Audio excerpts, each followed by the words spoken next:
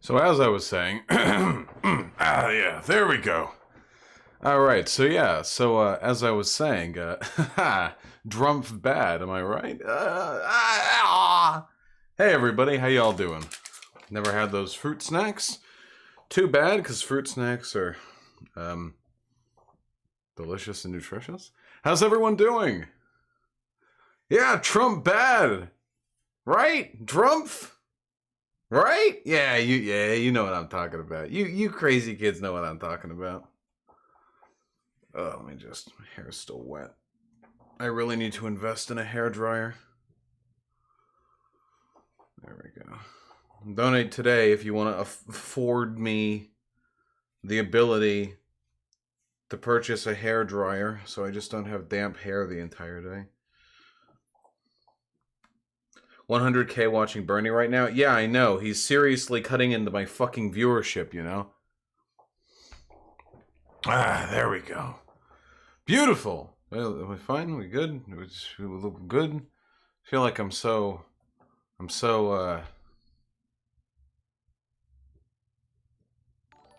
gonna go put lotion on. Just hold up. You can, just give me 2 seconds. I just want...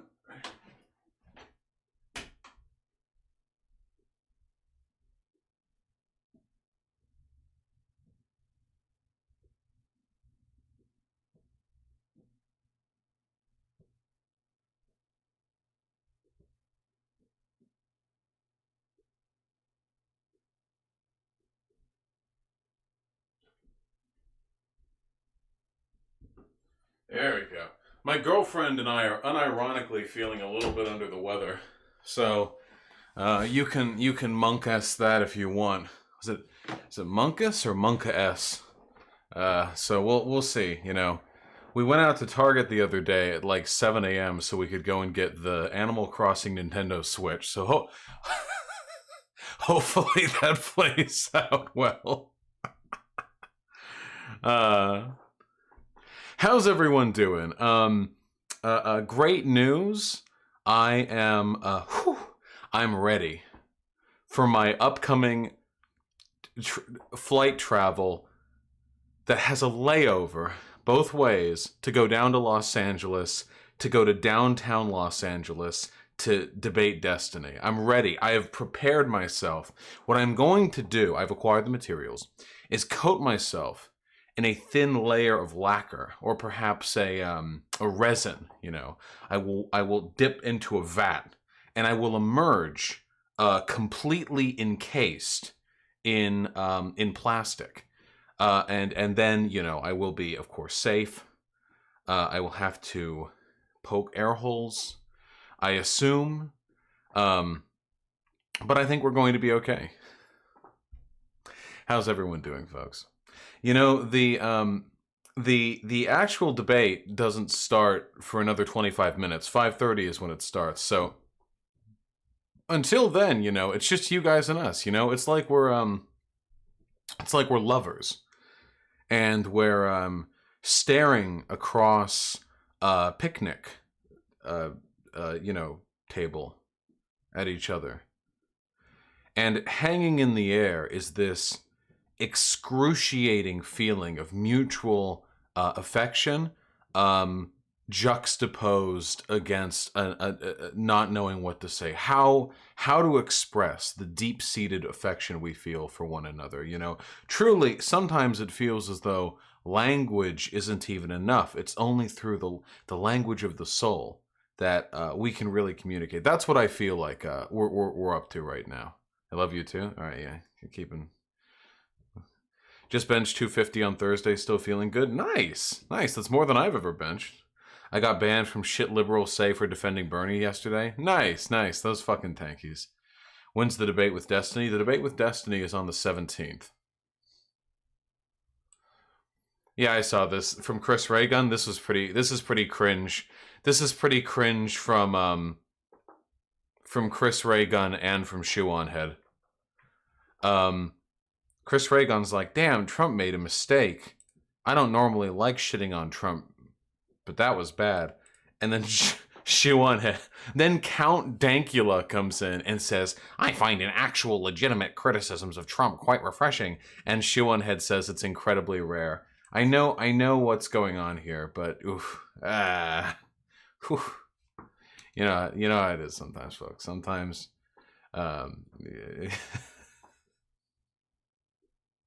No. I know. I'm not defending it.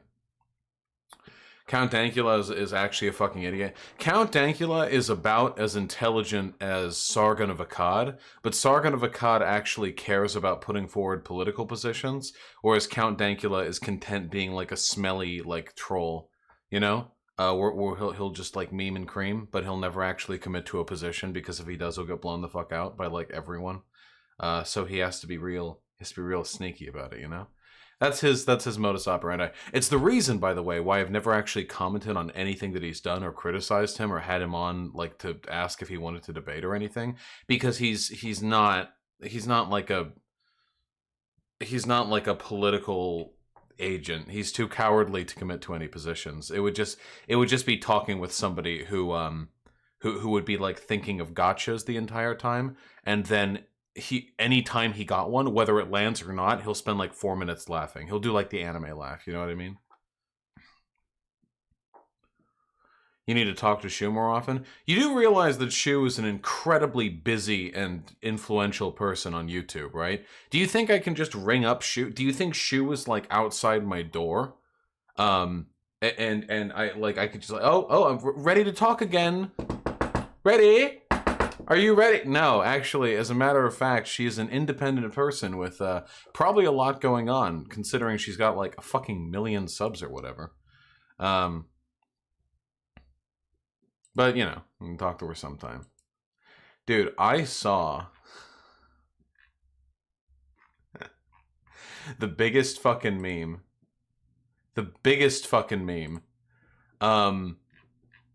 On my way over to stream. You know, I was hipping and hopping over. And somebody shared this with me a while ago, and it really does. Do we have time to go over it? I don't think we do. I think I have to hide this from you until maybe after the Drunken Peasants talk. Yeah, I know. I think I have to hide it from you. I think it has to be sequestered. I don't know if you're ready for it, you know?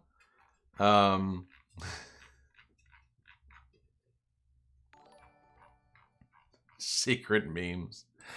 Okay. All right. Only because I'm feeling nice. I voted for Warren. My husband voted for Sanders, and I feel betrayed. Voting for a progressive woman felt like a chance so rare that it caused me to fume at my own husband for making a different decision. This entire article is gold. I don't even need to comment on it. Ever since Elizabeth Warren dropped out of the presidential race, I've been mad at my husband. Just a week earlier, 2 canvassers for Bernie Sanders had shown up at our door with flyers. We're Warren people, my husband told them, something I later joked was the most romantic thing he'd ever said. But in the days leading up to Super Tuesday, when our state of California hosted its primary, I watched him grow more and more agitated about the possibility of Joe Biden, a candidate who was not progressive enough for either of us, become the nominee. So for the first time in the 8 years I've known my husband, we voted differently. I voted for Warren, and he cast his ballot for Sanders. All primary season long, I'd smugly listened while several other friends in heterosexual marriages complained about their husbands not taking Warren seriously. As they told it, their husbands seemed convinced that Sanders had a more radical vision for the country's future, and that he was less willing to compromise his ideas to get things done. Yeah, you mean the factually correct information that he had a more radical vision. Warren backed off on the super PAC money acceptance and on M4A during her fucking primary. Imagine what she would back off on while confronted with a fucking Republican Senate, dude. Jesus Christ. But the promise of compromise and collaboration is what attracted so many of my friends to Warren in the first place. Ah, yes, compromise and collaboration with the Republican Party, a known effective strategy for getting progressive laws pushed through Congress. They saw her willingness to work with others as a strength and grew frustrated trying to explain to their husbands why they thought this pragmatic, measured approach was a better way to meet many of the same goals. Imagine how fucking, what is this? It's like the opposite of cum brain, like schlick brain. I don't know. There's some sort of deadened like it's not it lacks, you know, the rawness, the almost appreciable stupidity of the cum brain. There's some like lib fem virus, dry brain. I don't know. Listen, there's a lot. I don't know what's going on with the brain here, but I do know one thing, and that is that if the Obama presidency taught us anything, I mean anything, it is that compromise is not an effective way of getting your shit pushed through into law.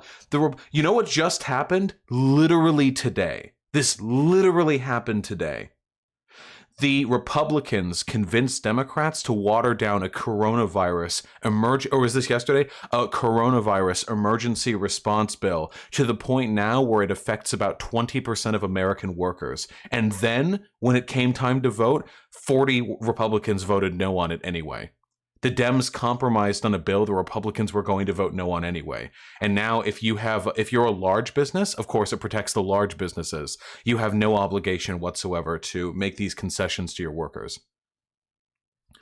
And how Obama took a Heritage Plan Foundation for healthcare, his Obamacare, you know, the Affordable Care Act, which literally all it did was just open a fucking marketplace so that so people could shop around for insurance outside of their fucking work, and also force every American citizen to get healthcare, like no matter what.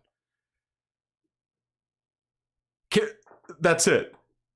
And Obama compromised on it, and then the Republicans didn't vote on it anyway.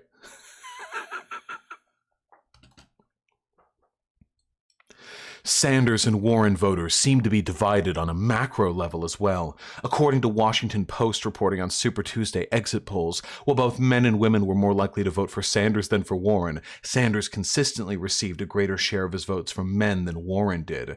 Warren consistently got more votes from women. Yeah, I wonder why.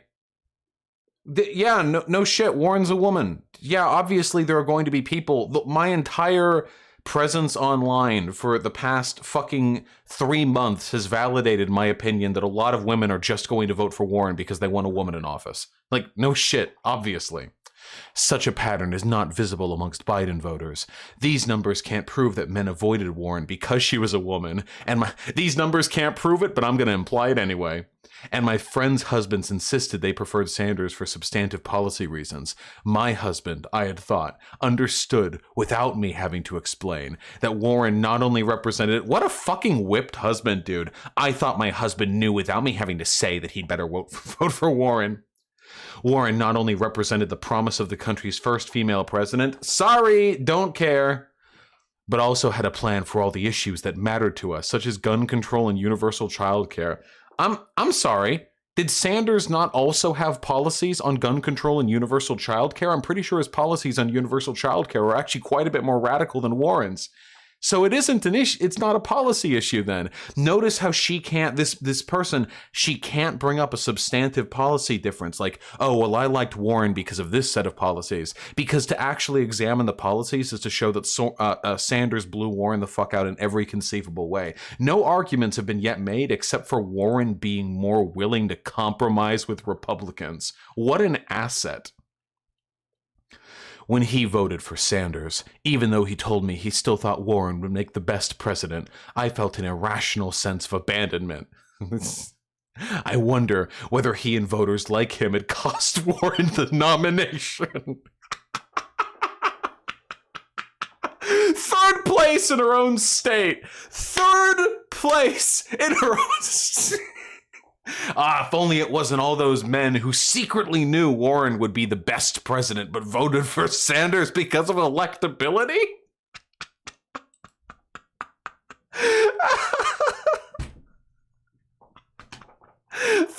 Third place in her home state. Oh, if we could only tweak a few numbers, maybe she could have made it through.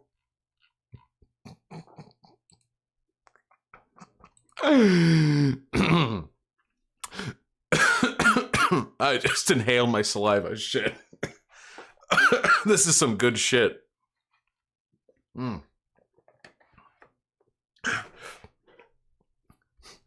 On Thursday at the news conference, when she announced she was dropping out, Warren said, "Gender in this race." How do you do Warren's voice? Gender in this race, you know, that is the trap question for every woman. If you say, yeah, there was sexism in this race, everyone says, whiner. And if you say, no, there was no sexism, about 1 billion women think, what planet do you live on? Was that it? Was I her voice isn't that high? I try my, listen, okay, I'm not a fucking voice actor. Patricia Fancher was a Sanders voter in 2016, but voted for Warren on Super Tuesday. I didn't vote for her because she's a woman, but I think her leadership style does include feminist values. Collaborations, intersectional agendas, she listens and works with communities. She told me in an email. Again, it has. They can never mention policies. It always has to do with some sort of ephemeral, magical femininity that Warren possesses. We can't talk about policy, but what we can do is imply everyone who didn't vote for Warren is sexist, and then say that those who did support Warren did so because she had this magical femoid soul that just resonated with her. What is this? Feminist value of collaboration? Wait, patriarchal men don't collaborate to suppress the rights of minorities all the time? What the fuck does that mean? What does pardon me, like I know a little bit about history. It actually was not, in fact, the spirit of collaboration that got women the right to vote and women the right to greater bodily autonomy. It was virulent antagonism directed at the establishment. It was radical energy, not capitulating, not collaborating, not compromising. I don't know what is this? What is this feminist value of being a baby? Well, okay, geez, it's kind of sexist. I don't know. Fancher's husband, though, was a Sanders supporter through and through. Fancher said her husband recognized what Warren faced. He knows on an intellectual level that sexism is real and it hurts women, she wrote. But I was never able to convince him that acting in solidarity with a woman candidate with a strong feminist agenda could be a vital way to resist the sexism that informs so much of our lives. Again, no policy. I couldn't convince him that voting for a woman magically made feminism real, folks. I'm sorry. I don't know. My husband just wasn't receptive to this incredibly convincing argument where I told him to ignore policy and just to put somebody who has tits into the White House. And that what better represents the spirit of feminism than elevating women for no reason other than their gender identity and doing so at the expense of actual radical change for women? You know, now that's a spicy meatball right there, my friends. During the 2016 primaries, I too loved Sanders' plan for free healthcare and college tuition more than I loved the symbolism of voting for a woman. This bitch makes $200,000 a year. There is no fucking way that somebody who struggles with real human problems would ever juxtapose policy decisions that could help the poor with the symbolism of voting for a woman, dude. But in Warren's 2020 bid, I saw that choice collapse. I wouldn't just be voting for a woman, but a woman who had radical ideas until she compromised on them, and a practical plan for how to carry them out by compromising on them until they're no longer radical. Not just a female candidate, but one whose campaign platform also felt feminist to me. Atima Amara, a political strategist who trains and consults with women candidates, saw Warren's campaign centering women. No policy, folks, just the gender of who they get involved. More female drone pilots. Hey, do you think that Hillary Rodham Clinton effectively utilized girl power when she abused her conflict of interest, both as the first lady of Arkansas and as a corporate lawyer, taking hundreds of thousands of dollars from government contracts? Do you think she effectively utilized girl power when she voted for the Iraq War? Girl boss, queen, slay. I tell you, it was very, very girl power for me when Warren campaigned on a platform of radical, in addition to other things, Medicare for all, and then backed out of it. And I thought, oh man, when she became the single largest super PAC recipient in the entire Democratic primary, oh God, that was so girl boss. Damn. A queen like that only comes around once in a lifetime.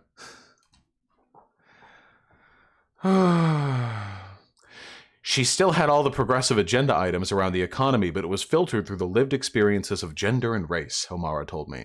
That was reflected in plans around paid family leave, race, affordable housing, how redlining affected African American communities. I know Warren wasn't perfect, but neither were the other candidates, and she seemed willing to learn from her mistakes. She showed measured kindness and justified rage in her town halls and on the debate stage. She wasn't promising a revolution the way Sanders was, but in my mind, voting for a competent, radical woman was the revolution. I mean, that really just sums all of it up, doesn't it? That to them, that's the revolution right there. I've said it before, but like, this woman, like after the collapse, TM, capital T, capital C, she could be standing in a bread line with like an upturned like baseball helmet that she's using as a soup bowl, and she steps off the yellow paint line by like a millimeter, and one of the riot cops immediately brings the baton down on her skull, and she sees in the reflection of the light before she is concussed that she is in fact being assaulted by a woman, and then that's it. That's her revolution right there. The female riot officer, all she needs, to this woman, the height of the political revolution is waking up one day and finding that the most recent stock market collapse was orchestrated by a team of 16 elite like stockholders, bankers, CEOs, and other financial elites, and half of them or more were women. That to this person, that is the revolution. Right there, when they wake up to find like the city on fire, and just the red line go down, and it's all Elizabeth May, Sasha Baron. Well, I actually, wow, if you fucking put a gun to my head, I don't think I could come up with like names on the spot. In my D&D campaign, I basically just like Google, I just find names and I choose those. I can't come up with names on the spot. Is this like an autism thing? I don't know. But it's like a bunch of fucking women. Yeah, I can't be. Yeah, Sasha Baron Cohen. Yeah, I know. And the first thing was Elizabeth, and I wanted to say Warren. I can't. And you know what I didn't say? Kamala. I was going to say Kamala too. And I wanted no shit to say Klobuchar. I can't. It's all just jumbled up here. Oh, God.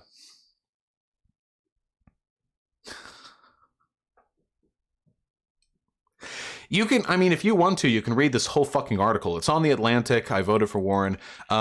It's phenomenal because every single paragraph is a rephrase of the same two sentences, which is leaving aside the policy. I'm just upset that the people around me didn't like women as much as I liked women. That's it. That's the entire, every paragraph is a fascinating, after we voted, I told him I was upset the Democratic Party had not prioritized a woman and or person of color, and that he didn't support a woman with a real shot at the nomination, a candidate he loved when he mattered. Hey, really quickly, to any of the people who act like Sanders is just like an old white man, really quickly, okay? Jews are responsible for, by far and away, are not responsible for, the victims of far more hate crimes than any other group proportional to their demographic numbers. It's insane. Like, the amount of hate crimes that they're subjected to is like proportional to how much of the population they make up, like 10 or 15 times. It's insane. So to suggest that Bernie Sanders is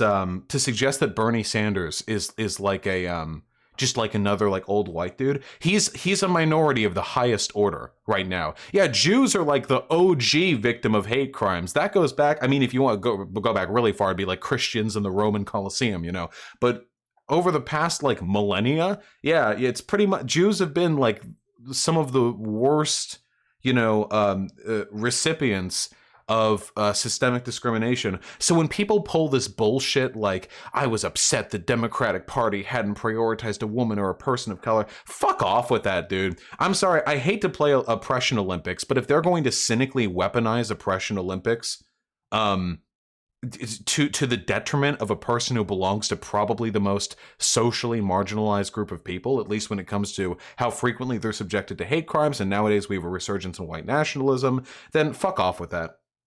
Anti-Semitic. Just so we know, anti-Semitic. Ellen O'Connell Whittet? God, what a name. God, what a name.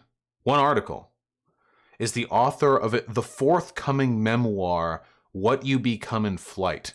I'm sure it'll be riveting. Anti-Semite. What are you going to do, folks?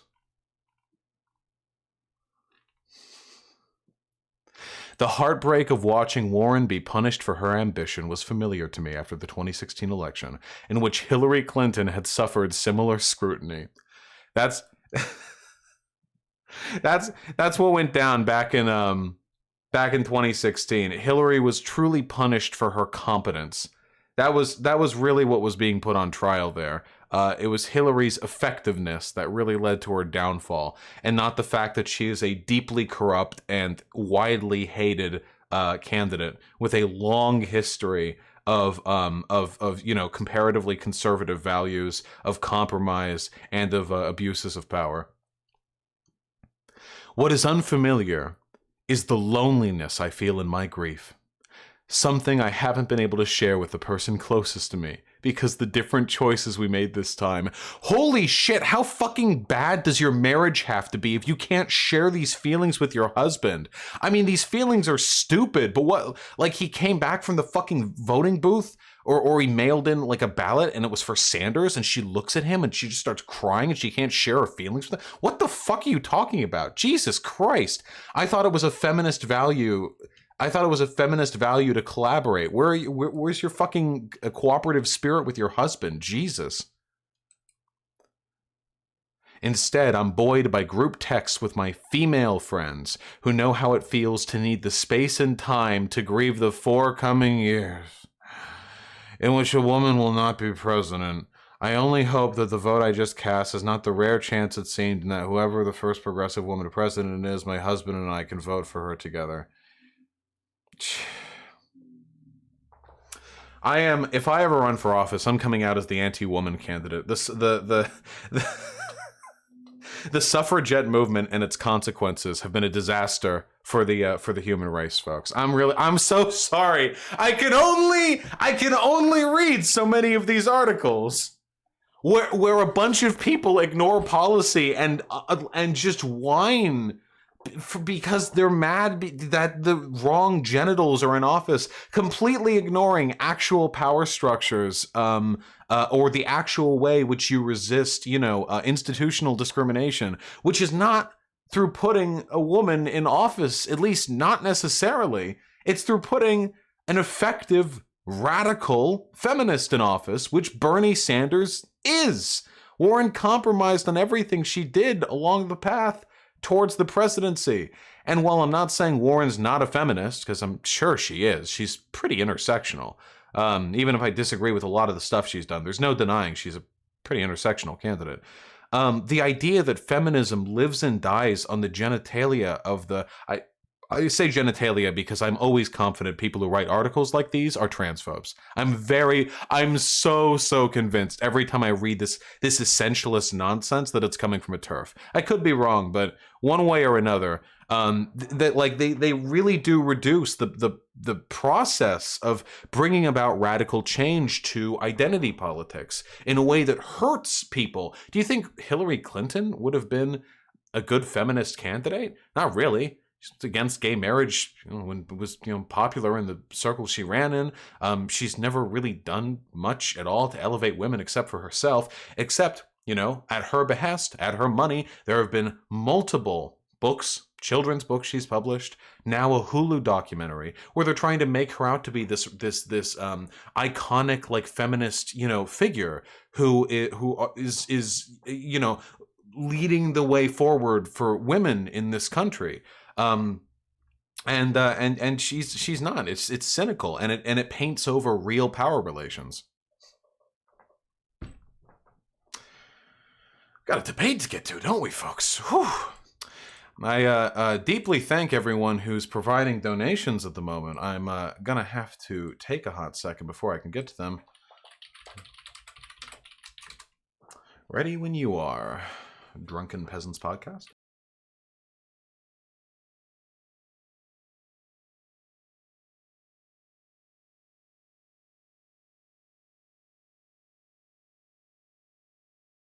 Yep. My Corona. What are the lyrics to those songs? My Corona, oh you little dirty one, you dirty one. My Corona. I don't know. I actually know the lyrics. I haven't heard that song in like fucking a decade. You know. Is Vosh getting sick? I do feel a little under the weather. I also feel like my light isn't hitting as hard as it should. Get up there. Maybe that's a little better. Did I get knocked around? Every once in a while, Blemby or some of the other cats will jump behind the desk and they'll fuck with the camera and light positioning, and I don't know because I can't pay attention to them all the time. So you know, sometimes it just happens. Wait, let me try and find the actual. Hold on.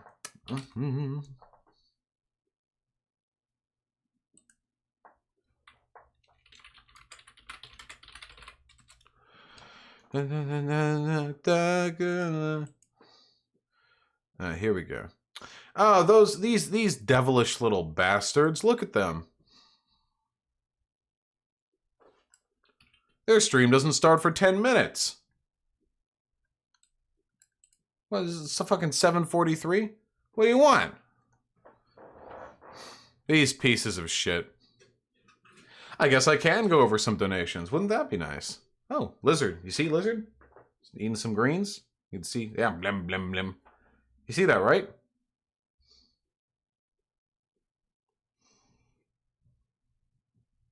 Do it again. Do it again. Do it again. Do it again. Do it again. Oh. There we go. Good baby.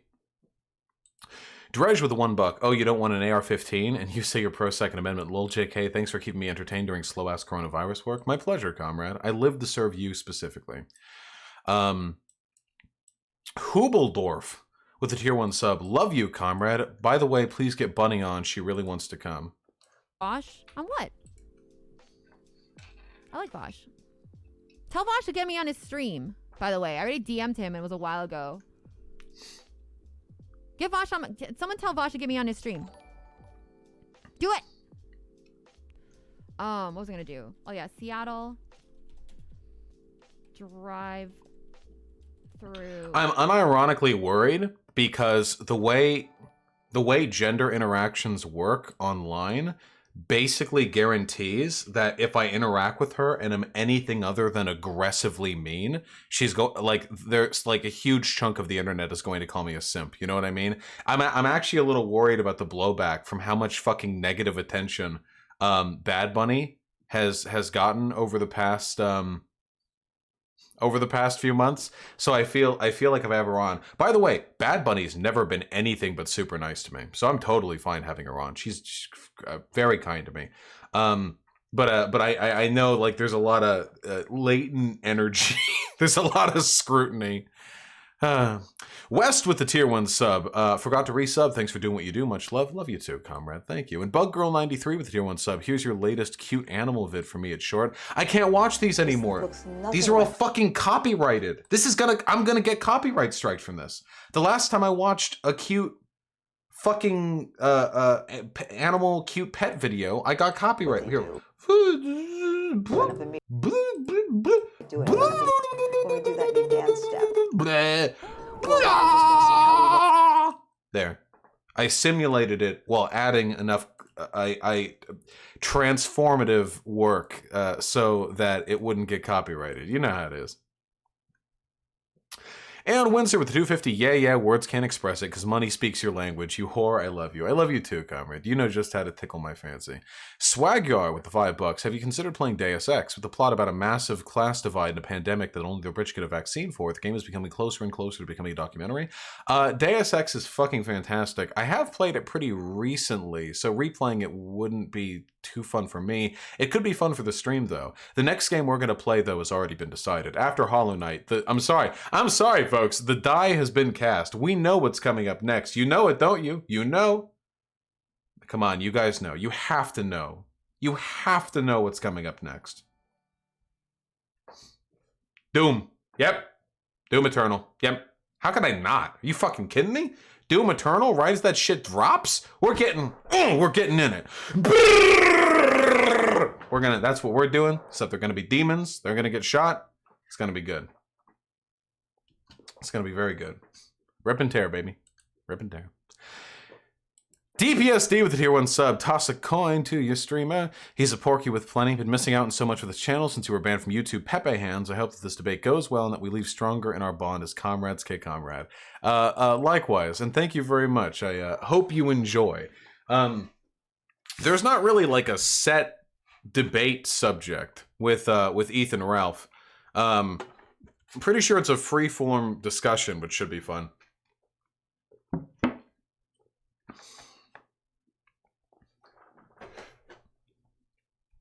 I mean, the title of the video is Ethan, Ralph, and Vosh in a freeform conversation. Is there any common ground? So, you know, we'll see. We'll see how much we can agree on that. I think Ethan, Ralph, and I will agree on one thing. We both like white men. I just like people who aren't white men also. Worski, I think, draws the line there. So, that's what we're going to agree on. That's the Venn diagram right there. Swagyar, the T1 sub. I'm a poor boy, but I just had a little disposable income, and I wanted to say thanks for all the amazing content. Thank you, comrade. I'm delighted to hear that. I really appreciate it. I'm sure a lot of you guys already saw this, but hold on. I finally got the intro. If you saw the YouTube video that I put out, but look.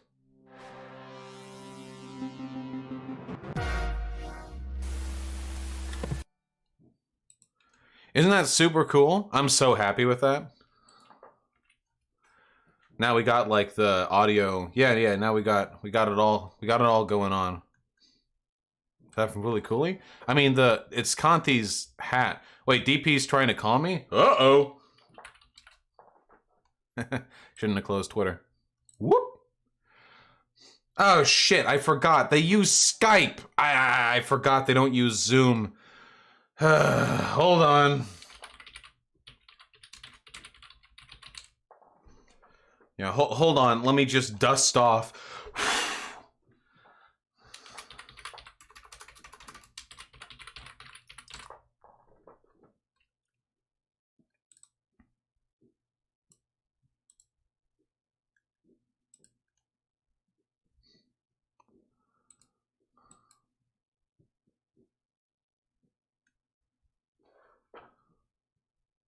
Uh-oh. Did that freeze my thing? Skype! Son of a bitch.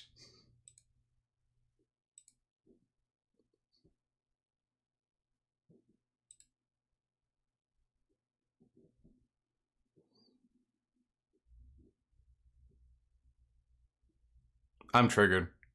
Hold on 1 second.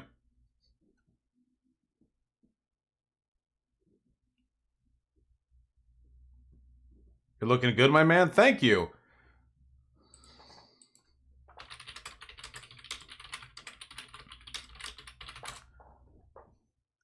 I've been taken down. Okay, can we get this working again? Hold on.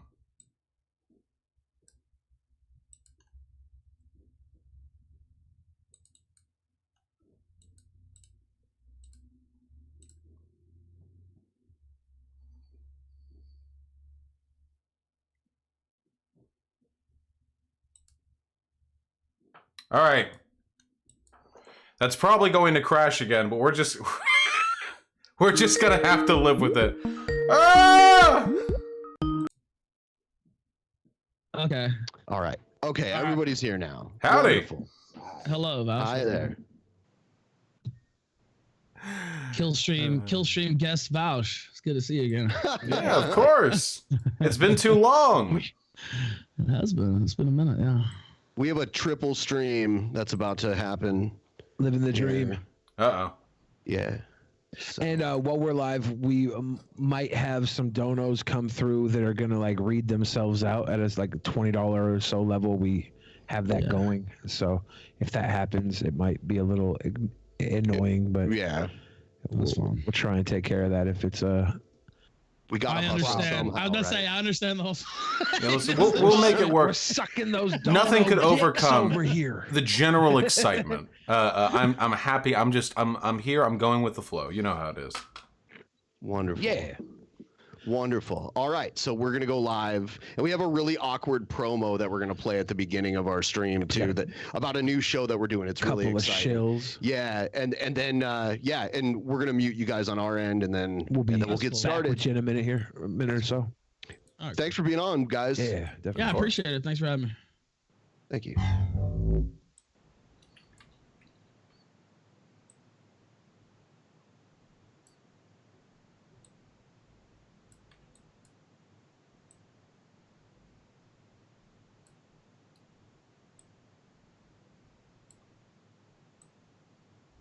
I'm trying over here.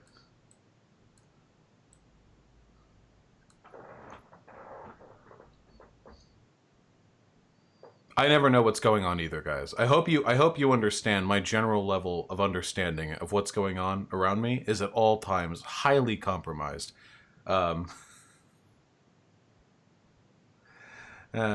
Yeah, Ben and Billy are nice. Every interaction I've had with the Drunken Peasants podcast. Okay. Oh, we haven't gone live yet. Yeah, really quick before we want to warn you live, guys about our promo. Our promo intro. It's a man who is not wearing clothes. He's not actually naked, like to the view.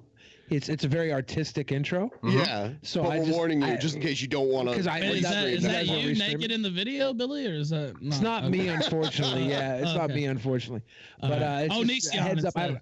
It is Onision. No, I just don't want to make sure that if you want to take the screen off for your streams, if you don't want to show our stream for the intro. Oh no. If your stream can survive, if you won't get taken off YouTube, I won't get taken off YouTube. We're all too curious over here. I'm on D Live, so I don't give a fuck. As long as it's not nudity. I mean, like full nudity. Is it? Yeah. There's no dick. There's no butt crack, but it's like the male form. Yeah. It's like a model at a figure form. It's like someone you would draw at an art class. All right. Okay. I'm a big fan of the male form over here. Thank you. All right. I don't know.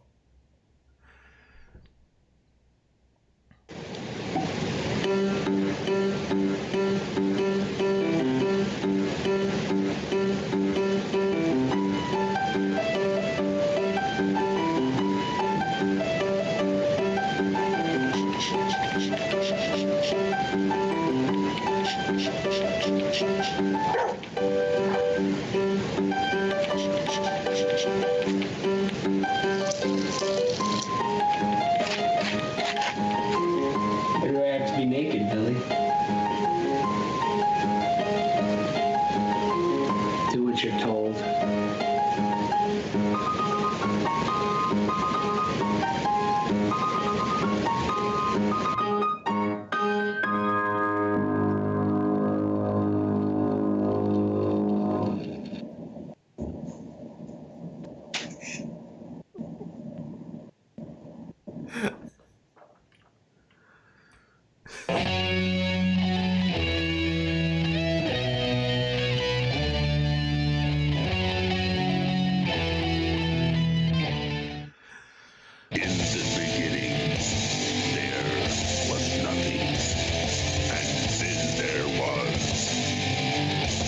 Drunken Peasants Podcast.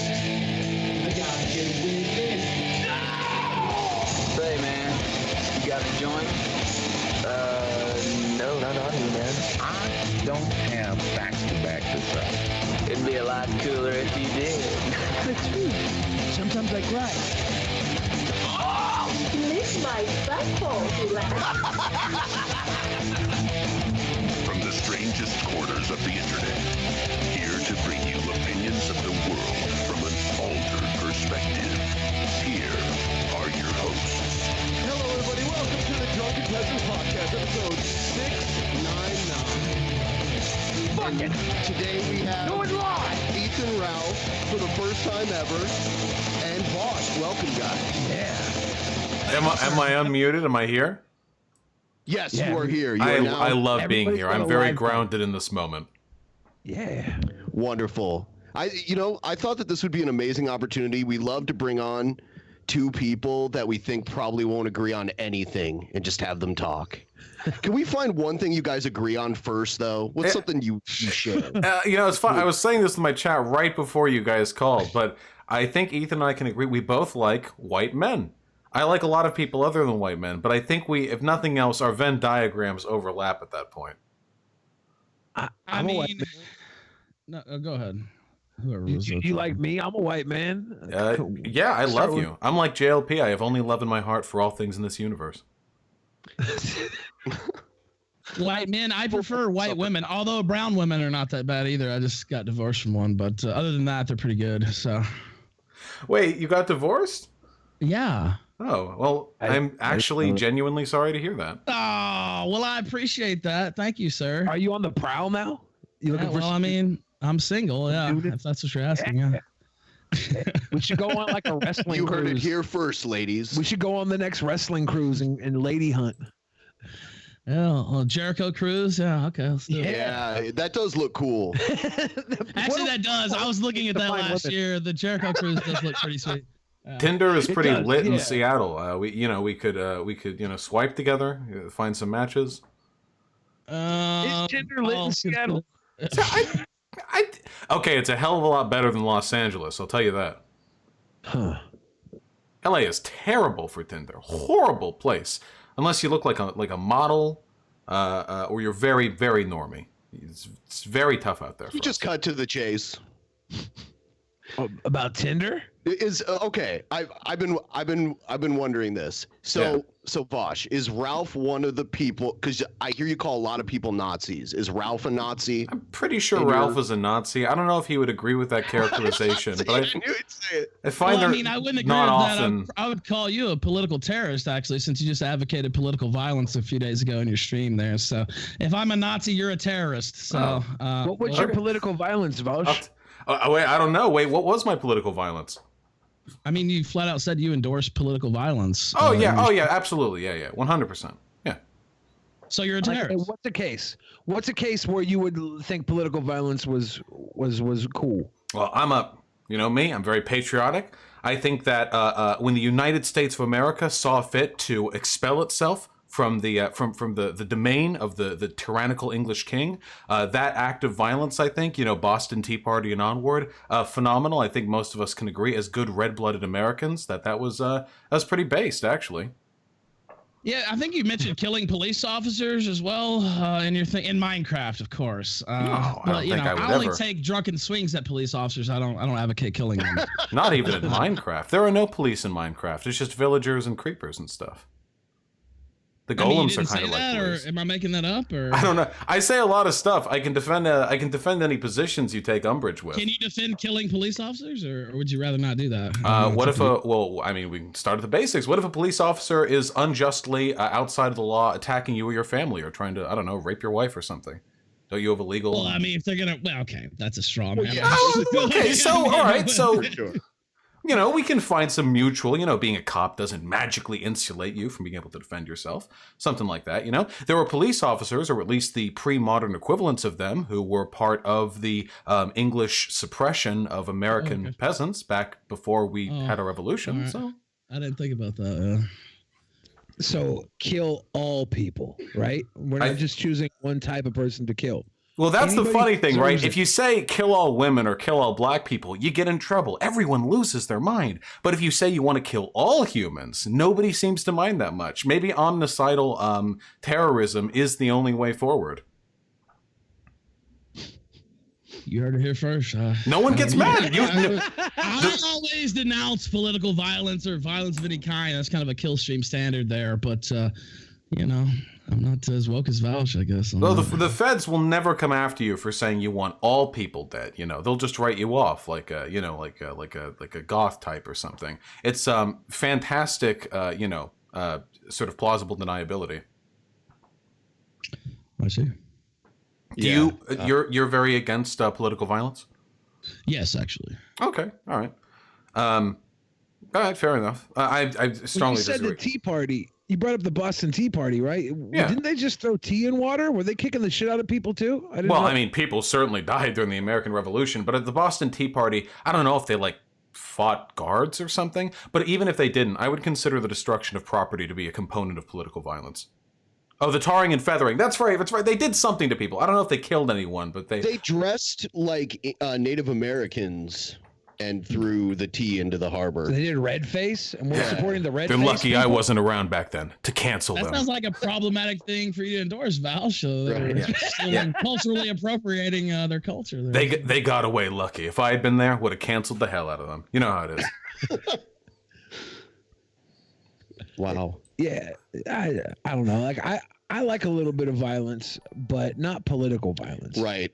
I like if someone just gets socked in the face for no good reason, like if it's chaotic violence. I guess we need clarification on what the limits are to political violence. Like, if I don't like a candidate, can I just kill them so there's no you can't do that danger of them? I don't think anybody would agree that you can't kill somebody because you don't like them.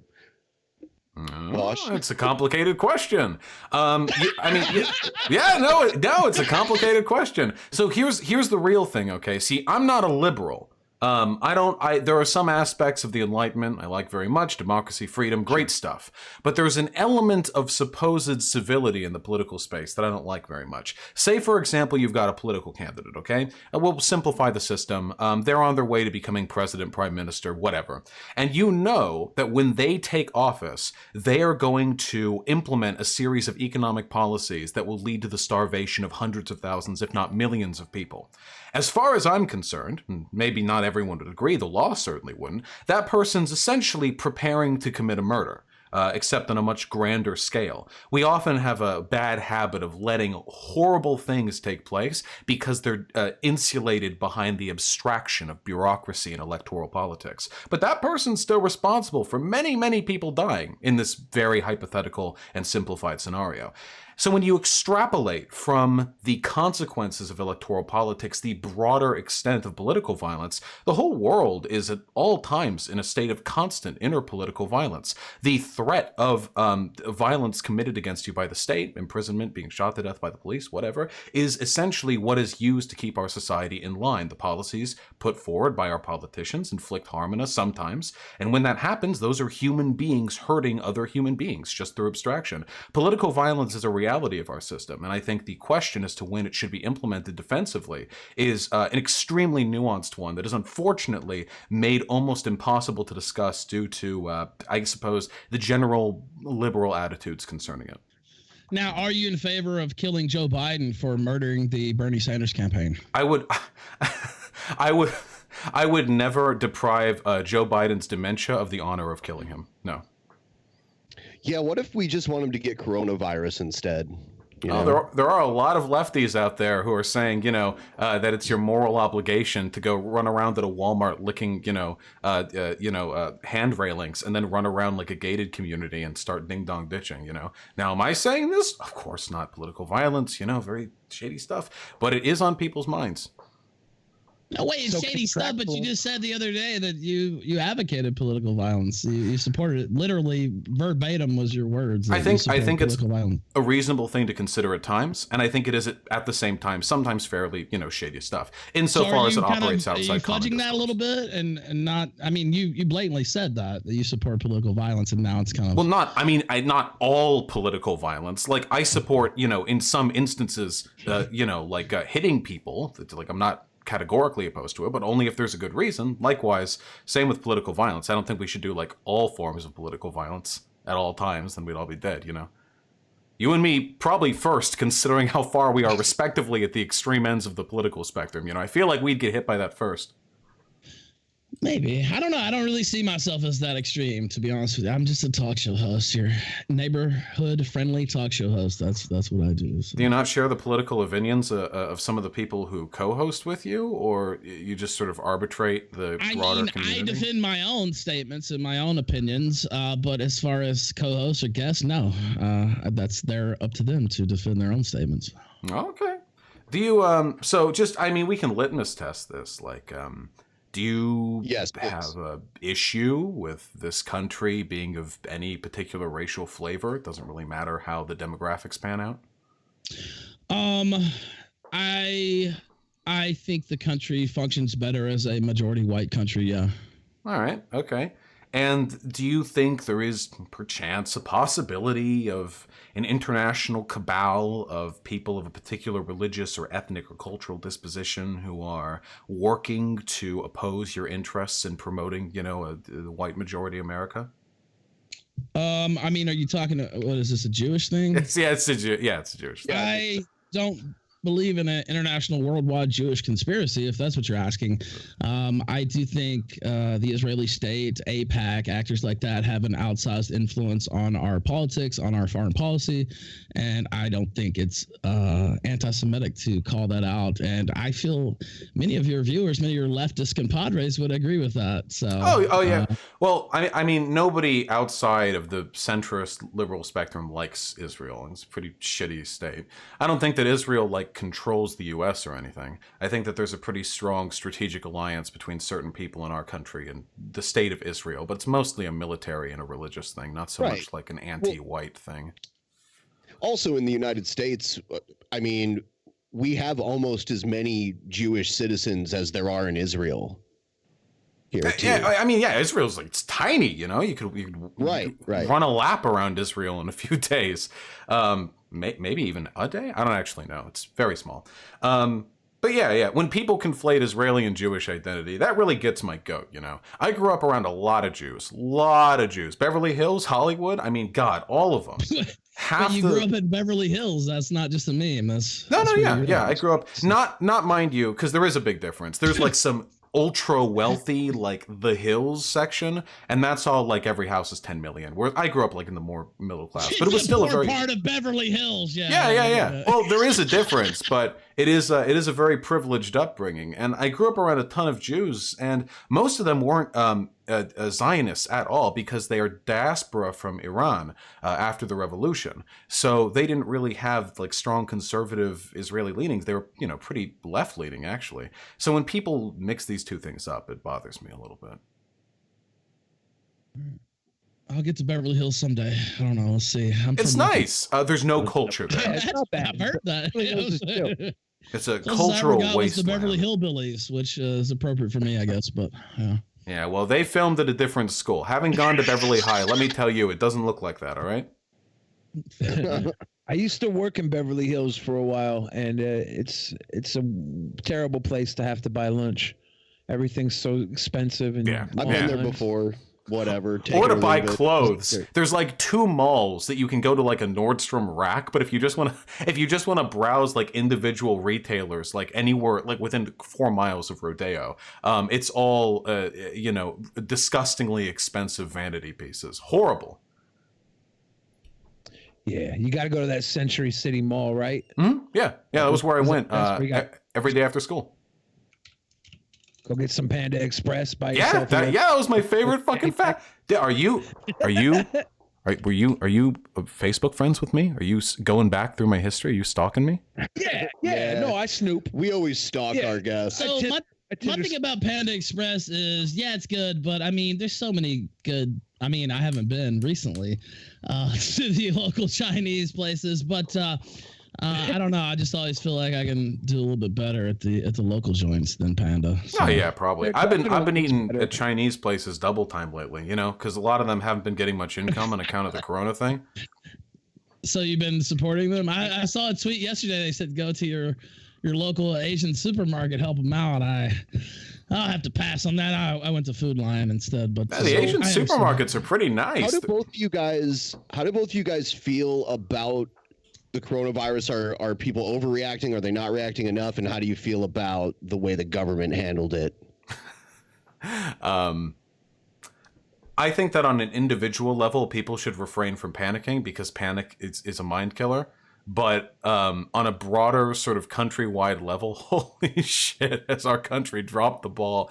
Trump, I mean, 2 weeks ago, he was calling it like a Democratic hoax. He's so unwilling to acknowledge the possibility of anything. This is, I've talked about this before. This is the fundamental incoherence of fascism. You have to keep the constant like projection of strength so he can never have a sobering moment to say like, oh no, everyone, guys, actually, this is really serious. Not to mention he fired the whole pandemic team, CDC budget cut, tests are rolling out slow. It's been a goddamn nightmare. I imagine that in Italy looks bad right now. In a week or two, we will be Italy level. We might even get worse than that.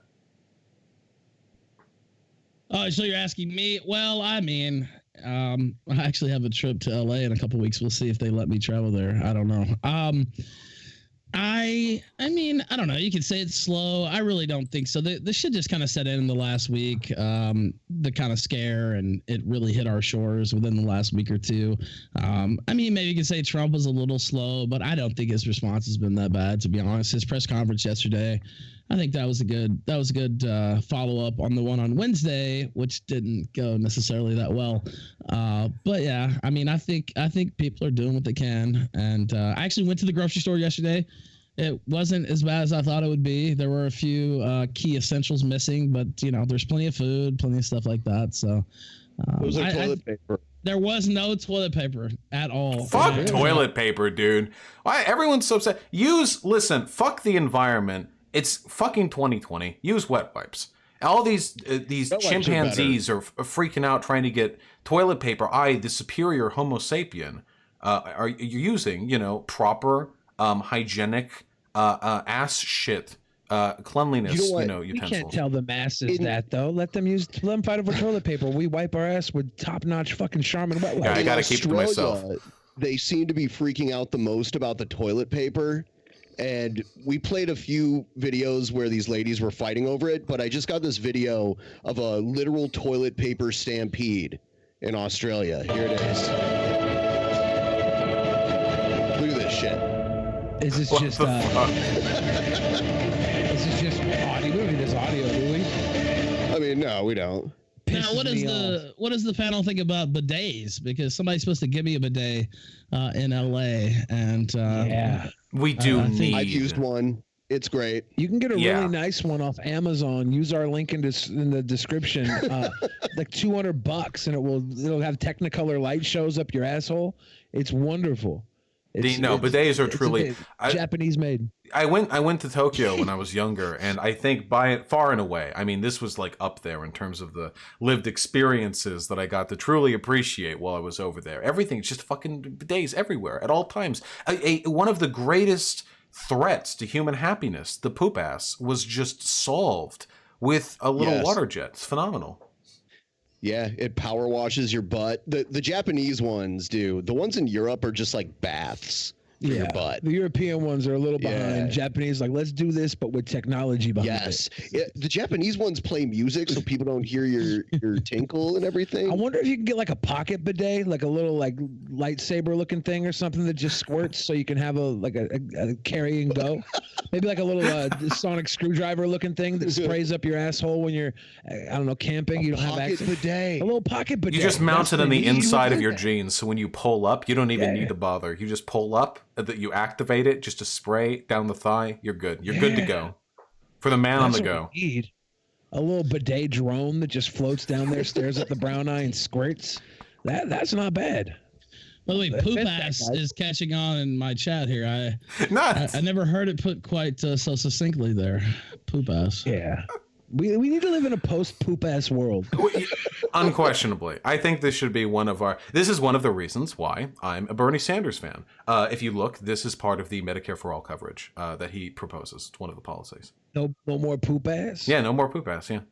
Why is that not on the fucking banners? All the signs that are the lawn signs. No more poop ass. He would have gotten the boomer vote if he had only let them know. Okay, pooper. Can we? I want to ask Val something. I want to ask Val something though. Are they going to prop up Bernie in 2024? Or do you think he'll be dead? There's no fucking way. I mean, you know what they say? Like New York Jews live like he's not New York Jew, but like the East Coast intellectual Jews. I earn my problematic bucks, but I was told this by a Jew, so I pass it forward in good faith. But they live to be like 100. Oh, he is a New York Jew? It's like literally? Yeah, he is. Okay. Yeah, Then pardon me for my ignorance. Goodness. Well, whatever the case is, they tend to like live 400 years old, whatever. But no, I mean, he's clearly exhausted. He had his heart attack, and while I do believe that that's not disqualifying, because at the time he was subjecting himself to more physical stress than I think I've ever put myself through, and he's 4 times my age or whatever. If he dialed it back, I think that he could be fine. But 4 years from now, I don't really think so. I think this was his last bid. I'm still pretty happy with how things are turning out, though. I'm trying to be optimistic about it, you know? Yeah, so I mean, Bernie's done though, right? I mean, I mean, probably, yeah. I don't want to, lead people on or anything. In all likelihood, right now, the betting odds site I think has Hillary Clinton at a higher likelihood of winning over Bernie Sanders. So we'll see how that goes. I saw rumors about her being Biden's VP. Really? Is there any truth to that? I haven't heard it, but God, what a nightmare Why would you world. put Hillary Clinton on the ticket? That would be the dumbest. Because they're that fucking dumb. And then he starts coughing during all of the debates, so you know he's about to go up. He will have either a Latino or a black, and probably maybe a black female. My co-host Gator keeps suggesting the candidate Stacey Abrams or whatever her name is from down there in Georgia. Do you think Democrats need identity politics to win? Well, I mean, their coalition requires it pretty much because that's just the voting coalition they put together. So, yeah, one of the big mistakes, I've talked about this on the show many times. One of the big mistakes she made was picking Tim Kaine, who is just terrible. There was no reason to pick him whatsoever. And if she would have picked somebody like Cory Booker or somebody like that to energize the black community, I think that there's a good chance she would have won. So. I mean, I'm very staunchly against liberal identity politics. I want the best candidate in office. It's unfortunate there are a lot of people whose class consciousness has been suppressed with a belief that the world will be made better if we only had, a disabled trans black woman in office.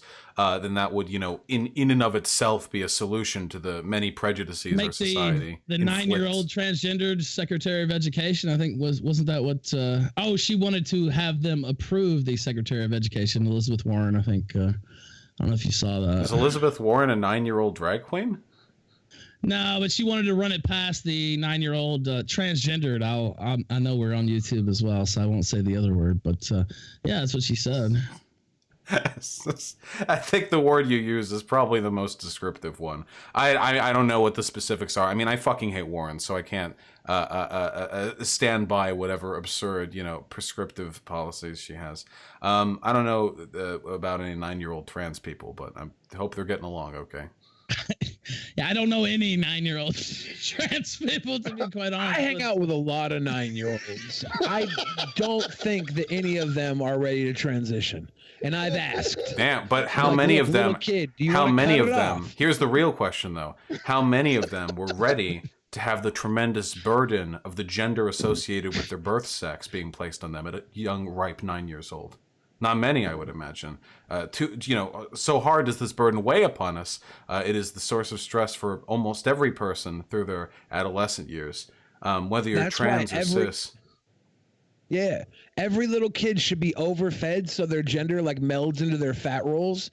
They won't really know what they are until they're able to shed the weight as an adult. That's how I was. Everybody thought I was a cute little girl growing up. And then when they knew I wasn't a girl because I smelled like a boy, they'd be like, oh, look at that fat boy. I never had the opportunity of being gendered either way because I was uno gender. I was so fat that I lost my gender in my gunt. I mean, ideally, we are all just born into chrysalis chambers that we emerge from as adults. I think we can all agree that would probably be the best way moving forward. CRISPR gene editing, please save us from our nightmarish meat bodies. Ralph, since I have you here, I wanted to ask you, why did Nick Fuentes and JF turn against each other? Well, I mean, I guess that is my beat. I mean, if you're asking me, I'm not a big fan of JF. Of course, I was at AFPAC and stuff in Washington. That's public knowledge. But and Fuentes has been on the show. I consider him a friend or whatever. But JF just seemed kind of salty that Fuentes stopped having him, appearing on his show and having JF on. And I guess there was some stuff, and I don't know if it was summer 2018 or maybe 2019, where Fuentes kind of went at Wignats, quote unquote, and I think JF just kind of took up the opposite position. But JF's a piece of shit, and he should probably be in prison, to be honest with you. Damn, going after burning the bridges. What did JF do? I know, but what umbrage do you take? Well, I mean, he likes to fuck retards. I mean, it would be one thing, people who can't really even consent to sexual relations properly, if you'd ask me. But one of them legally couldn't consent. The one of them we know. Only one. State of Texas. We're not sure if these other ones can or cannot consent yet. They haven't taken it to court. Yeah, I'm not a big JF advocate. If you've seen the show, so yeah. I will admit his fascination with going after women who are in some way developmentally compromised is extremely interesting and very Freudian. He's quite an intelligent guy, is he not? I mean, he's more educated than I am. Yeah. If we're just going by degrees, I wonder how often he turns that education inward and reflects. Well, he didn't seem too smart the other day when he sat down with CBS, and that video came out a couple days ago. I wouldn't. Yeah, we saw that. Yeah, I wouldn't consider that a big brain maneuver. Fill me in. There was a small brain maneuver. I missed it. Well, CBS, they were fishing around for people to come on and talk to them, and he was one of the people who accepted. I guess the only name, quote unquote, person who accepted. And the title of the video was "The Extremists Next Door," which obviously, probably wasn't a good idea. That's fucked up. I want to go on CBS. What? I get more live stream viewers than JF. This is fucked up. What? All right, listen. I'm new to the game. Okay, I got to keep my nose to the grindstone. I mean, you advocated political violence. Maybe you can get on there. Yeah, maybe. Yeah, they might put you on. Try and go put Tinder on slow mode real quick and see if you can find yourself a little JF beauty to bang around with. A little I don't want to say the R word. I wanted to get you've already said the R word, just with more words. I feel like you've already crossed that bridge. What I meant to say was remedial. A nice remedial lady. I wanted to get Nick to come on here and talk to Vosh, but he blocked me on Twitter, so I can't. Yeah, I tried to set up a Vosh versus Vouch. Vouch, I don't know, whatever. I'm sorry. Ian is what I was told to call you, but that's it. Vouch didn't want to do it, so that was the thing. Even though he's a prolific kill stream guest, and he's been on my show and he loved it. He said he loved the kill stream, and then he literally told me, "Oh, I don't want to lend legitimacy to your show." It's like, okay, well, you've already been on the show, so I mean. Yeah, I mean, so the concern for me is there are two simultaneous concerns. At one point, Nick, very smart kid, I don't know, definitely very talented rhetorician, but like all people of his political flavor, fucking idiot when it comes to actually prescriptively, advertising solutions to the problems of our world. It's all rhetoric, it's all gotchas, it's all mean, spirited comments, which I love, mind you, but the 2 hours of that, I mean, God, I said I'd debate him if he came up with a topic, position he would actually have to defend, in a position that I could attack, or vice versa. I don't really care. But as for the kill stream thing, I mean, to be fair, in spite of however you describe yourself, it's a Nazi stream. And at this point, I'm a fairly... Oh, wait a minute. Wait. No, it's not a Nazi Sorry, stream. in my opinion, and I'm sorry, I apologize. Well, why do you say that, I guess? Well, both your co-hosts, so letting aside your political positions, I know Flamenco's a Nazi because I've talked with him. And I know Rand is a Nazi because he called me like a faggot Jew. And amongst other things, while I was talking to him. And I know the audience is Nazis because I've seen the chat scroll through and I know what they find funny. So whatever your disposition, and again, not insulting you or anything, but we obviously disagree on a lot. So I thought, hey, I mean, me and Nick Fuentes on the kill stream probably get you guys a lot of views. Morally, like, how do I feel about bolstering, your viewership in that way, now that I have a decent audience myself, it's something that I have to take into consideration. He, by the way, did not accept any invitation to debate me on an actual topic. I think he just wanted to come in and call me a pedo. Yeah. He just wanted to come in with like the thesaurus, and he'd call me like a pedo or something, which I admit is fun. But if I'm gonna talk with him, I want to talk about an issue. All right, so let me say this. First off, the stream, obviously not a Nazi stream. Randbot, I mean, he's Randbot. It is what it is. I'm not going to... Wait, yeah, it is what it is, isn't it? It is what it is. I mean, you know, he has his own positions. It's a comedy show, though. And a lot of the stuff you talk about the chat finds funny, well, that's just internet humor that a lot to find funny. It doesn't mean you're Nazi. Why are you guys such cowards? We're not... You're already on... I'm not a fucking Nazi. You're already on D... What do you want me to say? Like, you're already on D Live. Just own the position. Why do I... Every time I swear, I can bring in like a skinhead on stream. They have the swastika on their forehead, and I'll be like, oh, so you're a Nazi, right? And they'll be like, what? How dare you, sir? I'm actually a right libertarian with identitarian components. 5 fucking years. I mean, I'm not a Nazi. Yeah, the swastika is different over there, right? The swastika means something different. No, this is a Buddhist peace symbol. I don't know. I feel like I'm pulling teeth every time. I had a couple of Nick Fuentes fans I brought on to debate one time or another. I forget when exactly. My memory is bad. But it was the same process with them, where initially they're like, oh, I'm not a Nazi. What are you talking about? I just think that we need to better address our immigration policy. And then 20 minutes in, I'm listening to how Jews have like an instinctive genetic predisposition towards hating the white race. And like, God, can we save me some time? Can we just start with the position, you know? You know what I'm talking. You know what I'm talking about, Ethan. It's a comedy show. We make fun of everybody, including myself, mostly myself, actually, on the show. And to say it's a Nazi, I mean, that's just throwing shit out. I mean, I could say you're a horsecock enthusiast. You can. You know, I mean, you can. No, but I'll own it, I mean, Ethan. Actually, with you, I mean, there's documented evidence about that. But yeah, there is, and there's a documented evidence of Nazi stream. I'll own it. I'll stand by my. What turns you on about horsecock? Exactly. Enthusiasms, you know? I'm here for it. I'm proud to be who I am. I'm a proud white man, and I what does that have to do with horsecock? That's what I don't understand. I mean, that's let's talk more about this horsecock. I mean, they're very big. See, yeah. So the only real component of attractiveness. I'm so sorry. This is very problematic for me to say. Is penis size. It's not that bad. That's basically it. Yeah, but I don't want to shame. Like you're a small dick king. I mean, you're still a king. But I am a massive size queen. Horse got big dicks, you know? Just that's it. It's simple. It's simple as day, you know? Is this like really how you feel, or is this a bit? It's getting dark now. It's not a bit. I mean, it's a bit like the way where I'll like be scrolling through like my Reddit like porn feed, and I'll see like a drawing of a pretty lady with like a horse dick, and I'll say that's pretty hot, and then I'll keep scrolling. I don't know if I've personally molested any horses in my lifetime. I don't know. Like got a predisposition to sleepwalking. It was legal in Washington State to have sex with horses up until a guy died from having sex with horses like 10 years ago. Damn, sounds like they kowtowed. They had a thing going, you know? Yeah, because he overdosed on the D. Like, they ruined it for all the other horse bangers. Go out and talk with any community of subs, and all of them will say, you know what they want to do? They want to die from dick. They want to be killed by it. So clearly one person flew too close to the sun, and their fun...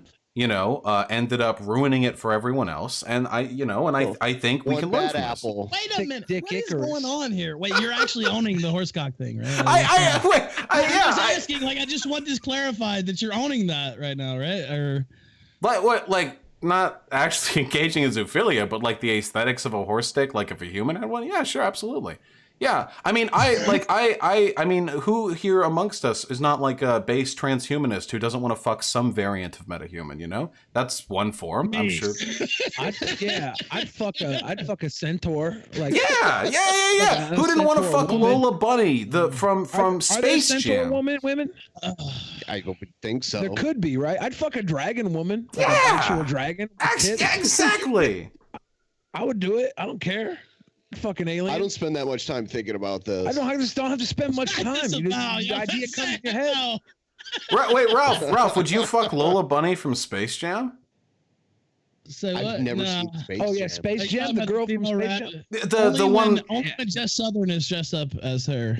That's the only time. But Nick Fuentes blocked me because I mentioned the cat boy to him. that was what put him over the edge. Dude, you're not based in pink pilled. You can't mention, I just thought it was like you can't mention cat boy. All I wanted was a happy life for him. I just want him to accept and move on with his feelings. That's it. It's not an attack. I'm so sorry that his virulently homophobic Catholic traditionalist Nazi fan base thinks it's wrong to fuck another guy. I disagree strongly. I was reaching out with an olive branch when now you threw that out there and without really any proof whatsoever and intimated that he was having sexual relations with another man.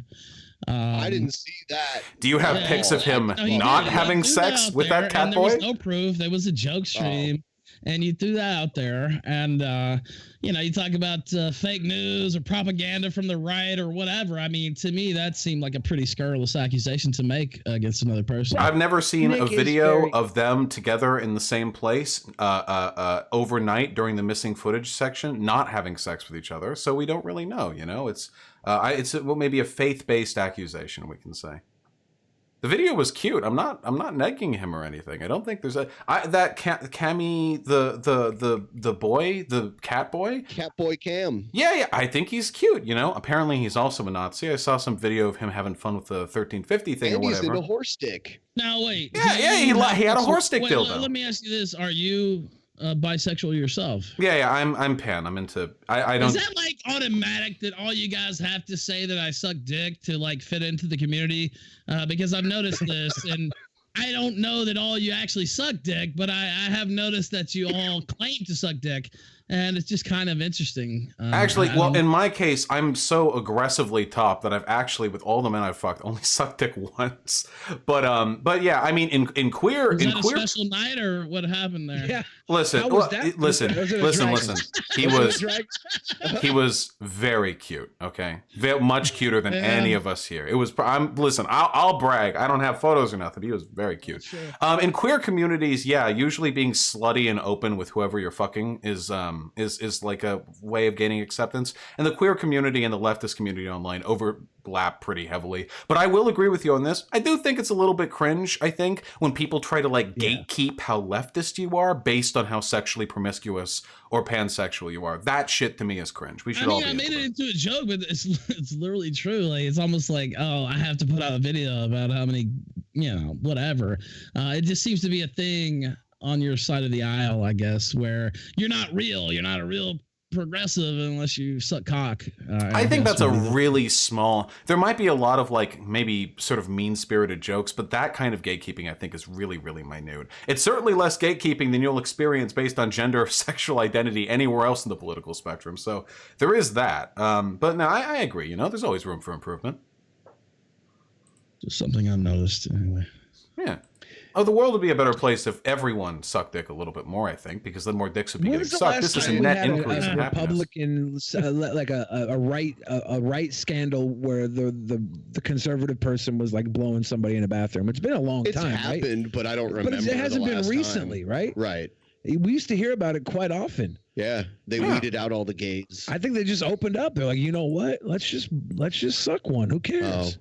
Well, I mean, a lot of people are curious. German Republicans. A lot of fucking straight dudes are really curious about sucking a dick sometime. I think that's totally natural. Lord knows plenty of previous civilizations had better ways of dealing with this than we do. They weren't quite as, disgusted by the gay stuff. They go back to the Greeks or the Romans.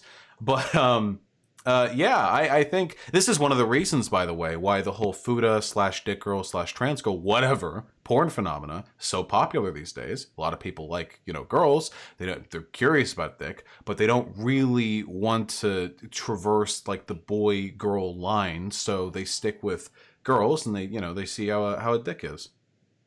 But I mean, the Romans and the Greeks, they usually kept that behind closed doors with what they were doing, right? I mean, no. I mean, pedestry, the process of fucking. Maybe not necessarily the Greeks. Okay, definitely not. They were very proud, the Greeks. The Romans, no, I'm pretty sure. I mean, there are Roman, architectural, or what do you call, you dig them up and stuff. And these people, I think, were pretty proud of their promiscuity. It's really Christian sort of sexual conservatism that led to the state we're in today, like how we treat sex, you know. But of course, the Romans were, at least, you know, prior to a certain point, they weren't Christian, they were pagan. So we don't. I mean, it was completely different to what we have today. I can't even imagine how different it would have been to live in those times, you know. It was definitely different. I'd be fucking everything if I lived in those times. Yeah, fuck yeah, absolutely. Yeah, I'd be like taking the horse down by sword in the Pantheon and then just fucking on the ground. That's the Pantheon. That's what I'm saying with all these Nick Fuentes fans. That's what I mean. Yeah. Reject modernism. Return to tradition with a bunch of like dudes fucking each other in a you know, a coliseum. They just don't get it. But now you know I'm a Christian sweet boy. I got values, so I'll just kiss a girl on the mouth and call it a night. Hey, listen, whatever gets you going. Yeah, I don't know. I really have nothing else to add. You really know where to go, right? Yeah, we went beyond Thunderdome on this. I do want to say, if you are promiscuous, guys, be careful what you're licking right now with coronavirus out there. Billy was doing an IRL stream, and he met this drunk couple at a bar, and they took him back to their place, and the guy left the room, and the girl crawled on top of him and tried to make out with him, and the guy came back and tried to throw Billy down a flight of stairs. Yeah. A little rude. Yeah. He said "Mi casa, su casa." I'm pretty sure that means I could. Wait, did that actually happen? On your bed. Yeah. Yeah, it did. Oh, wait, that's fucked up. Yeah. That's why always open carry when you go to a swingers club. You know, always. It wasn't even a swingers club. It was Thanksgiving night at a dive bar. Right. I didn't know what else to do with my life, so I went to the trashiest bar I could think of, and then got invited to someone's home, and then I got almost thrown down a flight of stairs. He tried to kill me. And because of that stream, everybody found out where he is, and I don't know about that. People, Joe will go like knocking on his door every now and then. He never comes out. Maybe he's scared. He don't want nothing. No, but that's life now. Joe was the naked guy at the beginning of our stream, by the way. That's Joe. Yeah, but for those watching right now, he will be doing a special episode. Special show. Special show. Will this be on YouTube or will it be on Chatterbait? My free cam. Yeah, YouTube for now. It'll be on YouTube and he'll have clothes on. Might move to OnlyFans. All right. But yeah, it's going to be good. Yeah. Normal time, 5:30 tomorrow. If you guys want to check it out. Also, if you want to like the stream and subscribe and all that cool stuff that we say all the time, do that. Oh, wait. I want to say that. Yeah, guys, you know, please go ahead. Donate the Drunken Peasants podcast. Go the fuck over there. You know, they're cool dudes. They've never been anything but kind to me. You want to go jump over there, watch their perspective on it, you know, throw them donos. Please feel free to. In fact, do it. Don't feel free to. You have no choice. Go. Yeah. Now, where's Onision? That's what I want to know, Billy. Get Onision. My guy. Call him up. I want him on the show. I want to talk to him. Where's he at? He's been in this room before on New Year's Eve 2 years ago. We had him in here. He's and Joe, the guy who was naked at the beginning of our show, was on the couch with Onision in his pajamas, and I think may have fondled Onision. Yeah, it's weird. It got weird. I followed the Onision thing a little bit. Honestly, his critics are so cringe and so annoying that I'm actually starting to sympathize with Onision the last couple of weeks. But I did, and that's not bullshit. That's not a joke. Like literally. Yeah. Oh no, I get it. I don't sympathize with him, but I mean, he's more tolerable than them, I guess. Sure. Not necessarily they are worse. Yeah. Imagine how fucking bad you have to be worse than Onision. Now, I did see Onision kind of having his way with you, Billy, and we played that on the kill stream. Wait. Do you have the reenactment? Whoa. Isn't Onision like a pedophile who like adopted someone to like groom them? That's what Onision like threw his video. Well, that's the word. Did his critics groom like more children? Wait, what happened? That's the point, honestly. That's the thing, and they're just crazy. You know, some bitch. Chris Hansen is a fraud. Well, he should just stick to catching pedos. To be honest with you, that's He didn't even do that. He didn't even do the catching. All he did was the interview. That's all Chris Hansen is an interviewer. He didn't do the catching. We need perverted justice out here. Yeah, he didn't do the catfishing. There was an organization called Perverted Justice that did the catfishing, and then he just interviewed them. And then when they left, the cops grabbed them. Yeah. He didn't do shit. Dude, perverted justice and eat the cookies the decoys made. Perverted justice is some OG shit. I remember reading those logs back in high school. I don't know if everyone in my community knows because you're probably all fucking 14 or something, but it's this website of volunteers who deliberately try to bait pedophiles online by posing as kids, right. and with the goal of recording information and providing them to law authorities, you know, because they're trying to groom a kid, you know, and you can read all the logs. They post them online, and the window into their psyche. I don't go in there if you've got like trauma or something. The window into their psyche is truly phenomenal because in addition to being pedophiles, a lot of these people just really lack game. And sometimes that's the part that hurts the most of all, you know, when you're reading through it. Maybe that's why they're trying kids. I don't know. But they've been working for a long time. I wanna ask this because actually Billy went to interview Onision. That's what I've been referring to. Yes. And right at the height where the backlash was completely against him.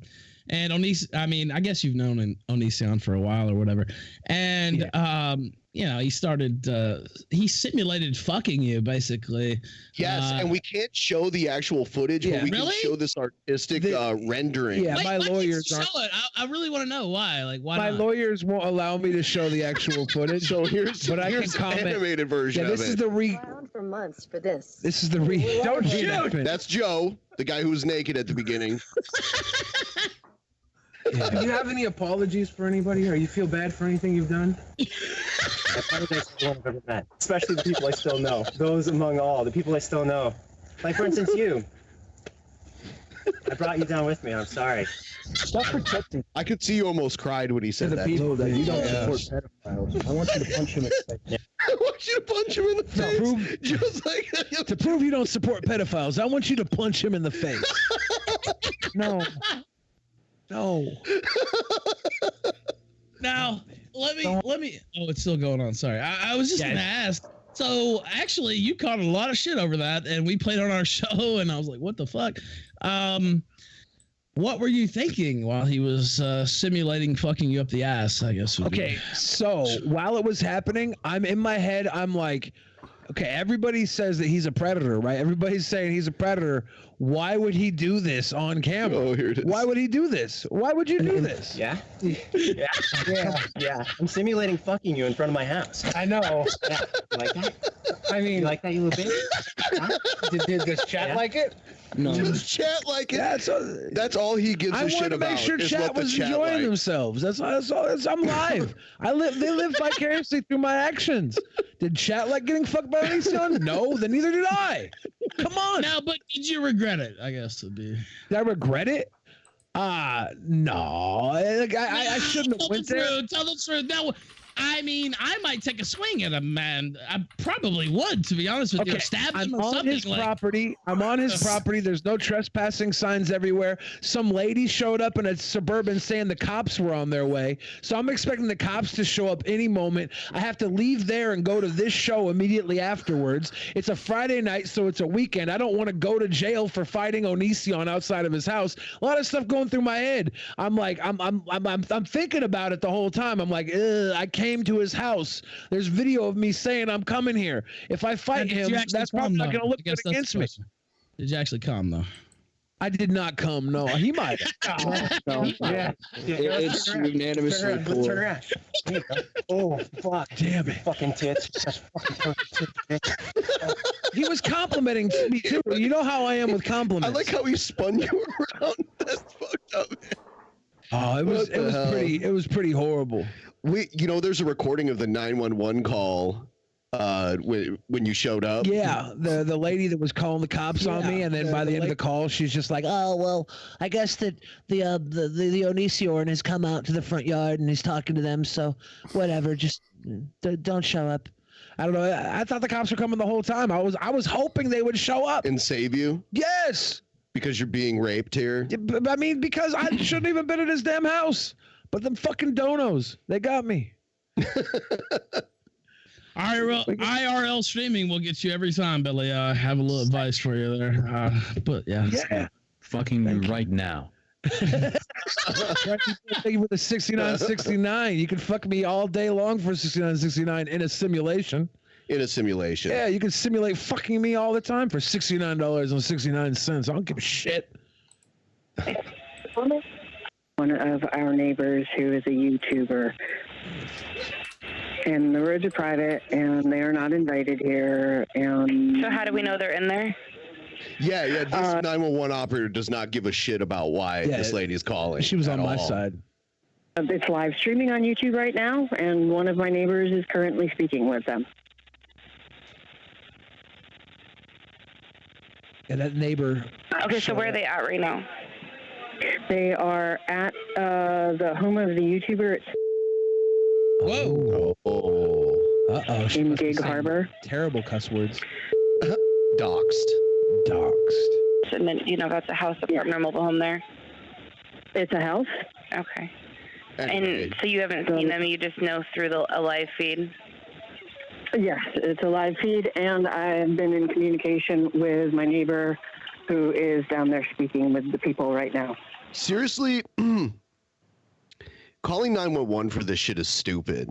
I guess it's okay to call the normal non-emergency line, but 911 is for actual emergencies, and this shit's dumb. She's letting her inner Karen play. She don't give a fuck. Right. Anyway. I enjoyed it. Long story short, you enjoyed it. Long story short. I'm glad you all had fun. Yeah, I just want him to fuck me till I come next time. No, I don't. Whoa. Jesus Christ. Here's what happened. I fucked up. I should have fought Onision. I would have got more views than just getting. Wait, I thought you were opposed to political violence. It wasn't political at that point. Nothing political about this knockdown, drag out brawl with Onision. There's no political. Okay, the only left leaning thing there was his penis. Little to the left. Back into the jokes, guys. I don't even know what way his penis leans. As far as I'm concerned, it just sits atop his balls. Does it? Just a tiny little pig nose. Help me reach the goal with this tip train. Yes. Tip train from PT Ham. Thank you. You're gonna help us reach our bonus show. That gets us over 75% of the way there. We're gonna break this. We're going. Everybody watching right now, just reach into your pockets. Throw 2, 7, 94. I muted. I turned them down for a second. This is their program. You guys are joyless. Everyone is complaining is fucking joyless. Okay, goddamn. Just let me have my fun. You got sexually assaulted on air. I mean, yes. Probably. Like, not even a joke. This is the most evidence anybody can bring forth about Onision. Right. You should have been interviewed by Chris Hansen. Oh, damn it. Choo choo. Thank you, Logger. You're the actual victim. No, I'm not. Okay, I'm in denial. Yeah. This sucks. Anybody want to talk about anything else now? Yeah, well, I haven't known shit about what the fuck you guys are going on about for the past 30 minutes. But well, see, that's it, Vaush. I have one foot in the drama community and another foot in the political community. That's my fucking problem. I don't have any inroads. I need to diversify. I need multiple eggs in multiple baskets. After the show, we'll go drive to Onision's house for a I'll debate him. I'll set up a debate. I mean, if there's anything else that that you want to talk to Ralph about, or if Ralph wants to bring up anything. Ralph.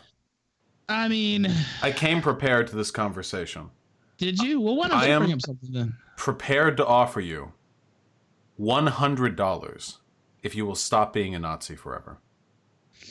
I mean, I've never been a Nazi, so you can just pay me here on D Live, I guess, if you want. I really, honestly, I joke and I laugh, but it's honestly absurd to call me a Nazi, and I don't see any validity in that claim whatsoever. Wait, do you actually believe that, or is this performative? No, I actually believe that. Oh, okay. So tell me why I am. I mean, I don't think you can, but go ahead. Try something. It's a common. I mean, there are sayings of this in multiple languages, but usually the one we tend to go with is, what do you call an ally to a Nazi? A Nazi? Usually proximity is one of the good. In the same way, mind you, that if I never said, hey, I'm a socialist, but I did nothing but hang out with socialists, use socialist rhetoric, appeal to socialist audiences, I think it'd be fair to call me one. But we can never really know what's going on in somebody's head. We can only inductively reason, right? I mean, I don't really know. For all I know, you're a fucking lefty, and this is all the most elaborate, long-term ploy you've yet unleashed in the world. But statistically speaking, that's probably not. So you know what I am? I'm a guy who talks shit on the internet, and I host a comedy podcast, and I mean, that's it basically. And you sit here and talk about, oh, he's a Nazi. Okay, well, I mean, I can say a lot of things about you as well. You can, but as we've noticed, I don't tend to walk away. You've been on my show, Destiny, your favorite buddy. Actually, I like Destiny. I'll say that publicly. He's easy to deal with. He's a good guy. Wait, you don't even like me? You've actually been one of the most civil moderators and hosts I've ever. Well, I take pride in that. Like literally, take pride in. Maybe the audience doesn't like this person. Maybe, they're completely out of step with the normal tone or whatever. And yeah, I try to treat everybody fairly on the show. And I think I do a pretty good job of that, to be honest with you. But all kinds of people have been on this show. You want to cite Richard Spencer, you want to cite, your whatever, people you want to call Nazis. But you've been on the show. Destiny's been on the show. Christy Winters has been on the show. Kevin Logan's been on the show. Black Israelites have been on the show. Furries have been on the show. Literally, I will have anybody on this program, and that's the Kill Stream way.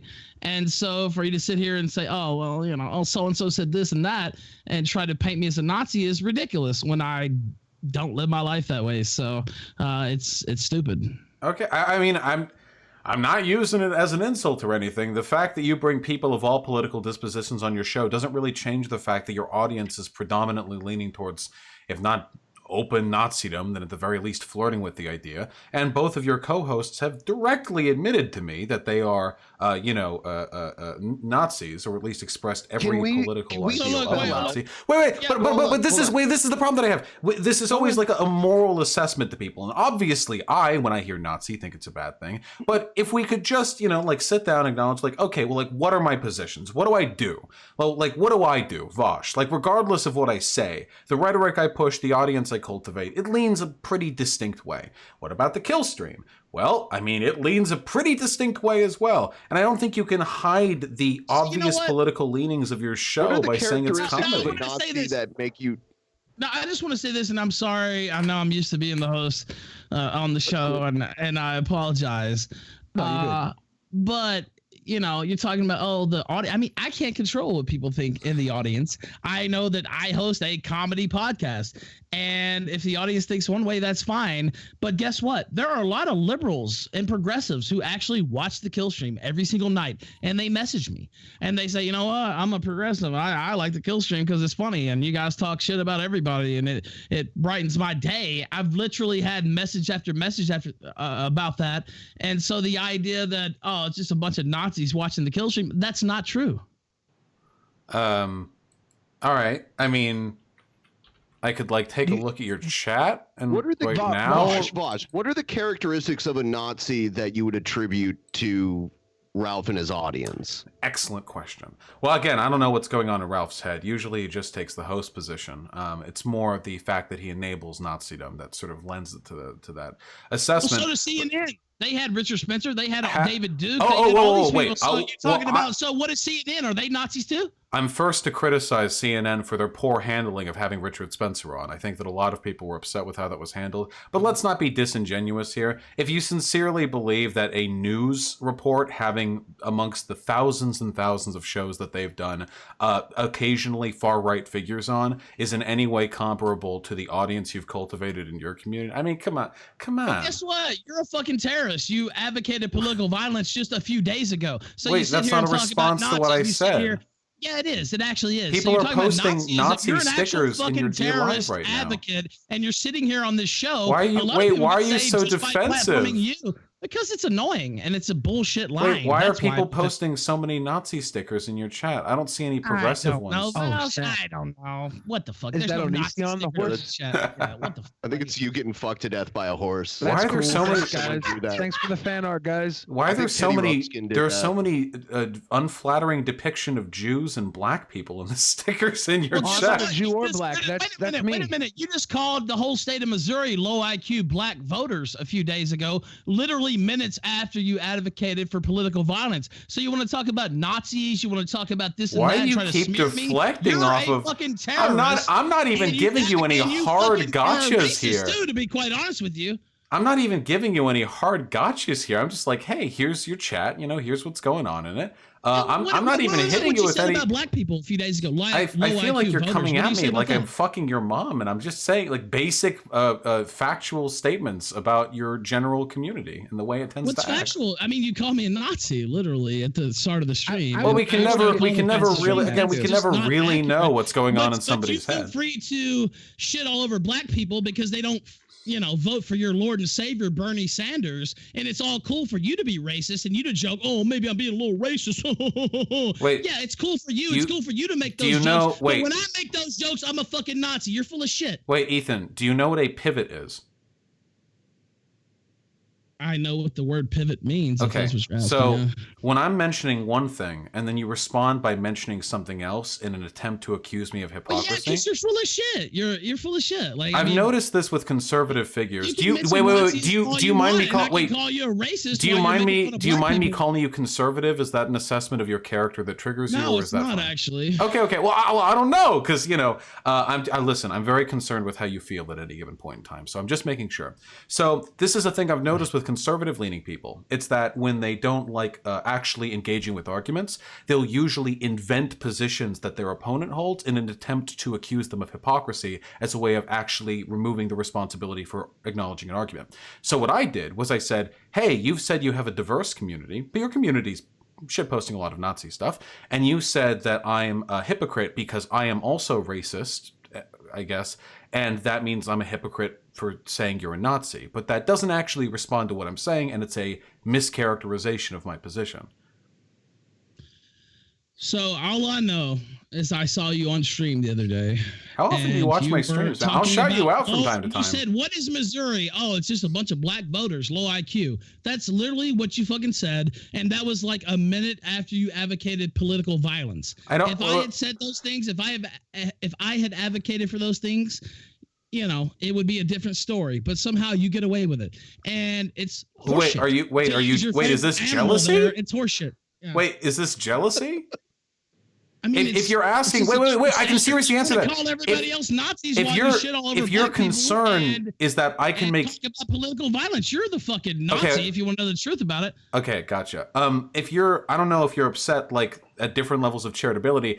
I can make edgy jokes because my whole platform is based on pushing progressive leftist politics. Yeah, because you sucked a dick one time. Is that why you can say that and I can't? It didn't hurt. It didn't hurt. Right? Maybe if you got more dicks in your mouth, Ralph, maybe you'd be able to make these jokes without people calling you a Nazi. But sadly, your mouth remains dick-free. That's the difference between me and you. I won't suck a dick and you will. Yeah, and look at all the edgy jokes I get to make.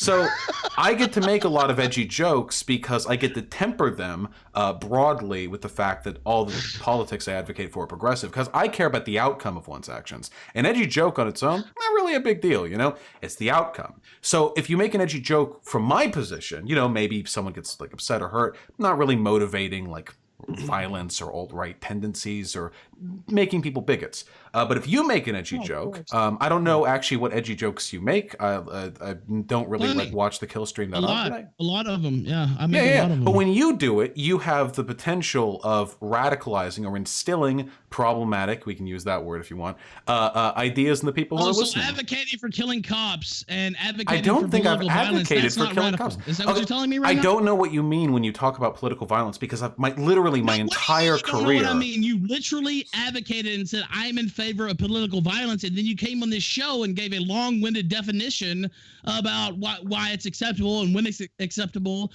You're a fucking terrorist. No, it's just confusing. Serious. It's just confusing to me because in my initial description of political violence, I explained how everyone kowtows to it to some extent or another, and how political violence is just a matter of fact and living in a state So when you say I'm pro-political violence, this to me sounds like somebody is saying I am pro-Rose. I didn't say that. That's okay. You. Then when I say I'm pro-political violence, it's like me saying I'm pro-roads or pro-taxes or pro some other. That's just like building a road. Yeah, that makes sense. Well, actually, not really, because political violence has been a part of state infrastructure long before roads were ever laid in this country. So yeah, I'd say that political violence it's like a foundation of building a state. You know, the roads are the physical foundation, and the political violence is the ideological foundation. So the thing is, if this is by the way, basic political theory, like 101 stuff. Yeah, I got a political science degree. You can't tell me shit. But wait.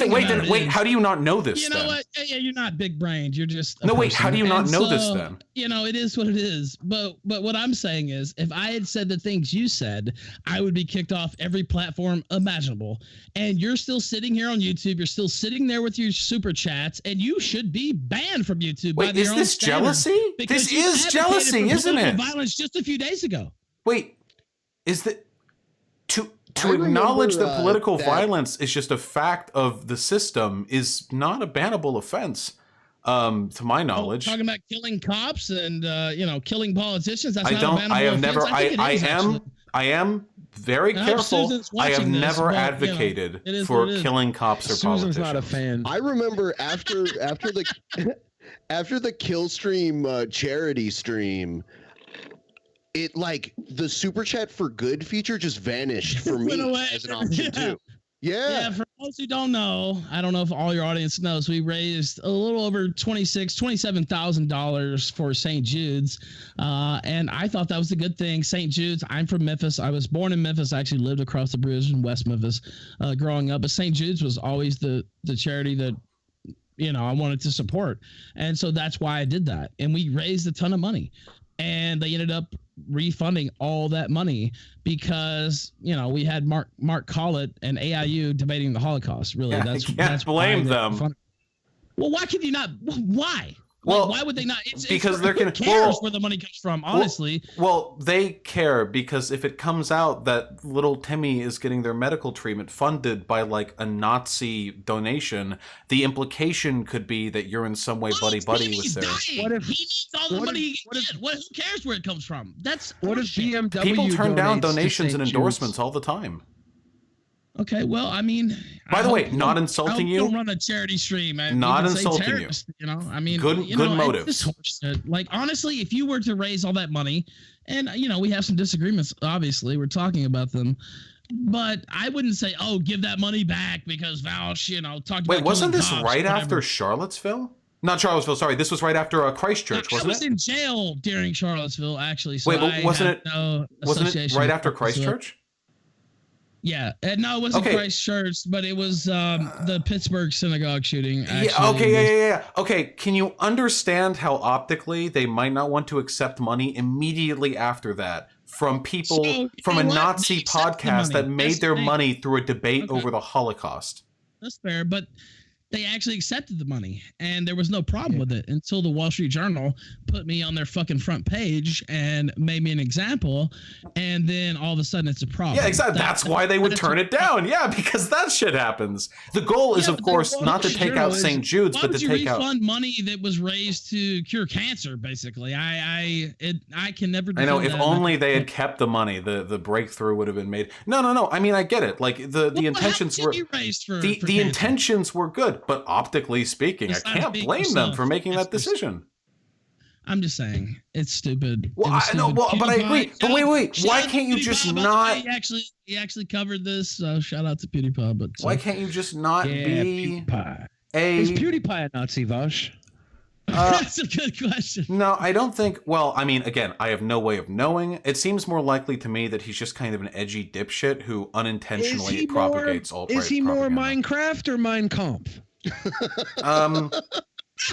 Probably more Minecraft, but I've been pretty critical of some of the stuff that he's done. Again, you never really know what a person believes, especially not with figures like him. He's never going to come out and say, "Here's my political compass chart. Here's what I believe."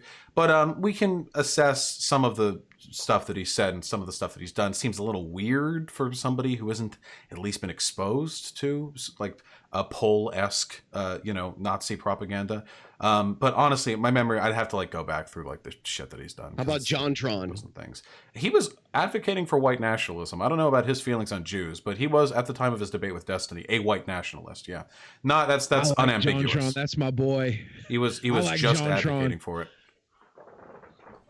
But I mean that's just empirical, right? He was literally talking about keeping the bloodline pure here in America. I don't think that's much of like a contentious interpretation of his political ideology. I'm gonna do my part. I'm gonna muddy the bloodline. I'm gonna make some. I tried, but I wasn't able to. So. It sucks. Ralph, I'm not rubbing salt on or anything, but so many times when I would say, at least I had this convo with Flamenco, but it happened other times too. When I would say you were a Nazi, or I would do my thing where I say, I can't know, it's inductive.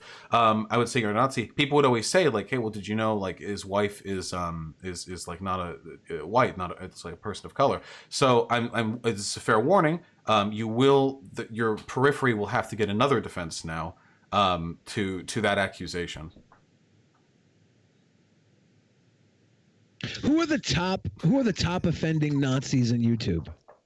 Look at him. Do you have like a top 3 Nazi? A list of YouTube? Like my favorite or the hottest or the top 3 most Nazi. Let's do a multiple categories because it sounds like there's a few. He could do his favorite. He could do the hottest, the most influential. Yeah, who's the sexiest Nazi on YouTube? I mean, the golden one. That's a the golden one. I know that guy. Right? Yeah, the golden one. He's like a Swedish bodybuilder. Yeah. Right? He looks like a Greek god, right? Or Swedish. Aryan Probably god. not Greek, right? Yeah, or Greek. I don't actually know what you guys are talking about. I just said that, but.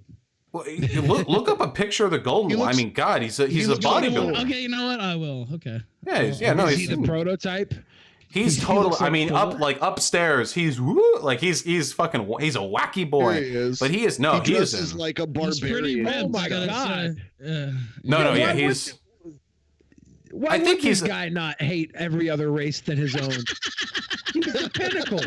I understand this guy. I don't get JF. I don't get JF hating all the other races. Well, that's what I say. Like, if you're going to be a Nazi, at least I don't know if he's like just a fascist or white nationalist or whatever. I don't know if he's Nazi. But if you're going to be one, fucking hell, at least like live up to the propaganda, right? About the master race. But why I'm leaving you. I'm leaving you, JF. I'm leaving you for this super Nazi JF. I want to suck all the mayo out of his horse. Cock JF.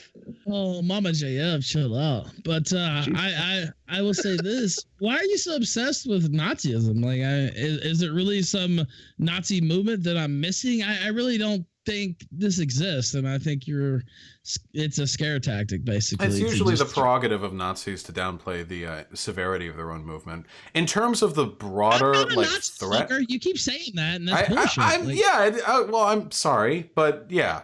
In terms of like broader threat to the world now, like just the mainstream capitalism is the main threat, because capitalism is kind of the wall that's keeping us from addressing climate change. Huh? Go ahead. Sorry. Well, yeah. Climate change is obviously like a really substantial threat. So capitalism, I think, is the immediate wall there. But there is like a wave of white nationalism that's seeing a resurgence in America, Canada, Australia, and in Europe, which is very troubling. And there have been an increase in hate crimes, and there have been an increase in terrorist attacks from people who align with those values. But what I'm concerned about most isn't the terrorist attacks, because who dies to a terrorist attack? Like get eaten by a shark? Sure, very unlikely. But it's more that these ideas become normalized and propagated in sort of our political spheres. If you go into some of the the political spaces that were conservative 10 years ago, many of them are now openly fascist or openly white nationalist. And there's a reason for that. And it is, of course, because the Republican Party has always basically been a white nationalist party. It's just, how open can they be about it? But I feel like we're getting rid of the euphemisms now. We're getting more open. It used to be, there was this decor of civility, but now we can, kind of just openly say like, hey, Fucking Mexicans, am I right? Yeah, Europe for white people, Asia for Asian people, so on and so forth. And that, the normalization of that rhetoric, that's the problem for me. I just think you should own the things that you say, and you. Wait, I own everything I say. So okay, so you're you're hypocritical, and you're selling this to your brain dead audience. Wait, why? How am I hypocritical? Their confirmation bias and their outrage needs, like that's literally it. Like you're sitting here talking about killing politicians, advocating political violence, talking shit about black people. I don't know, but I'm the Nazi. Literally, you're the Nazi. Okay. Oh man, you found me out. We gotta pause, guys. We gotta pause. We're gonna come back and we're gonna figure out who the real Nazi is. We gotta pause, and we gotta get paid. We're gonna take a quick break to get paid. 2 minutes. We'll be right back in 2 minutes. I got pissed too. I'll be pissed. Yeah. Okay. All right. Oh, is it just going black? Support for Drunken Peasants podcast is brought to you by Manscaped, the best in men's below the belt grooming. Manscaped.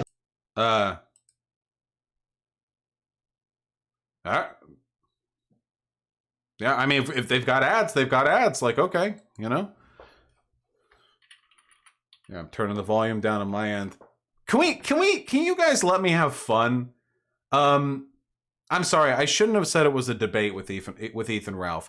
The Drunken Peasants podcast is this eclectic clusterfuck of nonsense that I do genuinely enjoy. If for no other reason than because it is really fucking entertaining, just to be a part of it. If you're watching the stream, like the stream. Right now I see 500 likes. I figure that after I say this, it's going to go up to like 700. Give it a like. It boosts the algorithms. More people come by and see it. I like this stuff. I like doing this. And another... Oh, yes? I want to show you an outfit.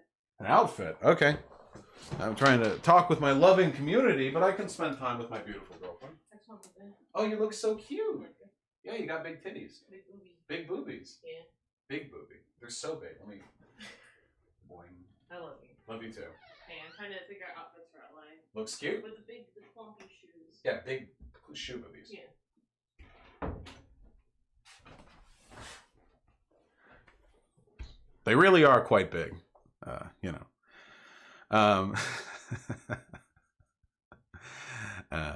So anyway, as I was saying, it's really important, I think, not just debate skills are important, but do keep in mind that, was that 2 minutes? Oh, okay.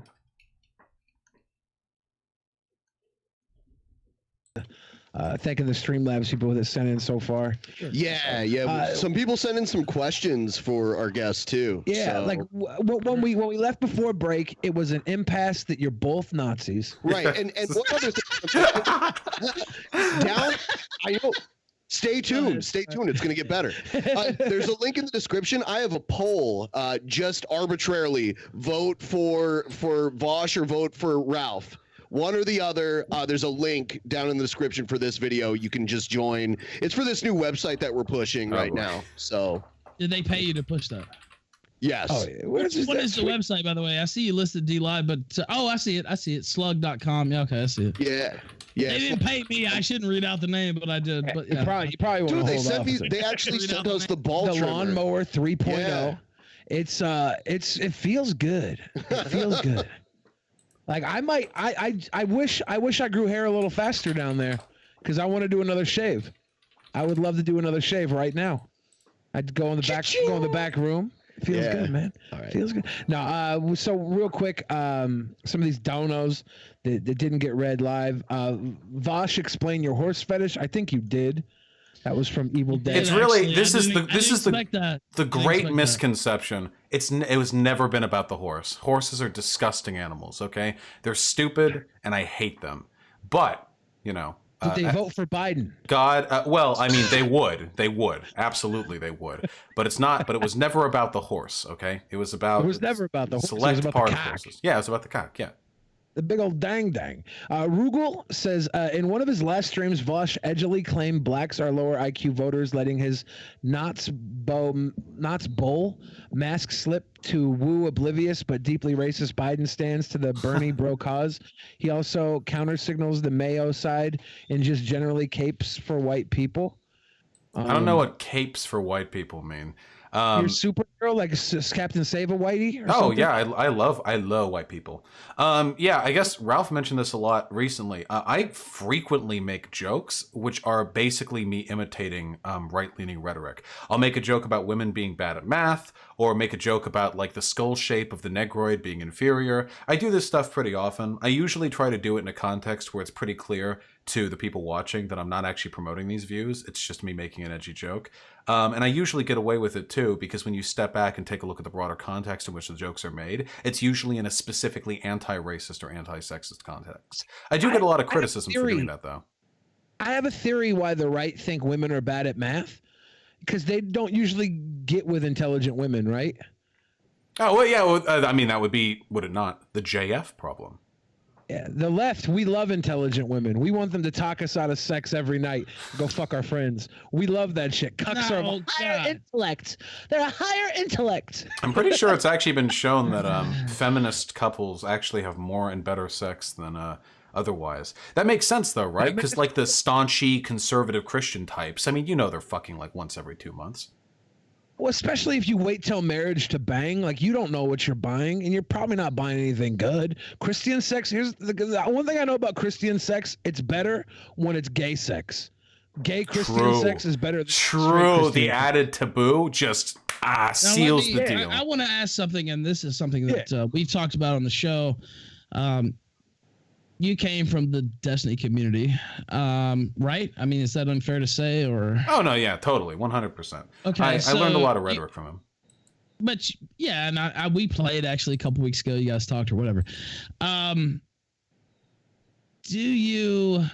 I mean, there's some allegations against you about sexual harassment and stuff like that. Yeah. And we've talked about them on the show, but I really have never had a chance to address it with you personally about the Me Too thing and stuff like that. Did you sexually harass those women in the Destiny community? There was one person I was friends with back in 2017 or 2018. It was a while ago, before I had like a platform or anything. And I was friends with her, and we would talk very frequently at the time over Discord. We met in Destiny's Discord. And I was definitely, I think, I misread signals from her concerning her degree of interest in me. And I guess I was like pretty like pushy with her, because I didn't know if she was like signaling that she like was interested in me but actually wasn't. It was a big cringy mess. Don't defend it. But that I would consider that like pretty harassy. Apart from that, there was no harassment though. And yeah, I mean, we've covered it. Of course, I think that's where the horsecock thing comes from. Oh yeah, I'm fine with that one. I stand by that. But I never really had a chat. I mean, we're sitting here and I never really asked you about it directly. So I figured that would be my shot there. So you're saying you were out of pocket during that exchange? Oh yeah, totally. I think that there are. I think especially online, there is a broader issue of it's usually men. It's not always men, of course, but it's usually men who are really, really bad at interpreting the social signals of others, particularly women, though not always. And it can often lead to errors in communication that hurt the woman, whether that be like through harassment or whatever. So I think that while it is a problem, it's something that we should be able to talk about openly, because acknowledging that it happens is like a step towards keeping it from happening further. Now, wasn't this person asexual in the first place? Or? No. She talked about. That's what she said, that she was asexual. I mean, if she was asexual, then her prolonged descriptions of like her sexual interests and the people she'd had sex with and wanted to have sex with were a curveball. I'm just saying what she said. I respect all women. So I'm glad you respect all women. I know, of course, that all femoids are thoughts. A heavy sexual history, right? You can be asexual and have a very heavy sexual history. That's definitely true. I just don't recall her saying that. But that's true. According, to the asexual, classification. Yeah, you can still have sex. It doesn't necessarily. I don't know. It just means you're not going to enjoy it. That's why if you're asexual, wait. Someone's enjoying fucking me. Wait, are you talking about the other one? The other person? The one? I mean, I'm getting them mixed up. There's so many. I don't know. Am I off base? Wait, here, do you or? mix up two? It's one. Well, one? how many are there, Vouch? I don't know. You sound like Donald Trump right now. Like some. Two? All two? Two, three? How many are there? I don't know. Wait, are you okay? Yeah, I'm fine. Two. I'm just asking you, how many are there? It's two. I'm holding up. Is it two? Can you see my two or is it 20? Can you see? I don't know. Can you see my cam? Are you holding up the number of women there is, or is this how you? This isn't to clarify. This isn't 11. It's not a 1 and a 1 next to each other. It's a 2. Two? It's Roman. It's 2. 4, 5, 6. I don't know. I mean, the cases kind of get mixed up. You know, I'm a social science show host, Vouch. My small brain, I can only keep up with so many. I didn't know. Listen, I'm a social science major. I can't help you with math lessons. Okay, I stick to what I'm good at. 5.6. I don't know. I mean, I don't know how many are there. It's up to you. Now I don't know. I thought it was 2, and I showed 2, but you can't. Do you have like info? Oh shit! Do you have like receipts that I don't have? Is there like going to be another person? I mean, I don't know. How many people did you sexually harass? That would have been 1. Wait, how long? How long are we going to keep doing this?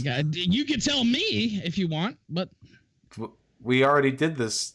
Show us on the doll where you touched them. Is this your attempt at like making me upset too?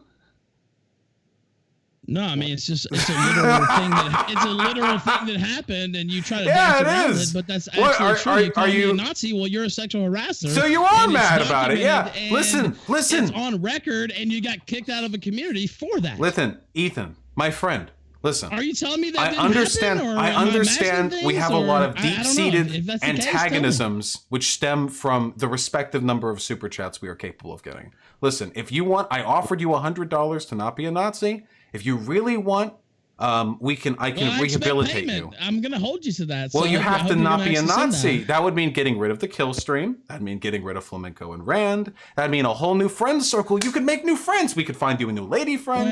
And then when you say you're not a Nazi, you're really good at finding lady friends with your sexual harassment. Maybe I should hit you up. Damn, that was a good gotcha. I would say my circle of friends are much better than your circle of friends. Let's just put it that way. You know, the attacks would be a lot more poignant if it wasn't obvious you were compensating for jealousy that I haven't been kicked off YouTube. Dude, hey, no, if you're a terrorist. I will find a way. I will teach you. I don't think personally that you should be, but I think I should be able to broadcast on YouTube too, and I'm not able to, and it's because of fuckers like you. I will teach you. I will teach you how to talk about political violence without getting banned off YouTube. I have a sociology major. I don't give a fuck about YouTube. I hope it goes out of business. I don't give a fuck. I really don't. I don't care. I'm making plenty of money over here on dlive.com.tv, excuse me, / the Ralph Retore. You know, a lot of people accuse you of being a grifter, where it's just like the monetary. Do they? Like, that is an accusation I've heard a lot. I don't know you personally. Do you consider that? Is this like a paycheck for you? I mean, I'm a talk show host, and I have my own opinions, and they're very, readily available if you watch the show. No, I'm not a grifter.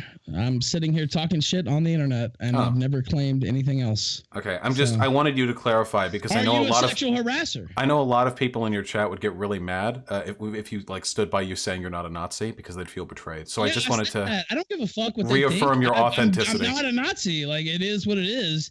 But are you a sexual harasser? I mean, by your own admission, you just admitted to sexually harassing a woman. Wait. How is it a gotcha if I've already acknowledged every claim? It's fact that you just admitted to that. I know that you like cowardice is just a day-to-day reality for you, but I've acknowledged everything. You're the one who backs off every single claim. You keep jumping around, my man. What if I backed off? I mean, you're calling me a Nazi? Yeah, I backed off that because it's not true. But how do you answer if someone calls you a Nazi and you don't think you are? Well, yeah. What are you supposed to say? I'm not a Nazi. Like I don't know. I mean, to answer that too. But what do you say when you're a sexual harasser and then you say, "Oh well, we had some exchanges and she misunderstood." Where I acknowledge. Wait. Whoa, Ralph, my friend. That you do, and you're a fucking sexual harasser. Your so why don't you just admit it? Your time off YouTube has dulled you, my friend. I just said that I harassed her, so there's not really any gotchas to get. You're just repeating information over and over again. Ralph, I was expecting to have a conversation with you, my friend. We haven't talked since so long ago when I was last on the kill stream. Don't change the subject. Wait. You're asking me not to change the subject, Did you Ralph? sexually harass a woman? Yes or no? Yeah, I already said that. Yeah, you said you did. I did say that. You're mauling over nothing. I said, wait, did you not hear it? You got like earwax buildup? I already said it. So you're not. Well, wait. How many times are we going to do this? This is incredibly boring. You plan on doing again, right? We gotta venture to new topics. Totally broken up about it. Yeah. Yeah, we gotta venture to new topics, Ralph. We already did this one. Is that okay with you? You got owned pretty much the whole show. So. Damn. If only I hadn't acknowledged all of this a year ago. I'd feel pretty owned right now. I mean, rapists acknowledge their things too. Murderers acknowledge their things too. What the fuck are you talking about? Are you supposed to get some special credit because you admitted to abusing women? I don't know. Well, abusing. I said sexually harassed one woman. You got earwax problems again, my friend. Some people would consider that abuse, Vouch, to be quite honest with you. Is this virtue signaling? It's your own standard. And wait. Is my own standard to keep repeating a thing over and over that has already been acknowledged to the fullest extent because you don't have any follow-ups and you're desperately trying to compensate? So you call me a Nazi for how obviously fucking angry you are? I mean, no, I'm not angry. It's just the truth, and it's documented. And you call me a Nazi, but you're a political terrorist. Are you mad? Wait, why do you keep doing it over and over? I really think that's a valid. Wait, really quickly. I know you want to get in there, but it's funny because you are actually the caricature of a triggered SJW right now. You'll notice. Wait, really quickly. Let me follow up in this thought. I know. You'll notice I'm not like, you're a Nazi, dude. You say you're not a Nazi, but you're a Nazi. Every time I say what I believe, I explain why, I address the topic, I extrapolate from my own, perspective. You're just kind of repeating it over and over and over again in a desperate attempt to compensate for your lack of conversational ability. Aren't you a podcast host? You think you'd be a little bit better at talking than this? Brain that made you think that was okay. What? This one's for Ralph. Have you ever seen or know what Mr. Metokar looks like? Oh. No, I don't. Never seen him in my life. Damn. Really quick before we continue the same back and forth accusations for the next hour and a half. I'm not making any accusations. I mean, he's already admitted to it at this point, so he's an admitted sexual harasser. Yeah, you also could have. It's not just like once. It's like the Nazi thing is not going anywhere either, right? I'm not. Wait. But I'm not actually on the record admitting to being a sexual harasser. Yeah, I'm not pushing the Nazi thing. You also could get me to admit I'm a socialist if you tried really hard. Yeah, communist. A communist too. This is what this is. I mean, we can call this out for what it is. This is virtue signaling in lieu of an argument, just repeating the exact same accusation over and over again. Virtue signaling, abusing women is virtue signaling. Is that really the stance? When over and over you're screeching like a child, like I can't believe it. You're still on YouTube. You still get super chats. You're a political violence terrorist. You're a faggot, to be quite honest. Whoa! Homophobia, very Nazi-like, Ethan Ralph. Yeah, use the word. I don't give a fuck. Because you're mad. Anybody a fat kid on this show? you hate black people and you. Literally. Are you feeling a little mad, Ethan? I thought you'd have a thicker skin after doing what you do for so long. So, anyway, what happened to the civility? That's my point there. You'll notice, by the way, it should be noted, I haven't actually levied an insult against him the entire time, apart from saying, he's like triggered. Unless you count a Nazi. I already said I'm not using that as a moral assessment. Wait, do you think it's a bad thing to be a Nazi? Yes, it is, right? That's what you said the whole time. Are we wrong, Ethan? You said you don't want to be. Oh, yeah. Ethan, is it bad? Wait. Ethan, do you think it's immoral to be a Nazi? That's what you're asking, yeah. Wait, what? I don't subscribe to that political. Oh, wait, I'm not asking if you subscribe to it, Ethan. I'm asking if you think it's wrong to be a Nazi. Could you clarify? I think it's not that smart to be a Nazi because no. there is. Do you think it's immoral to be a Nazi? Listen, I'm not going to answer that because you advocate killing politicians. Hey. You know what? You have no moral standing to talk shit about me or my audience whatsoever. You advocating killing police, you advocating killing politicians. You have nothing, and you're a brainlet. To be quite honest with you. You can keep going if you want. I can ride the high for a bit. To molest women. You have no moral standing to Dude, talk about why me, are you such a coward? Just own your position. You're a piece of shit who wants to suck a horse cock. That's you. And so I don't really care what the fuck you think. So that's what we call a pivot. Dude, it's okay. I get it. You're not a Nazi. You just have Nazi friends and Nazi audience, and you're not willing to announce that you think it's wrong to be a Nazi. It's okay, my dude. Don't worry. I'm not here to shame you. I'm all about your personal identity. Bring down the United States government? You know what? Fuck off. I'm not going to disavow anybody. Notice how, again, he can't address the argument. He has to keep jumping to something else. He has to keep jumping to something else. Disavow anything when you disavow nothing. He has to keep jumping. He's leaping. So you know what? I'll say whatever the fuck I want. He's getting the workout. I'm not really concerned about the vouchers of the world, co-signing my projects. Oh, I never said you had to care about my opinion. I'm just asking you for your opinion. Too much of a bitch to supply it, but that's okay.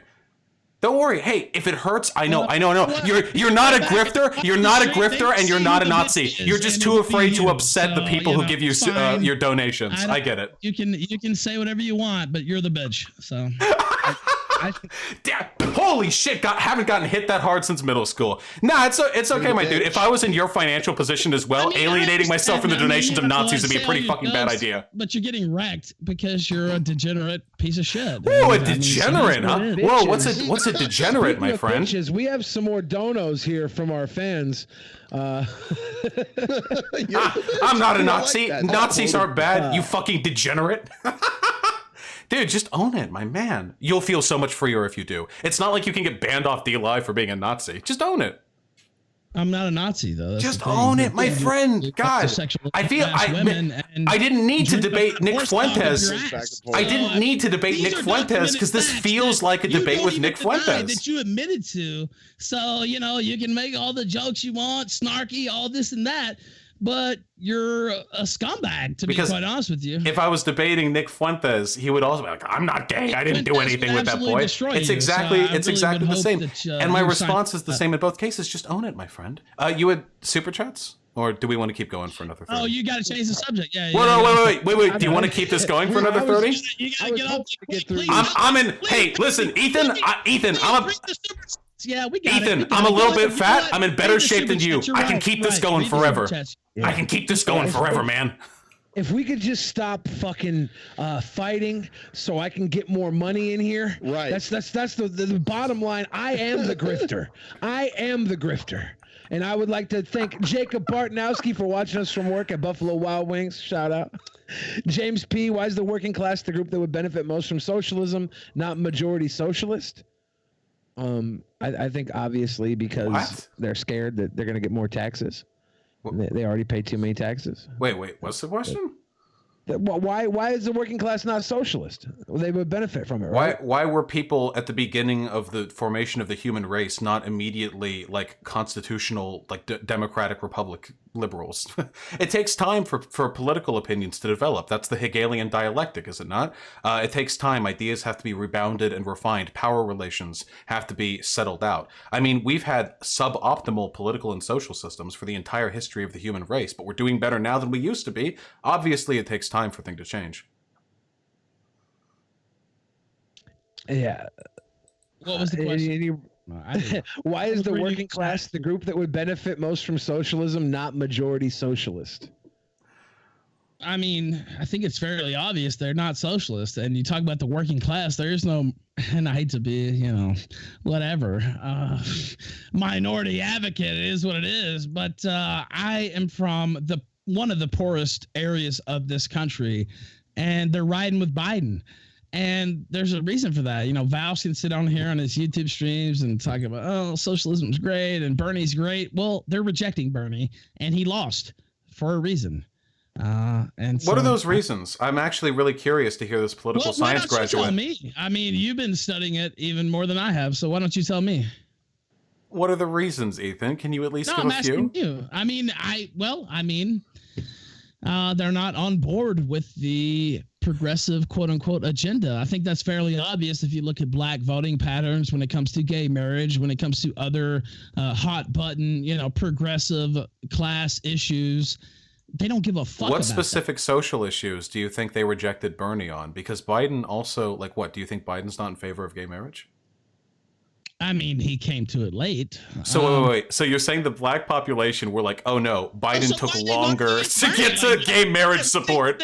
Is it an anti-Jewish conspiracy? Why do you think they're not voting for him? I don't think it's an anti-Jewish conspiracy. I think it's a conflation of a huge number of incredibly complicated material circumstances. Obviously, Biden has the benefit of being the establishment candidate. He was a VP for Obama for 8 years. A lot of liberals in the Democratic Party want to return to the Obama years because they sort of emphatically represent the peace times before the Trump administration upended a lot of problems in this country. A lot of it also has to do with the fact that, particularly with older black voters, there's a degree of, not complacency, but of an unwillingness to adopt progressive party positions because these are people who have been battered down by time, who have been promised thing after thing after thing, but who ultimately have been given next to nothing by any party. They want safe, simple candidates who they think have the highest degree of electability against Trump. The media has been propagating the idea that Biden is more electable than Bernie Sanders. I obviously disagree with that, but there's no denying that there's a general ideological disposition in favor of that assertion. The electability argument is something that socialists are going to need to be better on in the future. Additionally, there's more of a favor, especially in these poorer communities, towards intra-group communication and forming smaller communities, particularly in the Rust Belt and certain parts of the poorer South.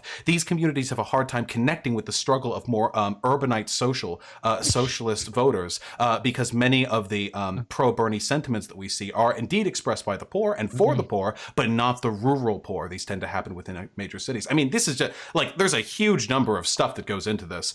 Socialism is probably... Or they just respect Biden because he was vice president for Obama and he's been around forever, and they trust Biden more than they trust some, socialist. Ralph, I literally just said that. I literally just said that. Well, why wouldn't they? I mean, that's the natural. Yeah, I mean, I don't understand. Does that baffle you or no? That's why I explained it when you didn't have any answers apart from Biden was less in favor of gay marriage than Bernie. I got answers. I just wanted your dumb ass to talk for a minute. That's why. But, gotta give time to Google. And exactly. Ralph. We have to work you in somehow. So Eric Rudiger says Obama was farther behind than Bernie at this point in 2008. He's not out yet. Go vote. Yeah, of course. JF I still encourage everyone to vote Bernie. JF said, I will not take this kind of slander from you. You're not invited to the garbage island, Mr. Guestman. Sorry about the uninvite to Garbage Island, the ethno state built on a massive mound of trash floating through the Pacific Ocean. I'm okay with that. Evil Dead Ed El Jefe says Vosh wants that horse D. Choke on it, commie. Wait. I want to have the horse stick. Yeah, you want that horse. You were talking about a horse cock going inside of a female, if I recall correctly. Yeah, like I would have a giant horse stick, and I would look down. Would you have the horse cock, or would it just be the horse? I guess. No, because horses suck. I would have the horse stick. I'd look down, and I would appreciate. Is that like projection, just hoping that you would have. You want to turn the whole. No, I would just have. You want to turn the rest of the horse into dog food and glue, right? Just keep the dick. Listen, what happens to the horse is immaterial. Okay, what matters is that I get the important part. Now, why are you so fixated on horse penis? I guess that is that a fair question? Or because they're big. I know you feel like I'm picking on you right now, but it would only be picking if you could hurt my feelings. No, because they're big. I'm a size queen. They're fucking huge. You're a communist. You don't have any feelings, of course. But I don't that hurt his feelings. That got you, Vosh. I mean, it confused me. But I don't understand why you're so fixated on horse penis unless, because they're big. You're a little lacking downstairs. I don't know. But to be fair, there are literally nude pictures of me that I posted publicly. To the I Discord, don't have so any I don't- clue about that, and please do not clue me. Do you have a big? I will admit. No, don't do that, guys. That's against the law in many states, and it's against the terms, the TOS. Yes, the don't terms do of it. Sweetness. That's not a sweet boy thing to do. I Don't will send admit dicks though. around. I will admit my penis is smaller than that of a horse's. I can stand behind that. That's true. Horses, yeah, they beat me out. In Is that your respect. penis bigger than your man bun? I hope so. Yeah, maybe That's it's not a as bad dick. Maybe, That's not a bad dick. Because Yeah. maybe it's. That's I not a don't bad dick. really know how big the bun. My bun can be different sizes depending on how wet my hair is. How tightly it constrains. Yeah. The I'm hair's kinda wet, thinking but is the pussy wet? That's what I. You should fellas. You should never go in unless you know it's gonna slide in easy. Okay, just fuck it. Use the force, Luke. Right here. I disavow. I don't want any vows things going on. Anyway, go ahead. Evil Dead Ed 666 says no straight man thinks about dick suck on a horse cock commie. Day of the rope. Ralph unblocked me on Twitter about piece of shit bell end. Weak human race to flesh and oxygen. Next. wait. I'm not straight. What? No, I was just laughing at Day of the Rope. Please unblock me on Twitter. Day of the Rope. A Nazi reference, by the way. I don't know if everyone in my chat knows. Oh, yeah. No, I never heard that. Yeah. Brian D. Boyd and PT Ham, thank you for your sizable donos. Those are the horse cock donations of the night. Big old monster ones, Loch Ness I'm monster. glad people find this so entertaining. I genuinely, because to me, it's just like you're getting wrecked. That's why they're laughing. I mean, You've certainly busted out some good gotchas here. I'll give you that. But to me, from my terrorist, you've admitted to loving horse cock, and you've admitted to sexually harassing women. I really don't know what else I can do. From my perspective, it would be like Billy would say, I love big tits, and then I'll say I want to have a big horse dick. Like that to me, it's unequal. Yeah. But I don't know. I guess individual people got different levels of tolerance. Give me a broad with big old stink tits, giant thick ass, and a big old horse cock. That's the perfect one. Yeah. Look at saddle her up and ride her around the fucking carnival. I will say this: I personally not a fan of full package food. I don't like it when they have the penis and the vagina. It's confusing to me. There's so much going on. I prefer one or the other. Hermes? I know chat will cancel me for this, but that is my preference. Huh. What was the next one? Allegas gave us a choo-choo on the choo-choo train. Number 2, Nicholas Diorio says, Vosh says, you're a Nazi. Also, Vosh, why are you getting so defensive? That was from Nicholas Diorio. Who, by the way, shout out to Diorio. Great guy. Go subscribe to him. His YouTube channel is his name. And yeah, I mean, the guy literally started out the stream calling me a Nazi, and then he's like, "Oh, why are you being so mean?" Okay, well, it is what it is. Oh, I literally don't like. I just think people should be honest about their ideological dispositions. You're too much of a coward to even say you don't think being a Nazi is good. Women, which, notice he pivots every single time. We can all recognize that, and everyone knows. Everyone who's watching knows. You can't hide it, Ralph. Every time it comes up. You jump. Women, am I right?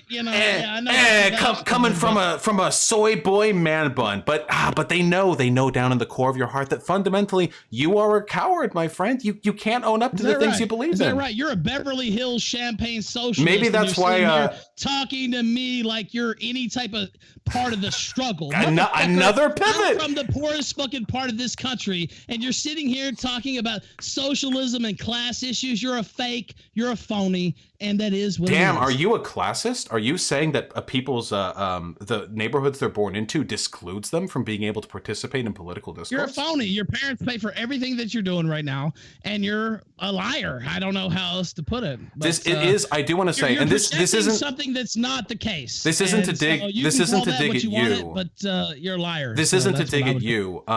This isn't to dig at you, but I did recently, I put out a video on this. I had a talk with my chat. Again, I know I mentioned this earlier, but truly, genuinely, brain dead conservatives, in lieu of making any arguments, they just accuse people of being hypocrites. Every single time I bring up a subject that has anything to do with you, you will jump to one of 3 canned, brainless responses that you have. How's that brainless? No, seriously. You sexual harassed, horsecock. You were born in Beverly Hills. You have sexually harassed women, which you admitted to. You love horsecock. You admitted to all those. How is that brainless? I think those are some things Ralph, that people would like to know. And so, just so it doesn't feel like I'm arguing with, everyone knows all of that. Unless you have receipts that I don't have. They do. I don't think they do, really. I hope they do after the show. But I really don't. Wait, are you trying to expose me? Are you fucking kidding? Do you have any idea how often all of this comes up? Do you think you've got like the fucking golden key to blow my fucking career open? Holy shit, dude. Listen. Are you mad? Are you getting upset? That's what you told me a few minutes ago. Are you getting triggered?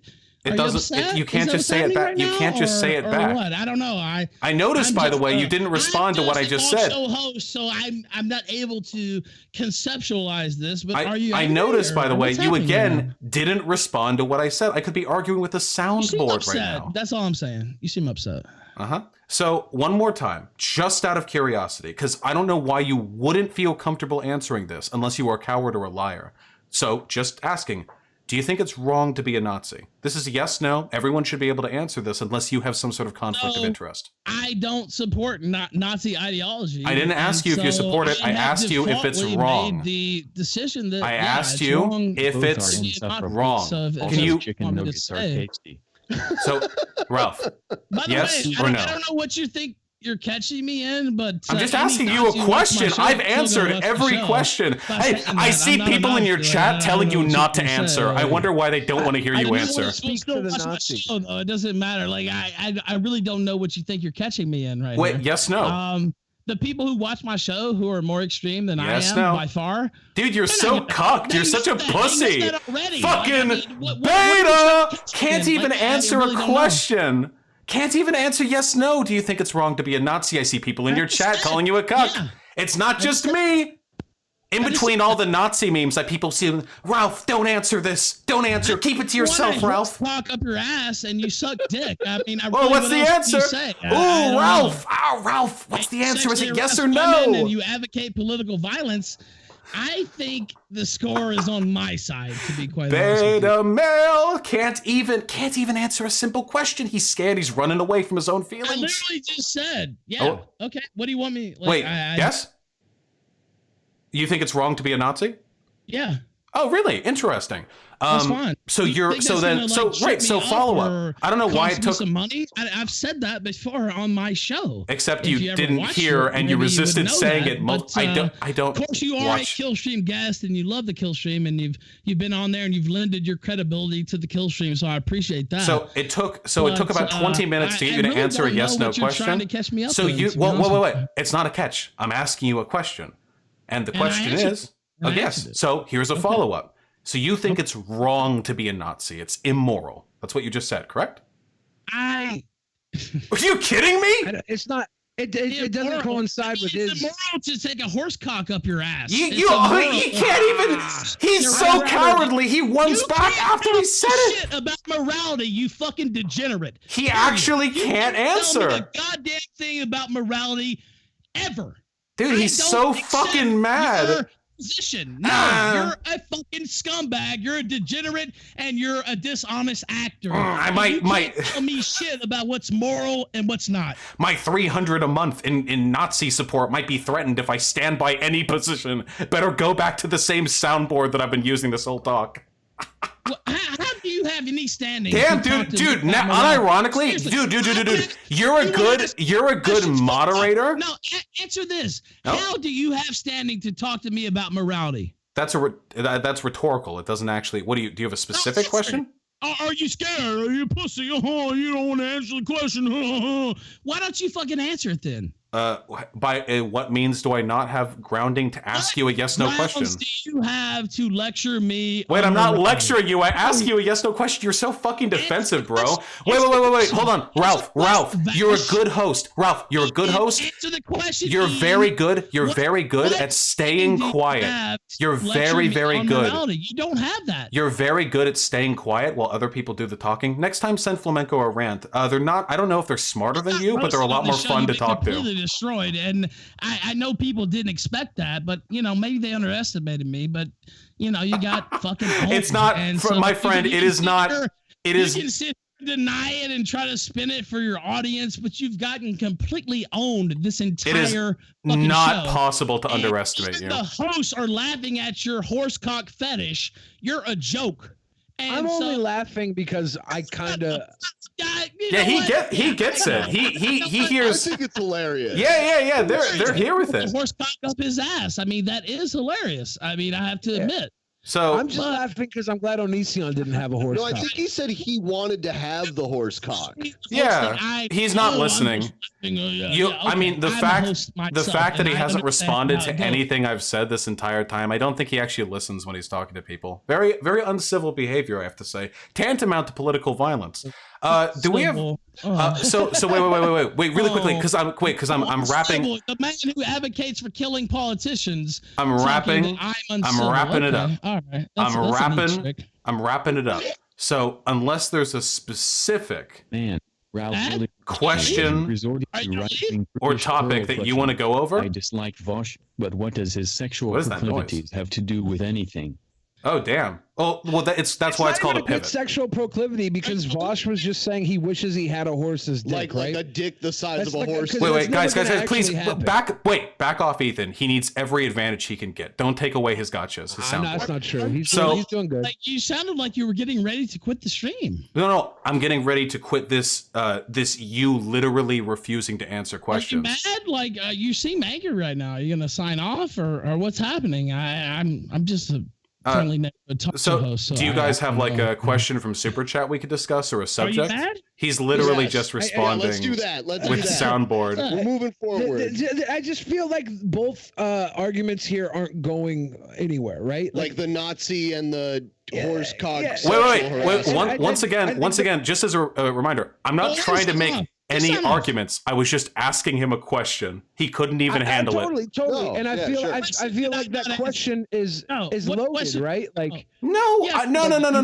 Listen, the communist is a dirty word in this country. If people ask me if I'm a communist, I always answer yes straightforwardly. I would never do this crazy fucking distancing that Ralph engages in. If you believe in something, I think you should stand by it. If I ask him, do you think it's wrong to be a Nazi? I'm not a Nazi. I said I don't think that's right to be a Nazi. Like what else? And then I asked you, and then I tried to offer a follow-up question, and you responded. Women and fetishing after horse cock. It's a soundboard. And, advocating killing politicians. He doesn't have anything else. You know what? You're just completely beyond the pale, to be honest with you. And definitionally asking, do you believe it's wrong to be a Nazi isn't a loaded question. And I said yes. Right. Okay. So do you want to follow up on that? Diorio for not bringing up horsecock at all. Thank you, Nicholas Diorio. This is some NPC shit, dude. Fucker. Evil Dead Ed said, "Vosh soy boy horse D lover." There you go. I thank Nick for not bringing it up. No thanks, Evil Dead Ed, because I'm pretty sure there's 9 more of you talking about horse dick. Yeah. Keep going. Okay. Why are they so into it? Are they secretly getting off on it too? I mean, I think we all are, right? We all are a little brony. We all want to have that Care Bear stare. Whoa! Don't wrap me up in any brony shit, okay? Listen, I just want to have a horse dick. You love it. You got the fucking Joyce Rainbow Sparkles or whatever the fuck they call it. No, don't get me a part of this, okay? Okay. But Arcade Outpost says white nationalism is fine. The natural state of the world is ethno-nationalism. You don't see this rhetoric paddled in non-white nations. Well, thanks for the $5. I don't think we can argue this to the point that $5 of time is worth. But here's where white nationalism is fine, right? We got it. They're trying to change that, right? Money. yeah, right. No, it's power, right? It's who gets what. It's power dynamics. Yeah, that's what politics is. Of course. The white people have been in power for a long time here, and people are trying to fight that because they don't think it's fair. Well, guess what? At the end of the day, we all want to fuck horses. Snake was right.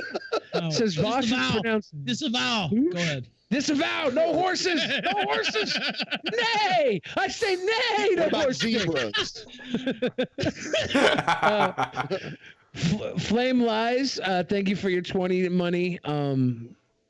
That was the Medicare question.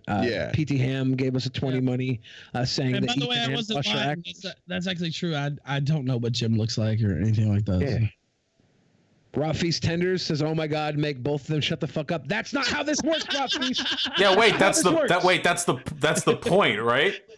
Though I do admittedly like having discussions rather than arguing with like a website like that has like the buttons you press to make noises, but that's okay. I think when you call somebody a Nazi right off the bat, it kind of stunts the conversation. I mean, I don't think so. Wait. Just to be clear. No, I didn't ask him to. I asked him if he thought Ralph was a Nazi. That's literally when he started listening. Like that's literally how he started. I can't fathom being this much of a. Ralph's being mean to me. I can't fathom being this much of a snowflake. When he claims he owned Vosh. I can't fathom being that much of a snowflake. Honestly, legitimately, there are people in the Killstream chat right now saying like commies killed 10 times as many people. Being a communist in America is often considered to be something akin to being a Nazi. There's a lot of discourse like that. But in spite of that, if people ask me, "Am I a communist?" I answer immediately and forthcomingly that I am. I don't jump around it. That's actually true, though. So to clarify, when I say, "Hey, you're a Nazi," or "Are you a Nazi?" or "Do you believe this?" or "Do you believe that?" I'm not trying to get like a dig at you. I'm not trying to like bias the audience against you because again, wait, Ralph, can you for 30 seconds? Let me just say this real quick and I'll let you get back to it. It's not fair to say, "Oh, well, I just threw that out there. He's a Nazi. And why is he so angry? Why is he bringing up my sexual assaults and stuff like that?" Wait, that's sexual assault? Well, excuse me, sexual harassment. You're right.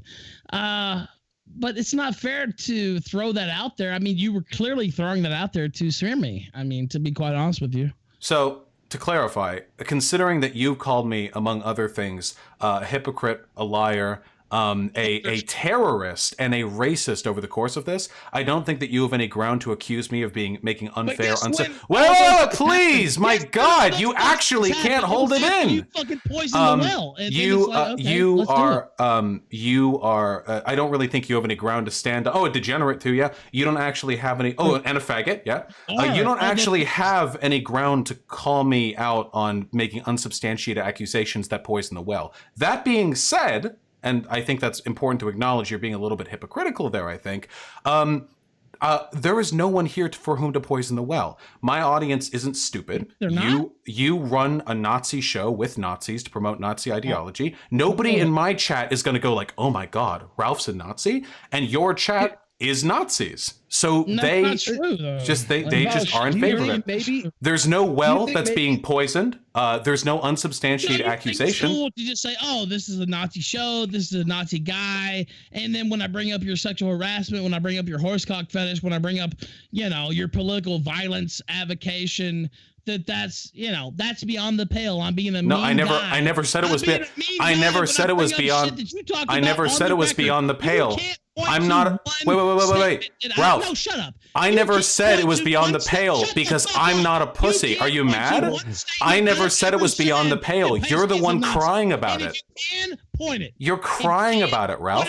I never said it was an issue to make accusations. You're the one who's crying.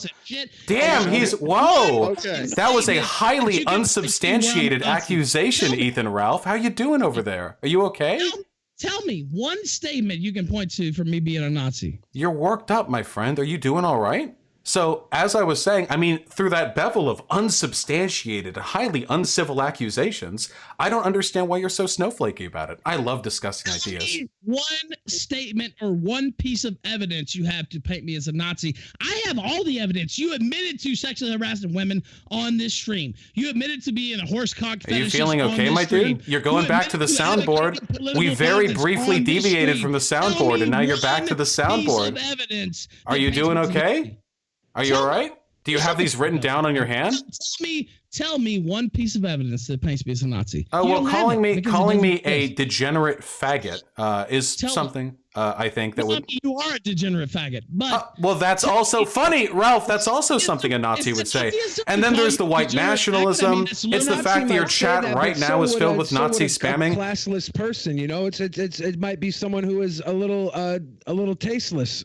Keep in mind, right? Again, I'm not calling Ralph anything like degenerate faggot. I've argued with Nazis before. I've actually had amicable conversations with Nazis. I feel like to me, asking if a person's a Nazi is just an essential step in understanding the way in which they approach political discourse. I can't have conversations about politics with people who are too much cowards to own up to their positions, which is why it took him 20 minutes to answer whether or not he even thought being a Nazi was wrong. And then when I asked him to clarify, he backed off the initial statement.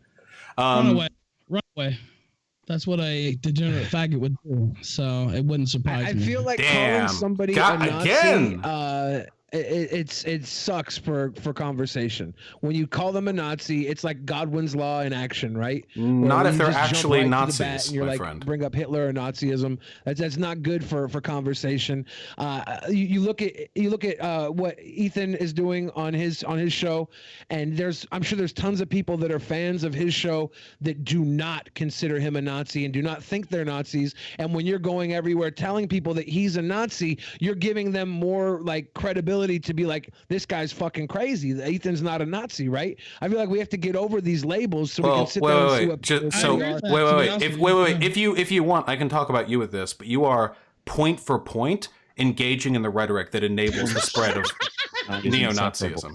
He sounds like a 12-year-old in a Call of Duty lobby. You mad BRO, you're getting destroyed, just sign off. Yeah, thank you, Brad Tube. Suck my dick. That would be my response. Right. So I'm this is it's very important. Right? So there are extremist political ideologies out there. I am part of them. I am a extremist ideologue in the things that I believe in. Yeah. But when people engage in signaling, or when they dog whistle, or when they otherwise try to dishonestly promote the things they believe in, let me be perfectly clear to you. Neo-Nazis or Nazis or whatever represent an ideology that expresses and espouses genocide, totalitarianism, racial apartheid, and a bunch of other stuff. The opposition of these ideologies is something that the world basically united in for a brief period of time before we forgot and basically started letting them back into our political institutions. I've been fairly civil during this conversation. I don't think I've started raising my voice, and I certainly haven't levied insults against him the way he has against me, but these ideas exist. And when you have people out there whose communities are filled with Nazis, they are. I mean, you can take a look at his chat if you want. I don't know who else would be. Ralph. No big deal. Go ahead. Go ahead. So when you have people, I'll let you speak.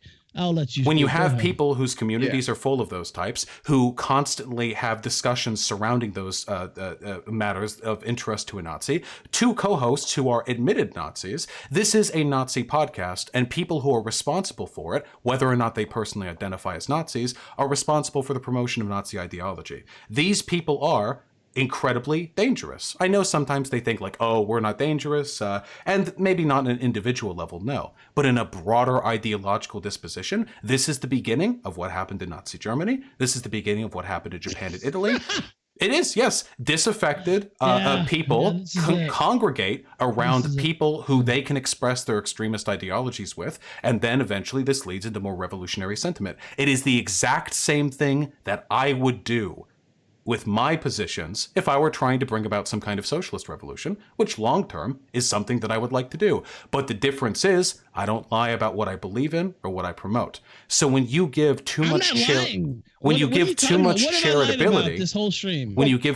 charitability, your sexual harassment, or like, what have I lied about? So when you give too much charitability to people who are in every way, shape, and form furthering Nazi goals, but say, oh, but I'm not a Nazi, what you're doing is means you're passively enabling their perspective. From my personal well, perspective, you know what? You've been on my show, Vaush. Because there's no difference. Who are you talking to to me right now? You've been on my program, and you're sitting here and calling me a Nazi. Well, why did you go on this Nazi podcast then? Why did you go on this Nazi live stream? If I'm such a horrible Nazi, why did you show up?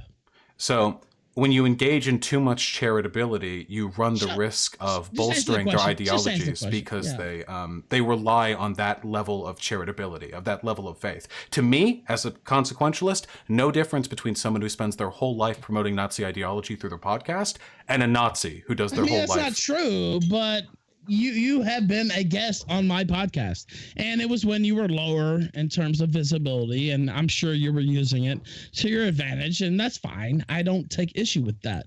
But what I do take issue with is you smearing me as a Nazi, and it's just not true. Right. So that combined with the fact that he has been unwilling to answer direct questions concerning his opinions on the matter, and he seems more interested. What did I not answer? And he seems more interested. now.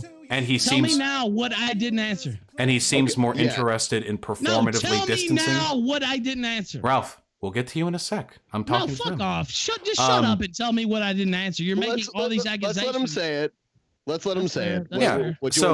So when you have a conversation where he's calling me, like, for example, a degenerate, which is like far right terminology, where his audience is posting Nazi gifs, literally just gifs of Nazis or of Jews rubbing their hands together, egging him on, where says that he's a white nationalist, where he's unwilling for 20 minutes to say that he disagrees with Nazis, and then when I say, so you think it's wrong to be a Nazi again, to clarify, he backs off of that. This is a degree of signaling, which is to me, just looking, sort of it probabilistically, more likely to indicate that this person is a Nazi or an avid Nazi enabler than that he's just some like idiot who is responsible for promoting Nazi ideology. So I will say this. You literally have nothing else besides trying to smear me as a Nazi. That's literally your whole argument for this entire show. That is your point. And I pointed out multiple reasons why you shouldn't be trusted. You're a fucking champagne socialist from Beverly fucking Hills. This is the same talking You're a fucking points. Admitted sexual harasser. Ralph, I said something new. You're an admitted degenerate. I said new lusts things. After horse cock. I said new words. You have nothing against me except bullshit. And so everything I've brought up, you've actually admitted that I'm right. And that what I said was actually true. And you have nothing against me. And it makes me laugh, to be quite honest with you. You haven't laughed like Ralph, once this entire discussion. Ralph, is there any wow, you got me. I'll laugh after when I watch the replay of you being a fucking dumb bitch. Because I've been laughing pretty consistently, just as someone who's very concerned with the mirth in the room. It's like laughing when you're watching a boxing match and somebody hits them with a mean right hook or a left hook, and they're laughing, but it's not really a laugh. You know the meme where the Wojak has it's not really a laugh. You got where the Wojak is crying, but he has the smug mask on. Can we? You're not on cam. Can we replace your picture with that? You got wrecked. It's so funny to me. Like, honestly, I saw Sargon beat your ass, and I said, you know what? Obviously, I can do it. I mean, he's a fucking complete dumbass. We haven't debated anything this entire time. Are lower than Sargon of Akkad. I don't know if you've fully conceptualized that and accepted that, but you are. I hope that everyone takes notice that nothing he's saying is of any relevance to the discussion, and I was just pantedly explaining my feelings on why it's important. Sargon? Does that make you angry that he beat your ass? The only thing that my interaction with Sargon leaves me mad about does that make you mad? Is that I didn't spend more. Jesus Christ, dude. This is why I lost. He's literally just like one at a time. Let's.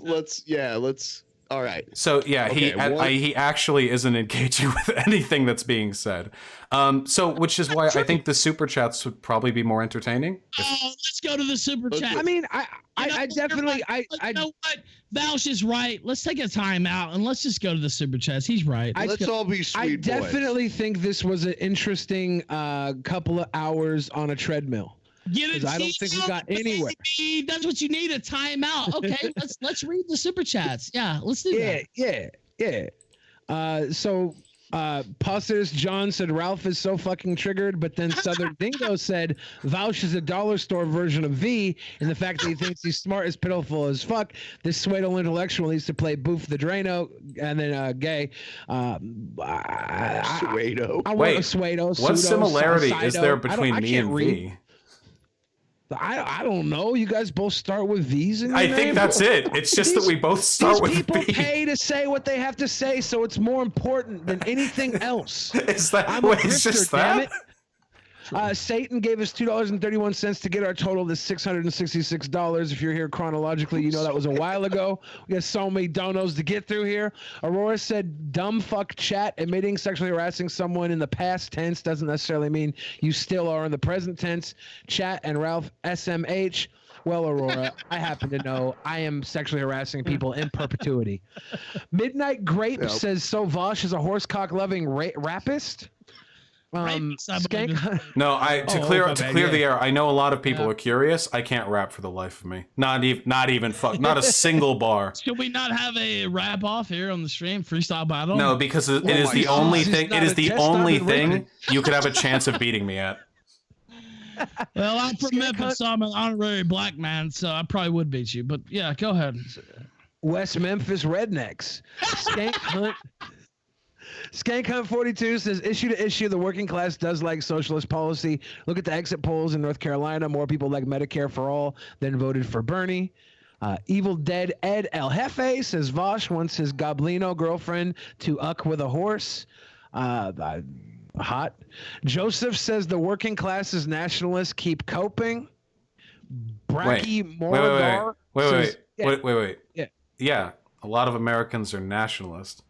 That's not a race thing, though. Yeah. A lot of people, that's a trick. Sometimes you blink and you miss it, but sometimes they'll say, like, a lot of them, everyone's nationalist, and you'll be like, yeah, okay. And they'll be like, yeah, we need a white ethno-state. Like, they think they mean the same thing. I want to ask you something, though. Is being a nationalist inherently racist? Or, like, no, not inherently racist, but I'm an anarchist, so I don't like states. I don't like nationalists either. So what is your ideal system of governance? Would you even understand what I have to say? Nigger, excuse me. Oh, damn! You know what? Not mad. That's fair. I don't give a fuck. So you said neighbor. Neighbor, exactly. So if you have a consistent governance, like, it's not gonna work. Please won't you be my neighbor?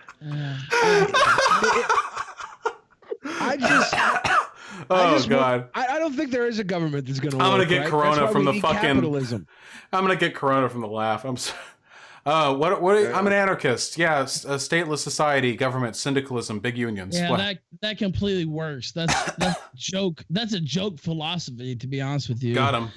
The whole anarchist. That's a joke, to be quite honest. Damn, that's a pretty strong counter argument. Okay. Well, tell me why it's not. Wait. Do you really want to have a full discussion on the works of fucking Bakunin? Do you want to talk about mutualism? What? Are you really equipped for this discussion? Just tell me why it's bad because we need a state or something. To be quite honest with you, just say you're some fake who sits there on the internet and thinks they know about political theory. Guess what? I actually have a degree in that. I actually studied that, and you're offensive to me. Maybe you wouldn't need the kill scream if you could get a refund for that degree you're not using. Why. You talk about Kant, you talk about, Descartes and all this shit. You don't know shit about that. You're a fucking fake. And so tell me how a stateless society would work. You probably wouldn't need kill stream money if you could just get a refund for that degree you're not using. Yeah, well, you know what? You wouldn't need kill stream money if you refused your parents' money, and you're fake. Like, look, you know what? You can say whatever you want. Wait, what does that mean? You're talking about I'm part of the struggle. You're not part of shit. You're a fucking Beverly I've never Hills said I'm part of the struggle. What the fuck are you talking about? That's who you are, and that's the reality of it. Like, that's who you are.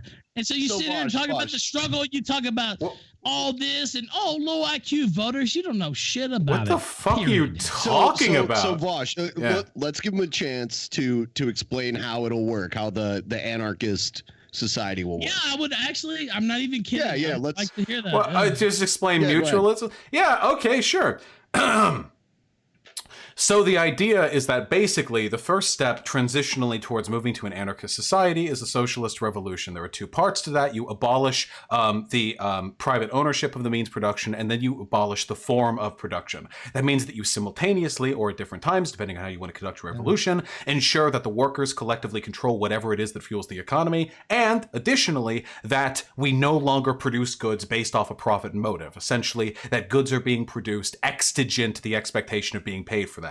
After that has taken place, the idea is that eventually borders fall because the ultimate agent of this system is the individual worker, not state power. Borders fall, states crumble along with them, but what remains is a form of governance. The workers. The workers build something called a syndicate or multiple syndicates, which is essentially a mega union. A syndicate is effectively a union that is also a political body, and you would have different syndicates for people of different political affiliations. This could be for civil workers, this could be for janitors, this could be for politicians, this could be blah, blah, blah. A broad number of them that work communally using liquid democracy through their own hierarchical voting systems to produce an upper council of people who have governance over a given area. Essentially, you unify the political system and the workplace. And in doing so, finally, at long last, worker revolution, proletariat might, blah, blah, blah. Highly theoretical. I'm open to arguments on how it could or couldn't work. And it is probably, in all likelihood, like 2 centuries. Not like, going to happen, basically. Is that what you're saying? This is the response I expected from you, Ralph. Where do we exploit it? Because we need to make money off of it, right? We can't just let this happen.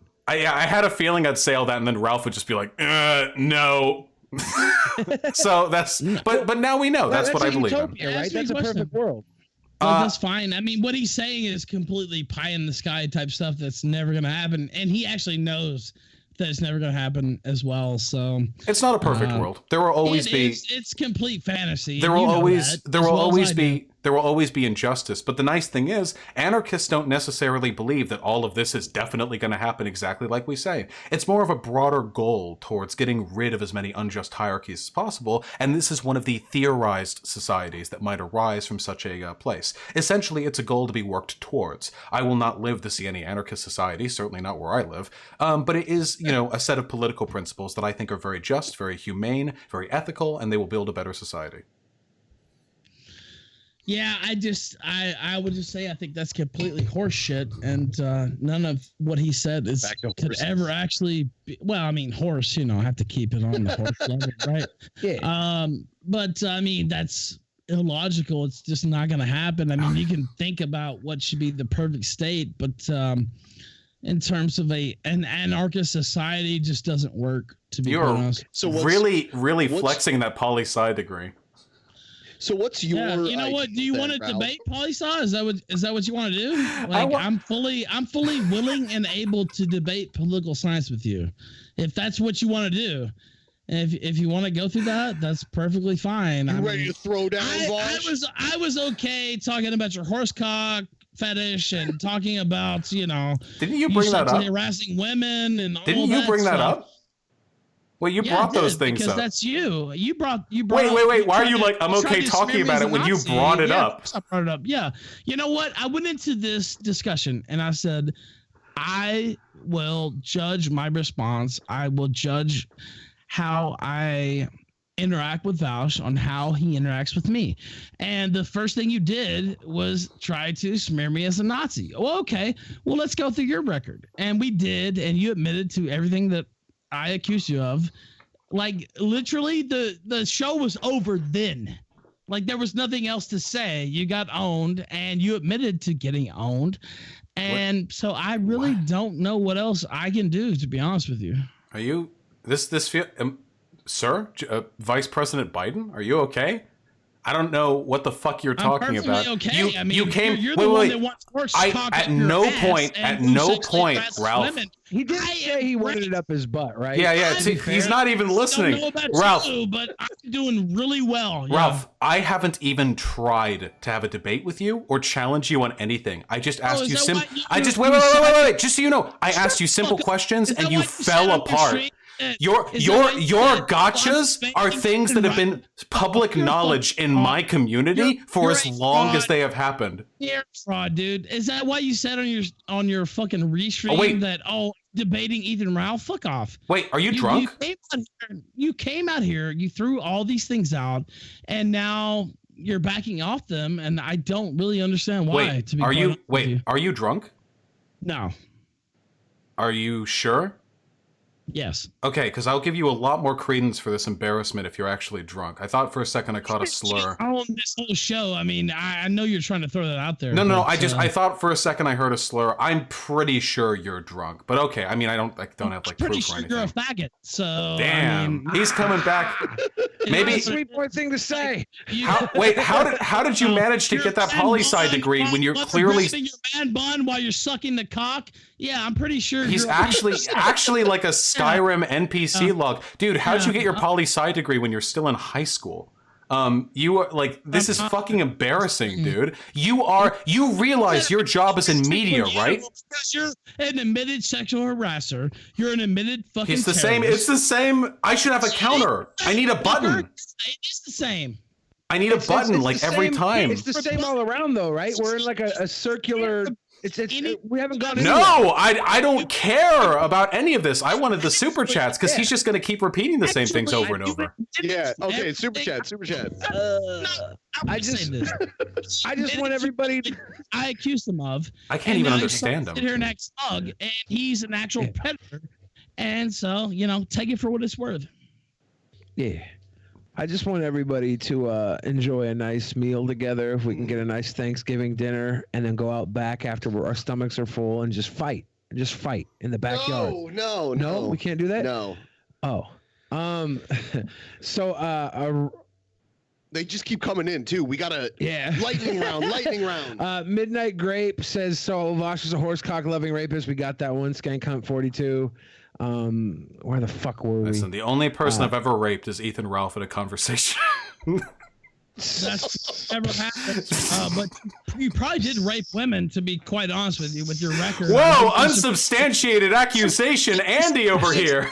I wouldn't be surprised if you had some rapes on your record, Vouch, to be quite honest. Poison in the well, Andy. Got some bodies on our record. On his record. I don't have these accusations floating around me, but mysteriously they're floating around you. So you can take that for what it's worth. Whatever. It's not an accusation if I owned up to it and talked about it a year ago. Then it's just a thing that happened. Oh yeah. I just oh God. Well, 3 years ago, you had an awkward moment. I just harassed women years ago. No big deal. Fuck off. Damn. Brachiomorijor says there are very few liberals in the Democratic Party. Only proglobites, freak hybrids of neoliberalism and progressivism, but fail at being either. Also, Ralph, what are your thoughts on Flamenco trying to dox Vosh? I don't know anything about that. I don't really care, to be honest with you. Yeah. Vouch is a public figure, and if he did get doxxed, that's just what happens. I've been doxxed. That sucks. Damn. Not even trying to disavow his own co-host, Ethan Ralph, the pro-doxing figure? No, I'm just being honest. You put yourself in this sphere. Of course, people are going to try to find out who you are. Like, that is what it is. So you think it's okay to dox people? I've had people spray paint my car. I've had people... visit my house, and I really don't have any. Wait, so is this all okay? You're fine with this? I don't have any. No, it's not. But okay. You put yourself in the public arena, and when you do that, people are gonna fuck with you. I have one quick point of curiosity. This was the first time that I went on the kill stream, Ralph. It was a long time ago, and I remember. When I got on, or God, did Destiny do this? And I'm just transposing memories. But I think this was me. When I got on, you got upset with me because there was someone on Twitch who had like accused you guys of some shitty behavior, and you seemed like upset with me, like, hey, like these people are on your mod team, you need to call them out or something.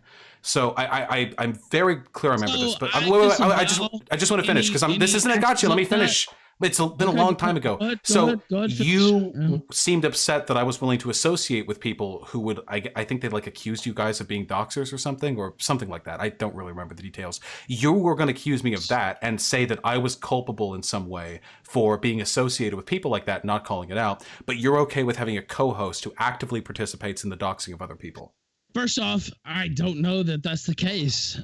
If I knew that was the case, if there's some evidence presented to me, maybe I would make a different choice. I mean, this is just accusations being thrown out. But if it was the case, would you disavow it and say that's shitty behavior? I don't. I disavow doxing people. Yeah. So if Flamenco was, then you would say that was shitty, Flamenco.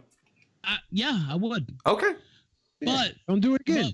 But what I would say also is that you put yourself in the public sphere and you are making a spectacle of yourself, which I am as well, to be quite honest. It is what it is. Like if you sign up to that level of public exposure, I mean, that's going to happen, right? People want to know who you are. People want to know your background. That's so normal. This is and do I support, addresses and social security numbers and stuff like that being thrown out? No, I don't. But you signed up for this, Bausch. You're getting super chats off this fucking stream right now.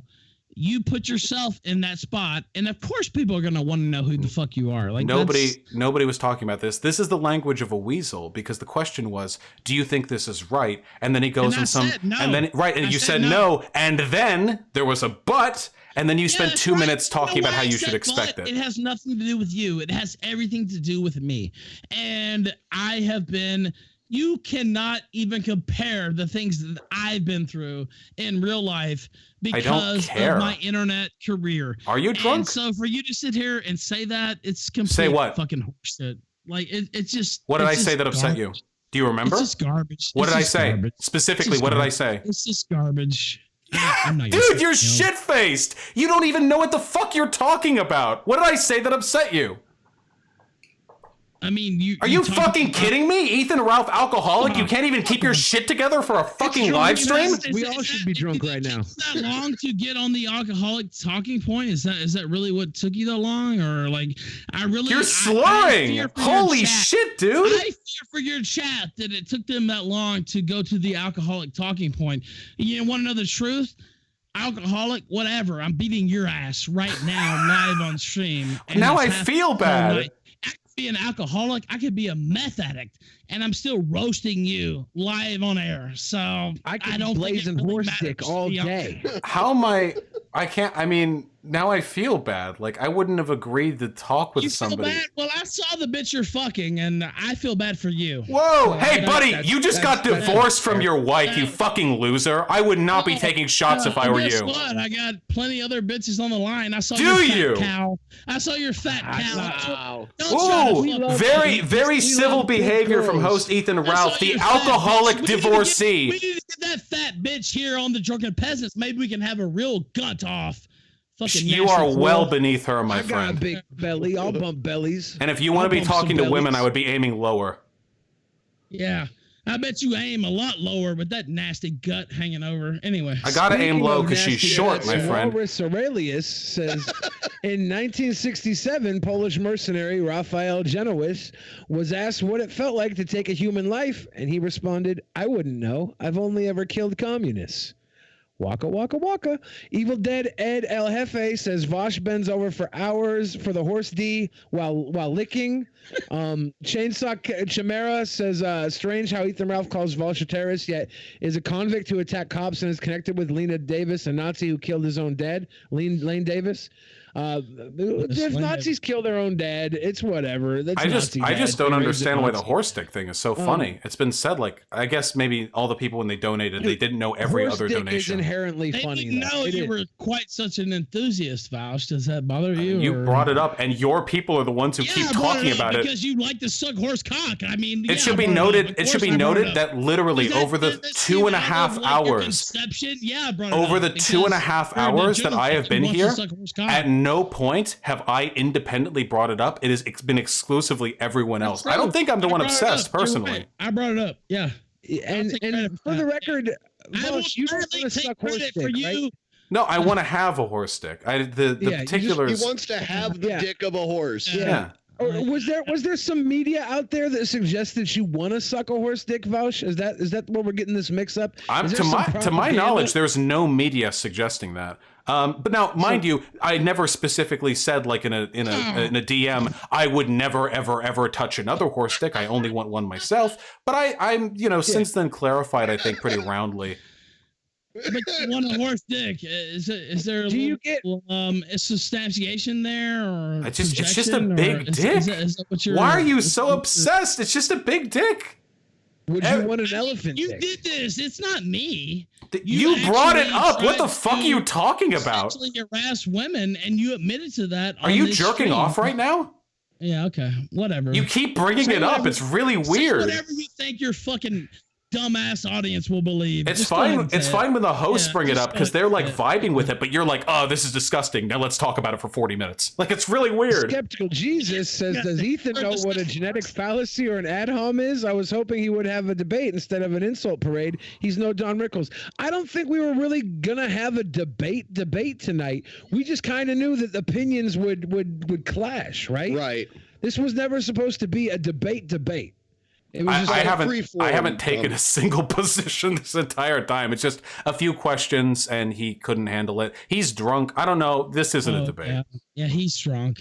Actually, you're a faggot. So you know what? Dude, come on. Do you know how you come off? God, oh, he's drunk. No, it's not. I'm drunk. It's I've exposed you on this stream, and you're mad about it, and I understand why you're mad about it. And you know what? That wasn't my plan going into the show. I said, you know what? If Vouch is generous to me, if he's kind to me, I'll treat him like I treat any other guest on the kill stream, dlive.tv/the Ralph Retort. But you came out calling me a Nazi. You're a fucking sexual harasser, a fucking terrorist. Fuck off.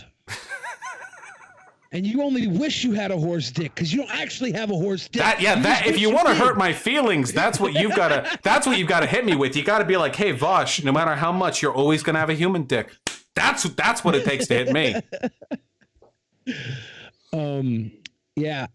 So Castizo said, Vosh, taking into account the prisoner's dilemma, how would you accept society to be truly fair and equal? And Vosh, really quick, do you have some kind of like limiter or noise gate on your mic, or like enabled through Skype or anything? Oh, through Skype. People No. are saying it's no. Okay. Here, I can probably give it a shot now, though. Let me see.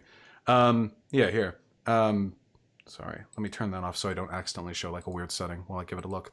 Audio and video settings. Microphone. Automatically adjust microphone settings. Here, we'll turn that down. There we go. Okay, yeah, because it's been like muting you a lot of the times that you're talking. Because one thing I will not fuck with Vouch over. Because I peak. I know the show. Because like the audio peaks and it goes above the threshold, so I go quiet. I won't even. I completely understand. Yeah. Well, all right. Okay. Well, whatever. I'm unfamiliar largely. It with wasn't Skype. too bad, but it did come up a few times tonight. The for the prisoner's discussion thing, or for the prisoner's dilemma. Well, I don't think it's necessarily relevant to higher order political discussion, because at the end of the day, building a just society is all about incentivization. We're never going to have a perfectly just society. There's always going to be some inequality, and there's always going to be some injustice to fight. It's about building a network of social systems that maximize the likelihood of people engaging with each other through what's the opposite of perverse incentives? Yeah, positive incentives.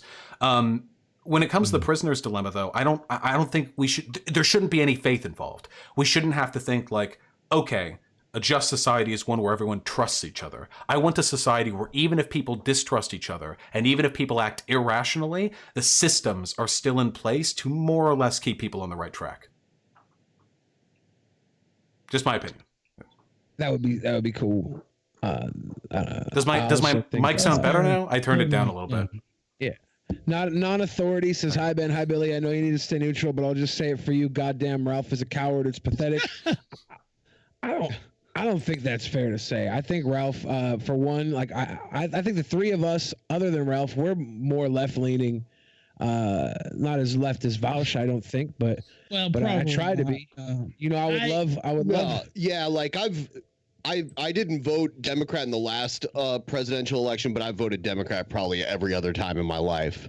I mean, I'm about as left as you can. I didn't vote Trump either, though. I want a pansexual in every bed and a horse cock in every pot. Okay, you know? well, I want that. But so I don't think we can have it. You know what? And Val says, "Oh, you're getting triggered," and oh my God, why are you so upset about the Nazi thing? Well, because I'm not a Nazi, and we've had every stripe on the kill stream, and yeah, it does frustrate me. And even Vaush himself at the beginning of this fucking show said, "Oh, Ralph, you're actually very fair to me, and you know what, you're a good host." Yeah, that's what I do. And so for him to just smear me as a Nazi, you know, yeah, that pisses me off, to be quite honest. Yeah. I'd be mad too, and I think I might actually be a Nazi. That's what people tell me. I'm inclined to listen to what people tell me.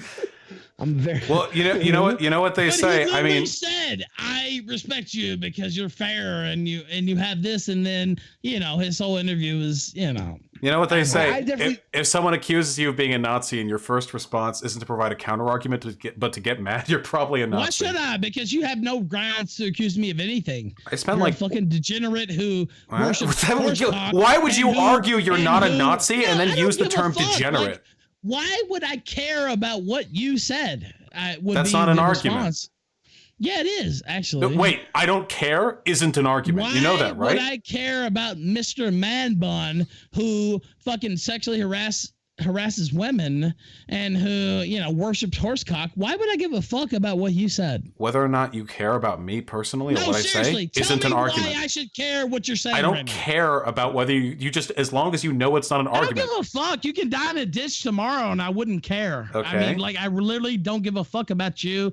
I don't care if you live or die. Am I supposed to have, am I supposed to convince you to care about making arguments? If you died tomorrow, I would do a stream laughing about it. Like, I don't give a fuck about you. I don't care about your family. I don't care about the Beverly Hills mansion that you grew up in. I don't give a fuck about you. And so winning the optics I'm not going to sit here and act like I do. Like, fuck off. Nobody said you had to care. Wait, really quickly, though, if you don't care about me or anything that I have to say, why come on? Like, we wouldn't even talk then. Well, you know what? You know why I came on? You know what? Fuck off. I'll tell you why.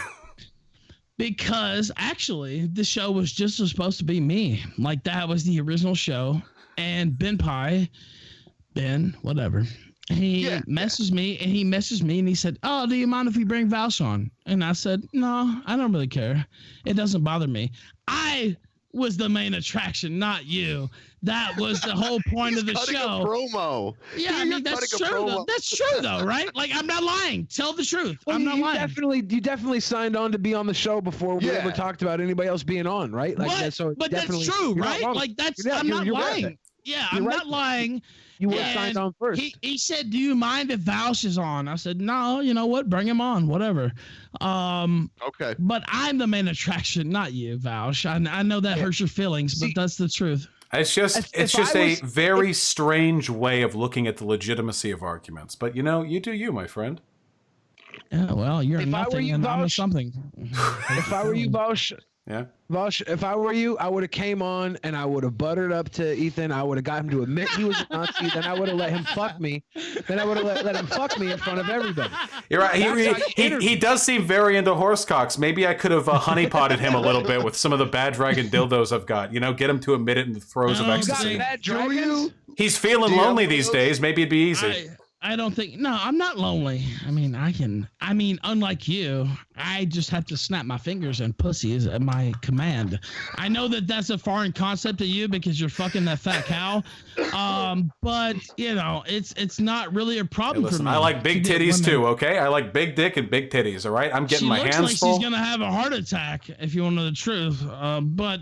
No faster than I am. That's your choice. I don't judge. No faster than you or I am, friend. We're both pretty fat ourselves, That's you know. true, but we're men. Who gives a fuck? Like people, you know. But I like men too. A fat bitch is different from a fat dude, and Would you put up with a fat dude as much as you'd put up with a fat woman? Are you more lenient to? This is for Vaush. Are you more lenient to? Do you want a big, thick muscle dude? Like, would you be as lenient to a dude as you would to a woman? I like Twinkie skinny dudes personally, but I'm not gonna go hard on the embittered sexism of a drunken fucking alcoholic divorcee. All right, I'll leave Ralph to his healing space and not go too hard on him for his clear bitterness against people who are currently actually capable of finding fulfilling relationships. Oh, is that right? Okay. Well, I appreciate that. No problem. It was sincere. Just totally honest. But what I also appreciate is looking at the fat cow that you fuck every night, and it makes me want to throw up. So, wait. Do you look at my girlfriend every night? I don't partake in those type of activities. You do, and that's fine. I would say the majority of sex that Vaush has would make you want to throw up, though.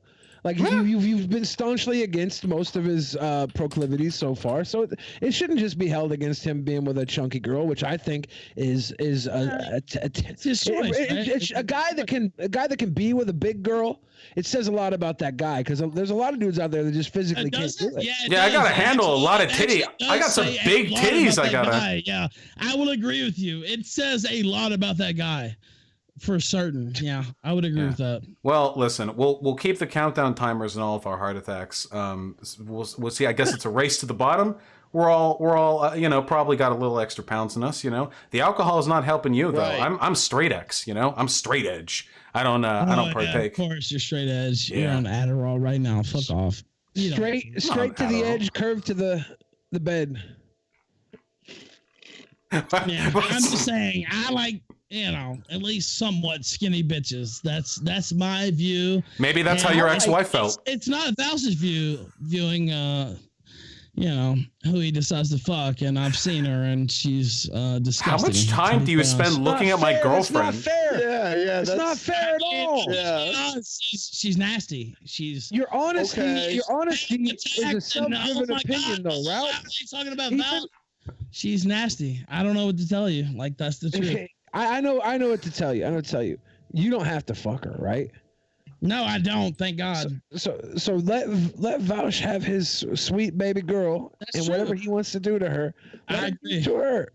I agree with that. Because if he goes out and starts fucking all the hot girls, that's less for us. I don't want Vaush to cuck me.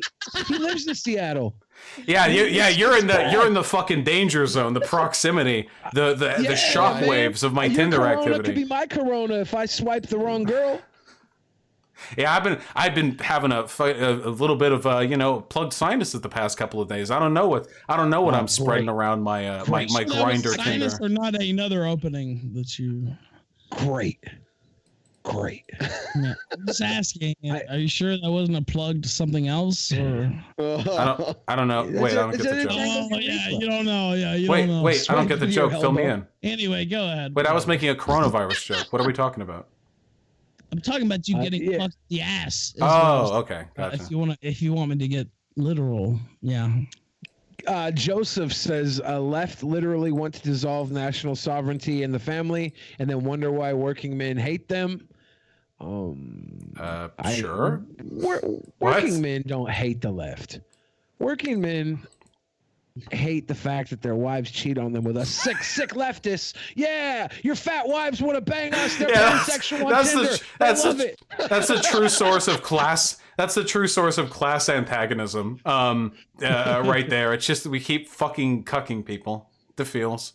Billy FU says, why do progressives love animal cock? Progressives are sounding more progressively gay by the day. Long live the kill stream. Fuck scuff commies. Thank you. I think you gotta love animal cock a little bit. Really? No, you don't have to love animal cock. No, I will say that, but okay, you might be right, Ethan. You don't have to love animal cock. You don't have to. You don't have to.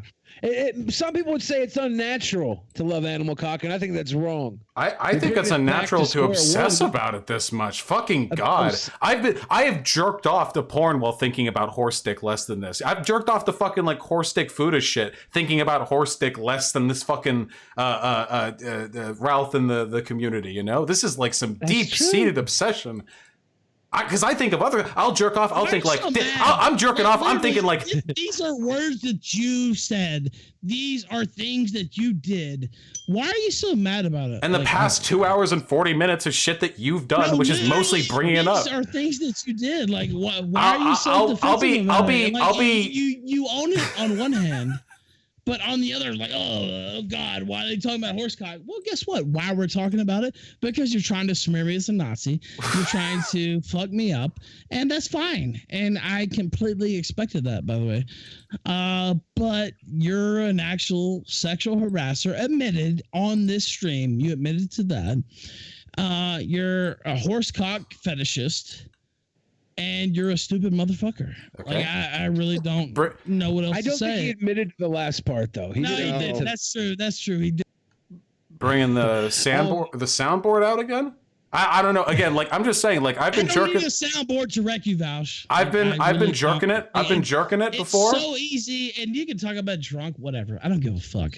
I know. And you can sit here and talk all this shit, but you've been absolutely owned by me. I know. During this entire stream, and so you can cry about it and say, "Oh, Ralph's being mean. Ralph's being unfair." Ralph is telling the truth, and everything I've said on this stream, you've actually admitted to.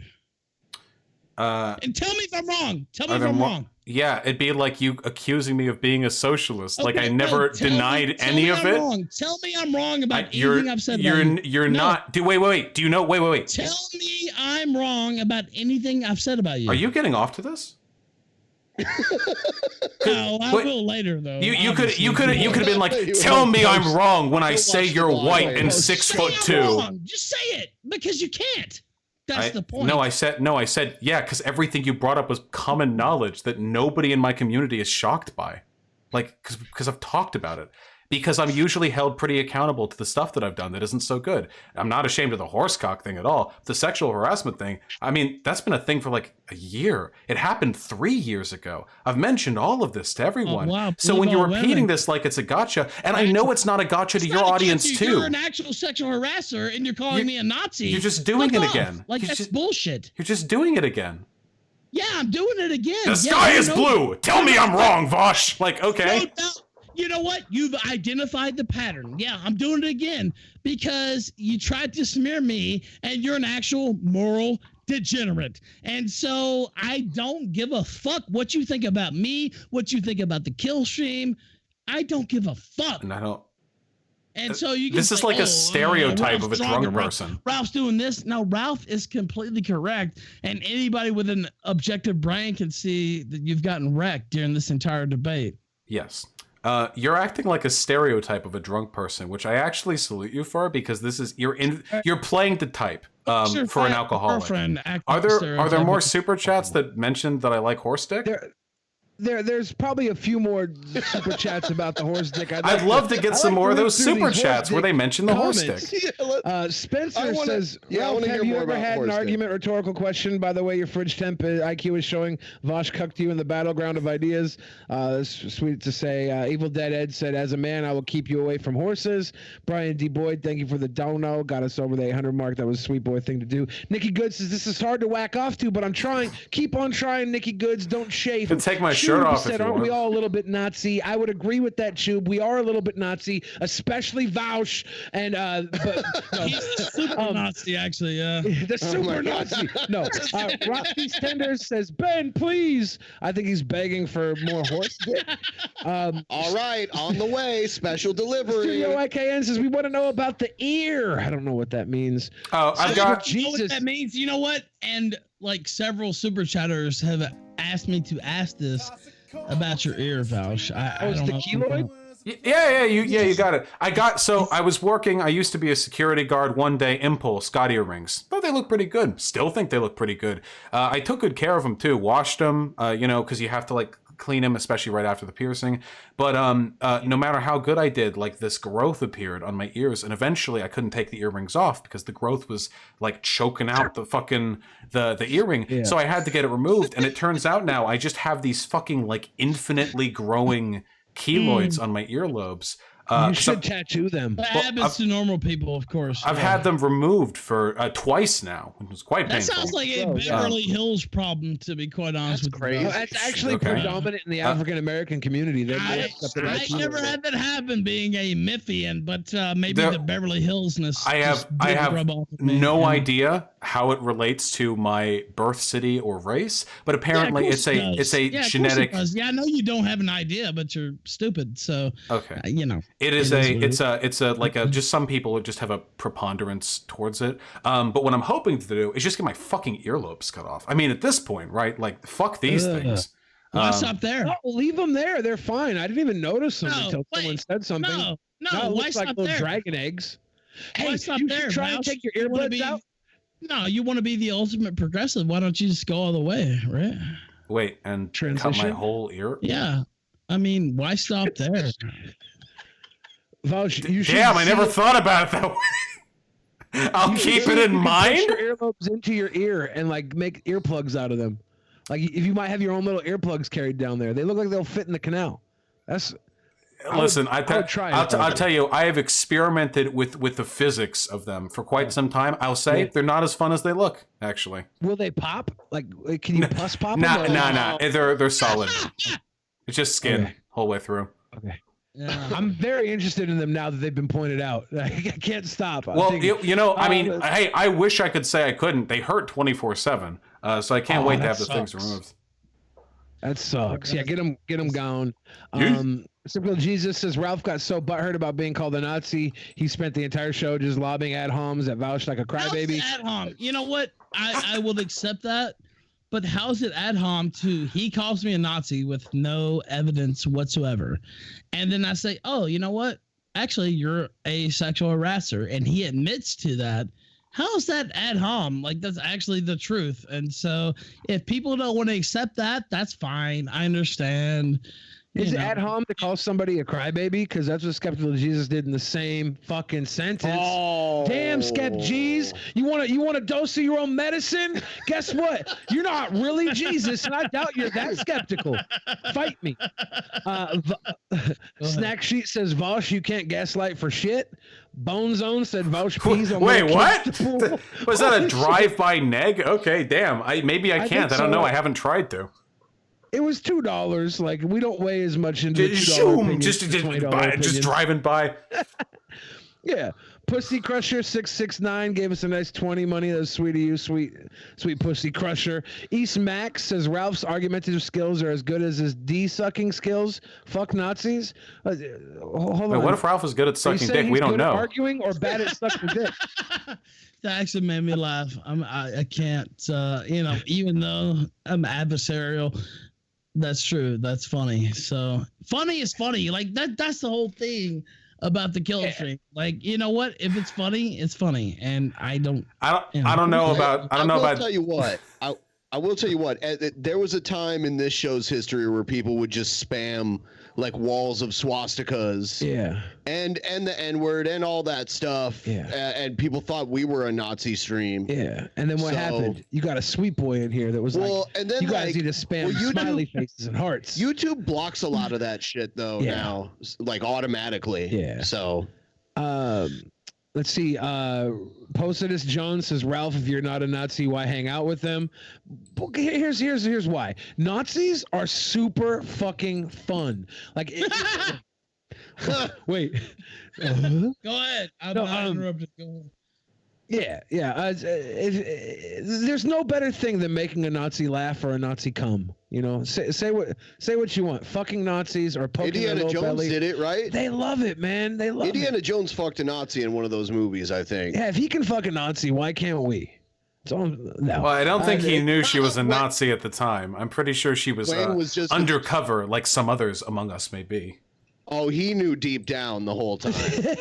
Yeah, how do you not know it's a Nazi when you're fucking He even them? says later on, he says, I knew she was a Nazi. He's like, that's why I gave her.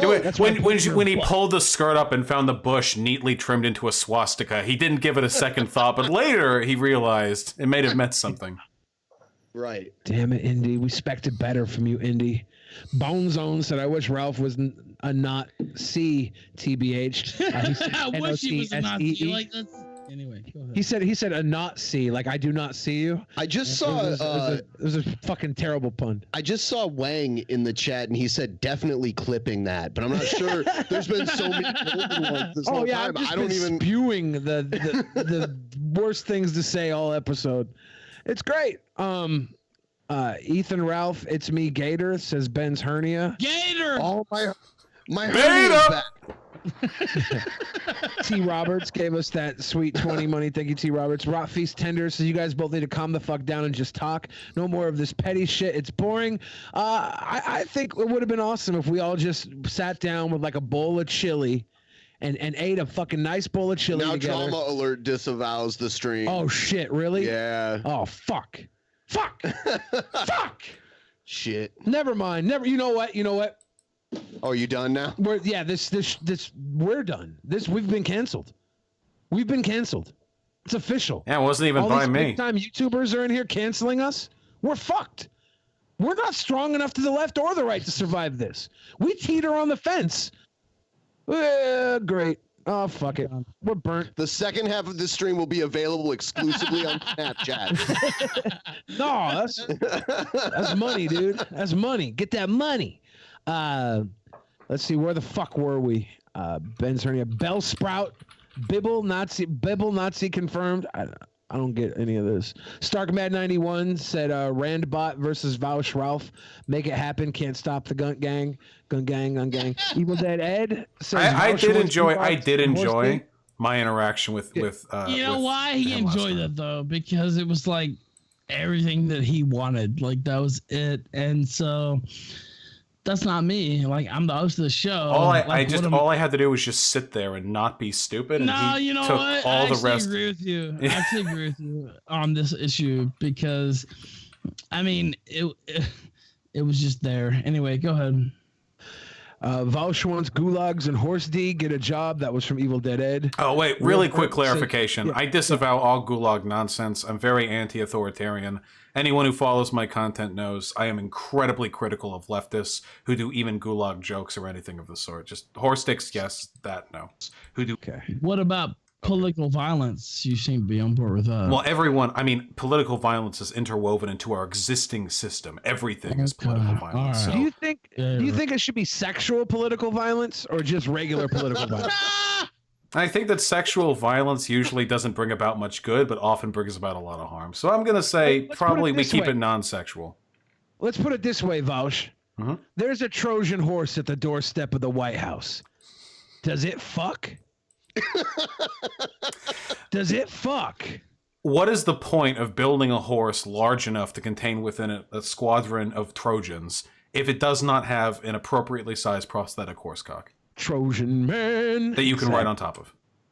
We knew that answer. Obviously. No, don't you waste my time with these easy questions in the future. Will Bird says, shut the fuck up. I'd slap the goddamn horse dick off Man Bun's breath. Thank you, Will Bird. Why? It's always... Evil Dead Ed. I want it on my penis. Not in my... do they think it's like more humiliating? On your penis, right? Yeah, well, I mean, I want it instead of my... Not on... Dicks together, yours and a horse's, until it starts a fire, and then fan the flames with a horse tail, right? I want to aggressively fraught a horse, exactly. Yeah. Let's see. Ralph, Evil Dead Ed says Ralph has the gunt, but V wants the HD in the B. I think that's horse dick in the butt. I'm not sure. This is every dono. HD in the B. This is every single dono. Yeah, no, Evil Dead Ed's killing it with the horse dick. He gave us about $700 tonight to talk about horse dick. Thank you, Evil Dead Ed. Which is actually Mr. Ed. That's Mr. Ed from the TV show. He's switched over and since he's lost the television gig. Oh, the Cybernetic Federal wait a Republic second. Holy shit. Drama Alert actually did show up in chat. You weren't joking about that. Yeah. Yeah. Oh, shit. What a warn us. He's canceling us. He's canceled. We're gonna have to move to Snapchat. Vaush tried to get women fired for not boinking him. That's the Cybernetic Federal Republic of Cultivar. What? Is that true? Did you try to get women fired? No, I have. Not only is that not true, I don't even know what that could be an exaggeration of. So I'm gonna assume that's probably completely made up. Yeah. Who the fuck could I get fired? What? I don't like you, Keem, but good luck. Lawsuit. Lenny the Shark. I like Keem, but I hope he loses to Romeo Lacoste. No psych. The guy fucking admitted to having sexual conversations with 15-year-olds in his court case. What, that tattoo artist guy, yeah, right? The tattoo artist. That's the fucking the worst right there. I think we can all agree that Vaush should not be a tattoo artist. Oh, fucking God, no. Are you kidding me? That shit looks scary. If you fuck up, you get it on somebody's skin? Jesus Christ. Absolutely not. I do like drawing, though. I consider myself a good artist. You're a good drawer? Yeah, I try. Don't have much time to do it these days. Says, you mentioned earlier, Vaush, that in the U.S., Nazism is comparable to communism in terms of being a hated group. In some circles, this is true, but I'd have to disagree, as communism has, over the past few years, been pretty normalized, and it's fairly acceptable. I think that there's a side of the party that calls somebody a communist to try and detract from their actual viewpoints the same way there's people that call people Nazis to detract from their viewpoints. I will say it definitely... It definitely depends on where you are. Totally depends on where you are. Those people be. There are a lot of. Who could be a person who smears somebody as a Nazi? Anyway, I don't know. That sounds like a horrible thing to do. That sounds like you, horsecock fetishist. That sounds like you. But it definitely depends on the community that you're in. There are definitely some places where communism is normalized in a way that Nazism isn't. Now, if we want to have a conversation about why that's a good thing, then that is a completely separate conversation. But the point I was making broadly is that I accept political labels that some people disagree with strongly. I don't really fight it because I want to be able to discuss the underlying political issues rather than argue over like labels or definitions. Shut the fuck up. For example, literally came out on this stream calling me a Nazi, and you're talking about labels. You're a fucking... This is just so beyond the pale. Like, I don't even know what to say, to be honest with you. For example, can we change the name of this stream? Can we change the name to Horse Dicks and Dog Whistles? It's a zoo in here. Yeah.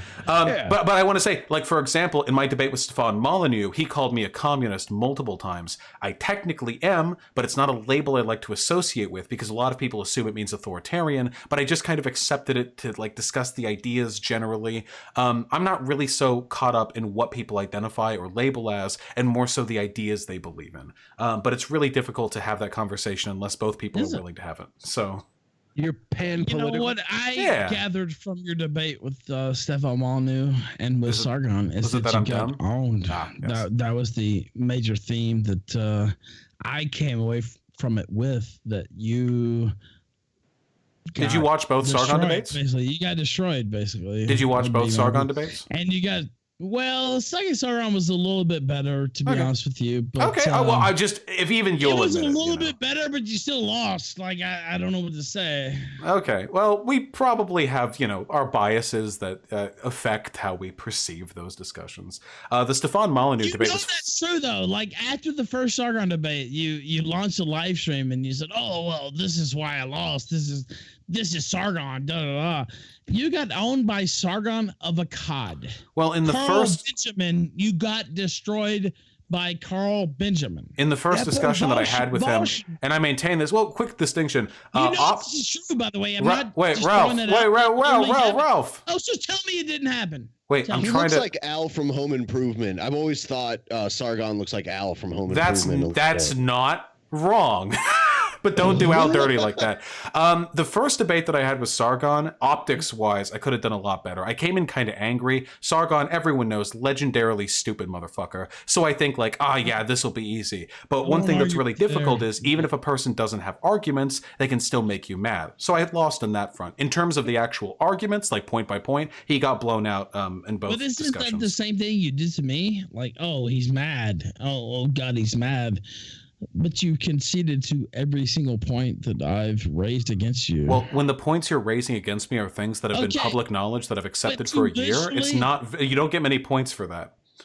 Well, I mean, everything I said is something that you cop to. I didn't. Because they weren't arguments we were having. It's not losing an argument if you don't disagree. It's the truth. Why should I sit here and accept some I don't man understand. bun degenerate Why are we telling me how I should live my life? I never at any point have said how you should live your life. You're a despicable person. Like, why should I accept that?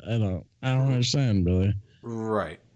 Okay, so continue with the arguments from super both chats. sides that more super chats. Yeah, bring them in, baby. Super chats. Guys, please send your super chats in so we never have to stop reading. Yeah, them. we'll stream forever. T. Roberts says, I meant to say Ralph and not Ethan in my previous donation, but fuck Ralph with 14 horse dicks. Oh. Why 14? Wouldn't one horse dick suffice? It has to be 14. I agree. I think 13 is the cutoff. Yeah, exactly. Past that, you're really just make it a round number. But not a baker's dozen horse dicks. Okay, baker's Give dozen. It a baker's I like the way dozen. that sounds. Yeah, Gunt Sucker says, I hope that whoever you are, you escape this place. I hope that the world turns and things get better. But what I hope most is that all that you understand what I mean when I tell you that even though I do not know you and even though I may never meet you, is it cut off there? I'm crying now. Jesus Christ! What going to tell me? What the fuck is that person about to kill themselves? That's some existential dread now. Suicide I don't know what's going to happen there. I'm freaking out. Why did it cut off? What's going on? Was that from V for Vendetta? It was Gunt Sucker. I don't know. African American donated $2. Said, "Sirs, I'm offended by the Southern man. Me as well." Top said, "Ethan, assaulted cop has Vaush, who's pro-violence." He said he just punches cops. It's hard to, I understand. Well, it's hard to pick a person. Yeah, we are all pro-violence, political violence. I think some of us are amateur violence. You know? Some of us compete in the indie circuit. Yeah, if you believe a society should have police and jails, you implicitly agree with the idea that political violence is a part of society. If you believe that laws should be enforced with the threat of enjailment or fines or violence, you believe in political violence. This is what I mean by political violence. Wow, cuck. Wait. And violent revolution. Shit. Trash Burger said Ralph ate me. Avenge me, Vosh. Gator the Pimp says, Ralph, which oven did you operate in World War II? Oh, God. The Domino's pizza oven or Papa Murphy's Take and Bake. Shut the fuck up.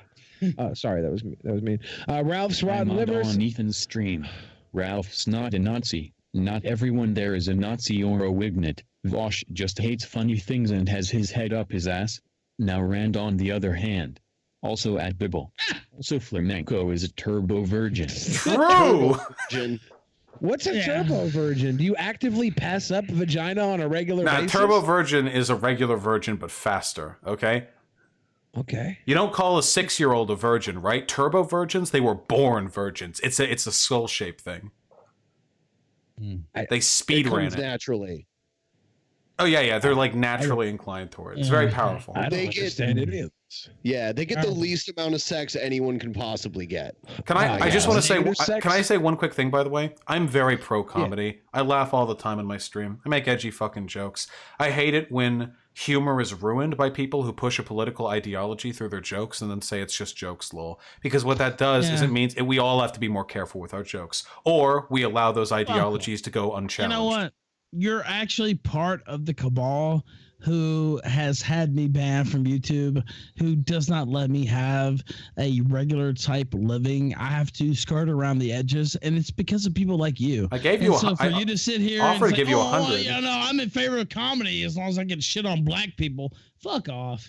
Right, so that would be what I mean. I would consider Ralph and the broader kill stream to be one of the most unconvincing attempts at disguising Nazi ideology as humor broadly. Like, you know what? You're a communist faggot who should take a ride on a helicopter if you honestly want to think. Damn, is that political violence?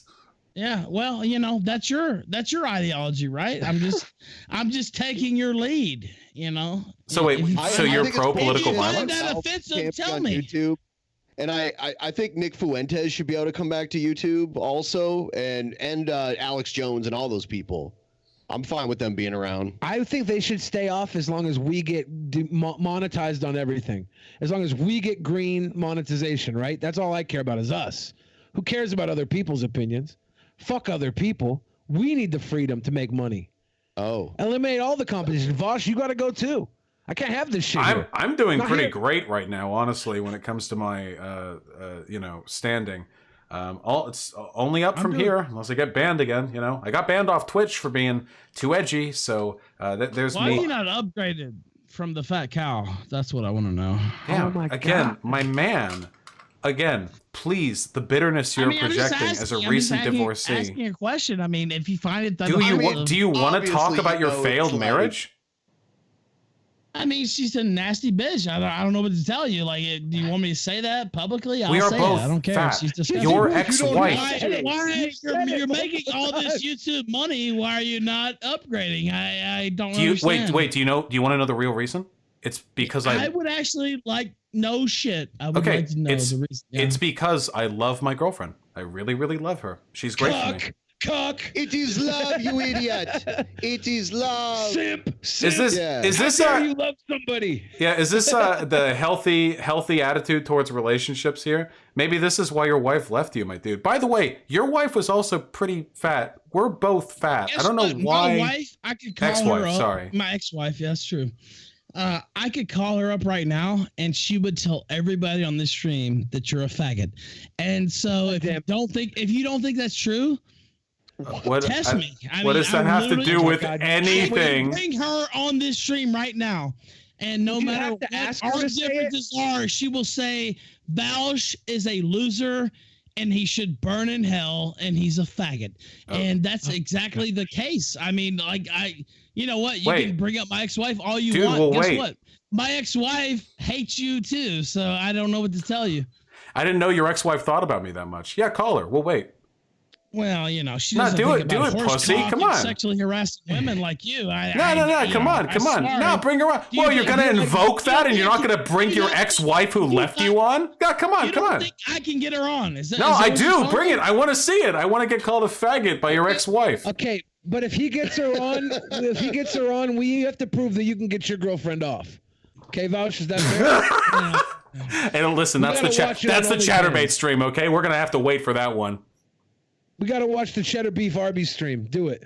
Bitch. Nobody's wanting her OnlyFans. I'd rather kill myself. It's so fun. Not even a joke. That's literally, I'd rather kill myself. Yeah. So fun to just have good conversation with good friends. What if I'm into being called a faggot? Help me for God's sake! I can't take this anymore. T. Roberts says, "Turns out the asshole's name is Ethan Ralph, and I'm an idiot. But at least I'm not a cunt like Ethan Ralph." Thank you for your opinion. Arcade Outpost. Imagine thinking Vouch's fantasy ideology could work, or he brought about by the multicultural freak show of low IQ, racial insecurity, and mental illness that makes up his crowd. LMAO, it'll never happen. The atheist Brody. Was that an argument? Says Vouch is a sexual harasser. Vouch is a sexual harasser. Ralphie, Google ad hominem fallacy. Sometime, please. That was actually against Ralph, not against Vouch. Yeah. That I figured. The earlier one was like our mentally ill multiracial community or something. I'll have you know, I'm very proud of my multiracial community. It's probably mostly white people. I mean, we're in America. Definitely, yeah. I bet you that there's more multiracial fans of the Kill Stream because they can't find content like that. They can't find content like that anywhere else. I actually they go to the Kill Stream. I would actually, no lie, I would actually love to somehow do like an accurate ethnographic breakdown of the Kill Stream audience. Do you know that if I actually brought my ex-wife on the stream, as bad as I've roasted you and defeated you, she would absolutely destroy you. This is not the slam you think it is. You're asking for, like, if that's really what you want, I'll call her up and I'll bring her on the stream right fucking now. This is not the slam dunk you think it is. She has some sympathy with you. She thinks you should die in a ditch. And I agree with her. So yeah, get your ex-wife on. You have no standing to talk about my wife or ex-wife. Dude, you brought up my girl. Dude, I didn't mention your ex-wife. Looks like she should be, buying out the buffet. I didn't mention you and your ex-wife. You and your You're a ex-wife piece of are shit. both fat, and I didn't buffet, mention his your ears perked ex-wife up. until you insulted my girlfriend out of nowhere, dude, because you're mad and you ran out of insults against me. I didn't mention it first. You brought up the girlfriend attack first. The difference is I didn't recently get dumped. I didn't recently get divorced. It's hard to keep up with all the sexual harassment and the Bring political violence your and all ex-wife. that. Call. I want to hear the call. I want to hear the call. Put your wife or ex-wife on speakerphone. I want to hear the call. Do you really? Yeah, I want to say, fucking pussy. Call your ex-wife and get her to call me a faggot right now. I've got my dick out. I'm ready. Do it. Oh my God. She doesn't have a horse cock. I don't know if you'll get off on a. Won't need it. I've got this. Is enough on my own. Tell me right now. Bring it. Do it. Do the call. Do it. Do it, fucker. I'll mess. She's probably asleep. What you're summoning, to be quite honest with you, is fucked up as you think I am. Not even close to my ex-wife. So I'm not hearing an ex-wife. Say what? I'm not hearing an ex-wife. I'm hearing a sad she's my divorcee. ex-wife, not your fat cow that you fuck. Where's the call, Ralph? Where's the call, Ralph? I don't hear that ringtone ringing. You know what? I will. The cop, Ralph Punch, says, "Someone stop this man. He's a danger to society. His gun crushed my ribs." Shit, the cop you punched just sent us a dono. Yeah. Hey, thank you, officer. Top says Ethan has doxed people on his own website. Does he disavow himself? Brachia Major. Yeah, Bracky Morager says, funny how Ralph doesn't care about that someone he is friends with is doxing people, but screeched autistically when others doxed. Krautgate, hypocrite much Ralph. Avistel, by Ralph's standards of morality, Vaush, the former sexual harasser and alleged rapist, should be elected president of the United States. Alleged rapist? Where the fuck do these accusations come from? Oh, it's too much for you now. Is that what it is? Well, I mean, I'm like, I'll eat the harassment claim to the chin because we've done that. We've been down that road. I don't know where the rapist accusation is coming from. Well, that's even too far for me, to be honest with you. Yeah, just wait. Who did I? But I mean, you know, you're an admitted sexual harasser. You admitted it on this stream, so yeah. And in other streams prior. Would it be that big a stretch to think you raped somebody? I mean, you called me a Nazi without any proof. So you're sitting here. Would that really be a big shock that you raped a female? It wouldn't be to me. I don't particularly care how shocking it'd be to you, but do you have any evidence? No, I don't. All right. Fine. I don't know what else to say. I don't know where we're going with this. Where's the X? Alex Duginis says Vaush is a Max Steimer wannabe. Panzer Faust Max says Stirner? Chat, who is more fat with a bigger gun. I'm not an Vaush, egoist. Ralph. Hey, Ralph, how's the divorce going? Well, it's divorce. Worski. No, that's what it is. What's the ex-wife's name? Say what? What's her name? First name. What's her name? Ian. Don't fuck with me, dude. My name's Ian. Your name's Ethan. What's her name? None of your fucking business. Where is she? None of your business. Nora? Faggot. They have similar names. Where's Nora? Ethan. That would be my answer. Where's Nora? I can't wait. My answer. You Wait. fucking terrorist. Wait. You don't get to answer. You don't get to ask me that. Fuck off and die in a ditch would be my answer. Is my audio cutting out? I don't hear a Nora. No, die in a ditch. That's my answer. You're the one who said you'd bring her. I was excited. I have my dick out. Get fucking Nora on. Worski, don't want that. Like, literally, you don't want that. But you know what? I am actually gonna message her. And for you to sit here and say, what's her name? You know, the fat cow that you fucked looks like she's gonna buy out the buffet and shit like that. You have no room to talk to me about anything. Literally. Dude, maybe you shouldn't have talked about bringing her on to call me a faggot. Do you think I'm joking? I don't know. Can you bring her on? Well, we'll see. I'll message her. Now, Worski sent $5 in and said, remember when we looked at Kip on a live stream, Ralph? Evil Dead Ed said, Vaush licks in horse dick, unban me gunt, HD in Every his mouth. dono. Trad Life says Vaush political ideology is a company town. Am I right? Mickey Richards What- says, this what? question is for Ethan. Have you had anything to drink tonight? Yes or no? And if so, how many drinks? No. Wait, No. in company towns, the places people lived were owned by somebody else because the workers didn't own the means of production. In an anarcho-syndicalist society... I could blame all this on alcoholism. That's not the case. I came on this show because basically I trolled the Drunken Peasants for like a year. You epically trolled us, dude. Yeah, fuck off. You're not a part of this. Wait, where's your ex-wife? Is that what your... Was that your troll? She shouldn't die. Was that your troll?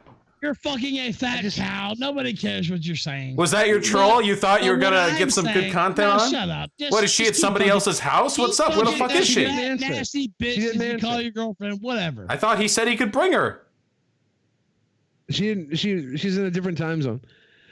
Yeah. She's on a plane. We don't know. We don't care. It doesn't- She's it on. really She's doesn't on a matter plane. at this She's point. dead. Anything. Like you're nasty ass bitch. So you want to talk shit? Yeah. You know what? I'll make your fucking bitch famous. Dude, I just want your girlfriend, your fucking I ex-wife. will do that. I will make this bitch famous. Is that what you want? I just want your ex-wife to call me a faggot. Why can't your ex-wife just call me a Beverly Hills faggot? Champagne socialist? Is that what you want? For me to make your nasty ass fucking bitch famous? Are you threatening to Because I dox my will. girlfriend? And I will, and I will laugh about Dude, it. I think And he's so legitimately talking all just this threatening shit, to dox my and girlfriend. So you know what? Talk that shit. You're threatening to dox my girlfriend? Yeah. No. Yeah.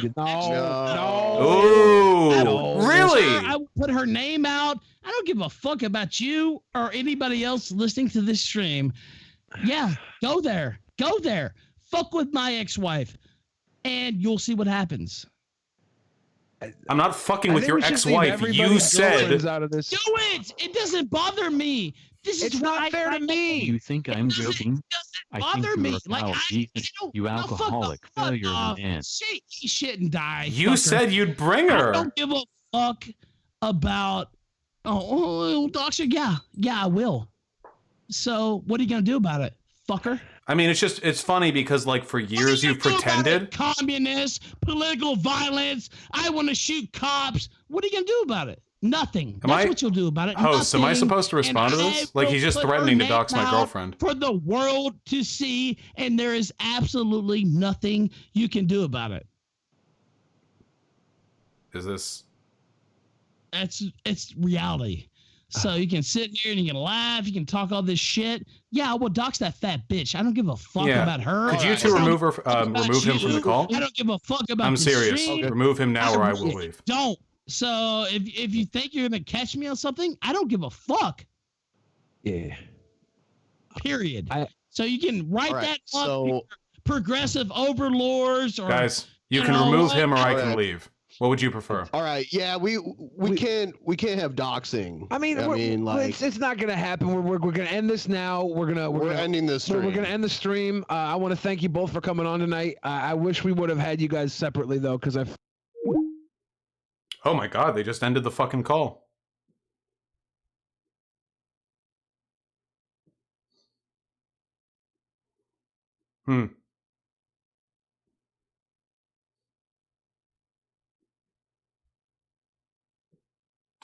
Jesus Christ. Well, that was fucking sad. I'll be having words with the Drunken Peasant boys from now on, though, because that was not acceptable on their part. Here, let me clean this.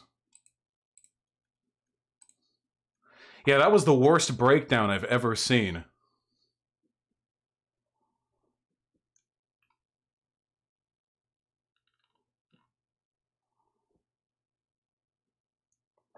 Yeah, DP definitely dropped the ball. Are you going to take action against those threats?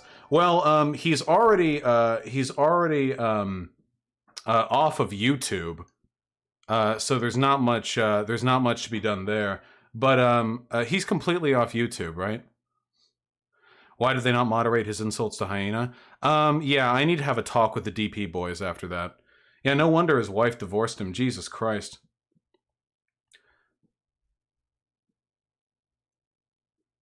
Yeah, I wanted Nora to call me a faggot too. Jesus. It's still going. Wait, was I the only one removed from the call?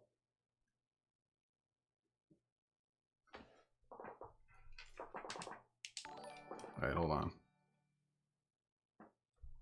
New thicker dicks prevailed.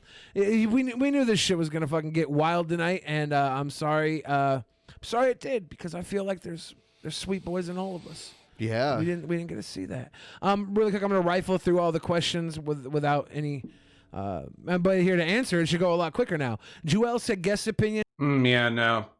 No, I don't think I'll be going on the Drunken Peasants again. They were playing the enlightened centrist bullshit for quite a bit of that. But them not moderating like attacks on my girlfriend or threats to dox? Nah, I'm not going back on with them again. Fuck that. Absolutely not. Are you fucking kidding me? I'm not that desperate for attention.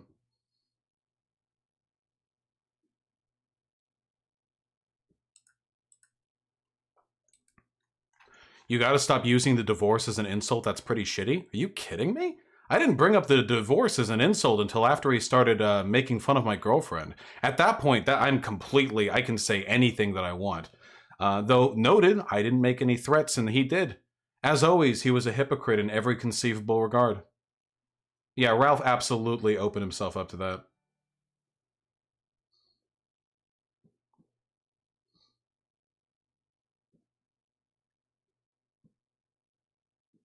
Yeah, he brought up his ex-wife. I just wanted to jerk off while the ex-wife called me a faggot. What's wrong with that? I think that's completely legitimate, you know? Well, whatever the case may be, I had no idea that was going to go off so long. Ralph's stream gets uploaded via Moror to YouTube. Gotcha.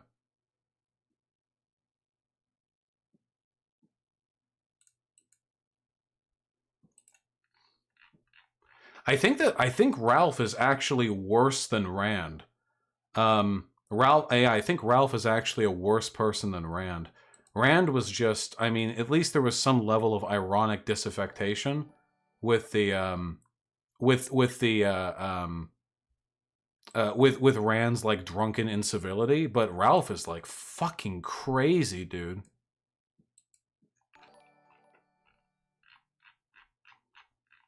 The three of them are actually insane. Well, yeah.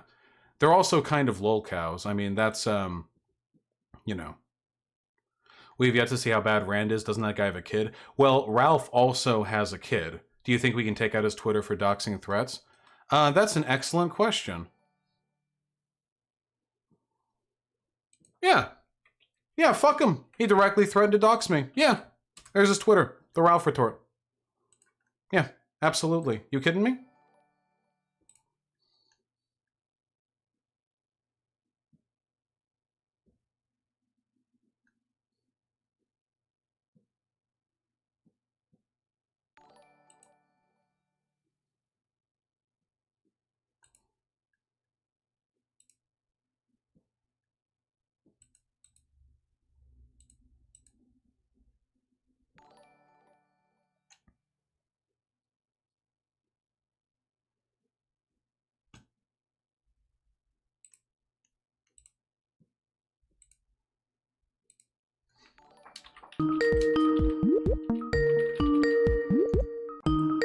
Oh, am I getting a call back?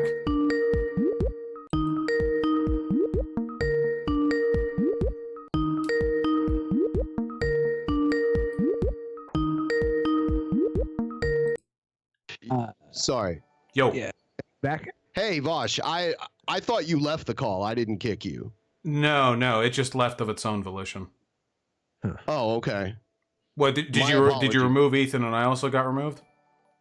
Ethan was removed before you were gone.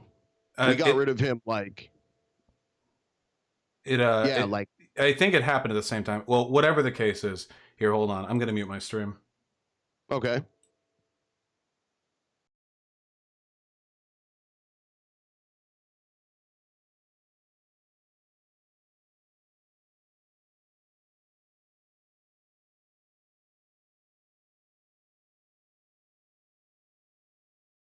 Here. Okay, then I'll unmute my thing if you're still live. Okay. Okay. No, we're just trying to get through these super chats so we can end our show too. So just before too long. Yeah. Okay. Yeah. No. Yeah. Sure. The super chats, no doubt, lots of mirth, lots of hilarity. I think you should have expelled him from the call the moment he started threatening to dox my girlfriend. I know, there's a bit of Skype finagling there, and I understand that as a host, there's a degree of expected sort of neutrality, and I do like the bants, and I was fine with the insults. But when he got to that point where he's just openly threatening to dox me, which is, actionable, I think he should have been out of there like the moment. That's when we looked at each other and said, should we end this? Yeah, we were gonna cut it, and then it was shitty. We tried to play it off as a joke the whole time. It's not a good thing to say. Yeah. Okay. Well, he started bringing up the doxing like towards the end, right? Yeah. I heard him doing like and Vaush, I at one point I heard you bring up a name when you were talking about somebody as well, right? Like that was kind of. No, the first name of his ex-wife was being spammed in his kill stream chat. It wasn't private information that I exposed via docs. Okay. Yeah, and also a first name isn't comparable to a full docs. My full name is known. Yeah. By full docs, he means address too. Yeah. Okay. Yeah. No, that's not good. That's not good. I just it was all getting really fucking degenerate and bad, and I don't know. I'm sorry that it came to that at all, let alone that we had to stop at any point, or should have stopped earlier, because it was all bad. Well, it's okay. All right. Well, thank you for checking in. I've got plenty of super chats to read on my own. Yeah. Have a good night. Thank you for coming in. I hope that everything is fucking chill after this and nothing actually happens, because that would be fucking horrible. Yes. It's not a good thing. I don't want to be connected with that at all. And I don't think it should happen after a discussion. Right. So. All right. Good night. Have a good night. Good night.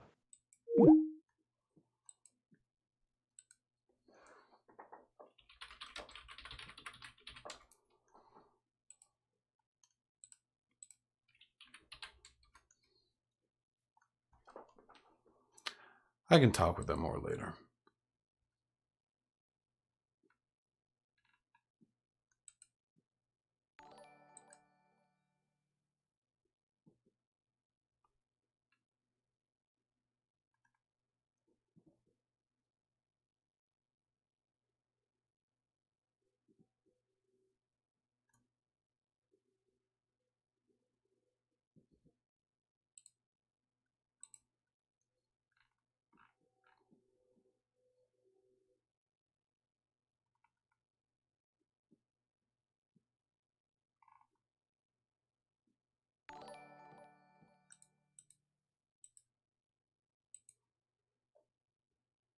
Politics, am I right? True.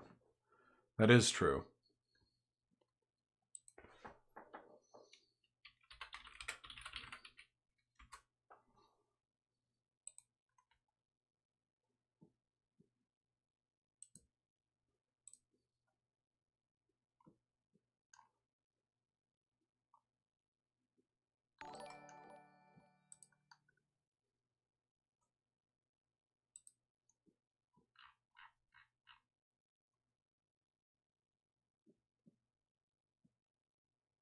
No, I haven't read donations yet. Don't worry about it.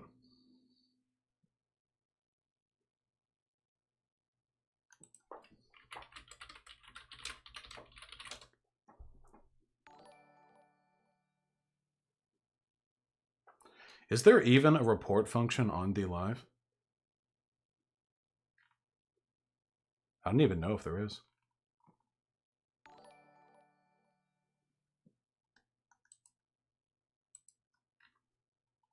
Is that what it is?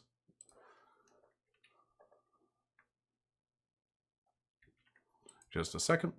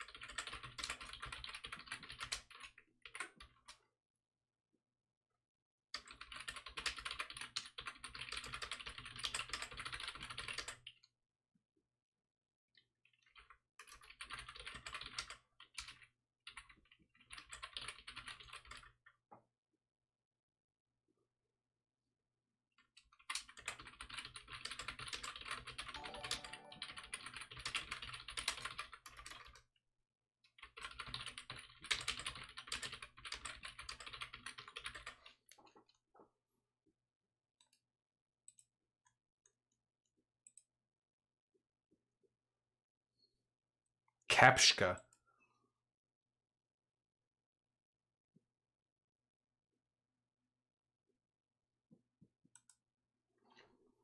All right.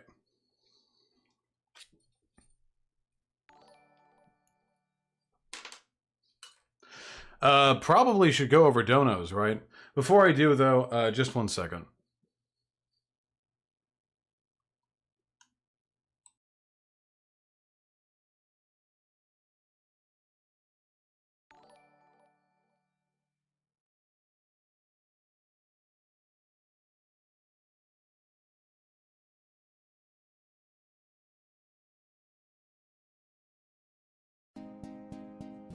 Toss a coin to your streamer, oh viewers aplenty.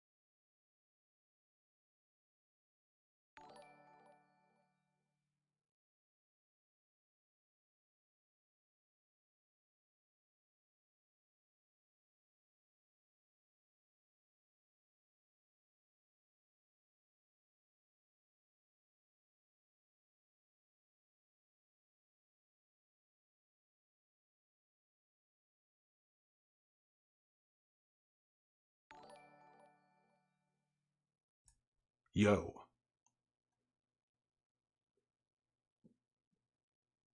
All right. Well, wow, a lot of people stuck around for my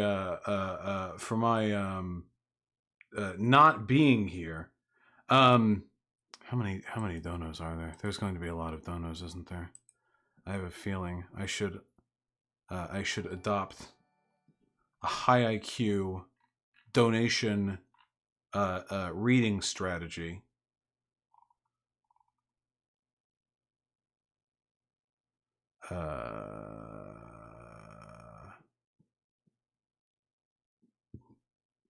Yeah.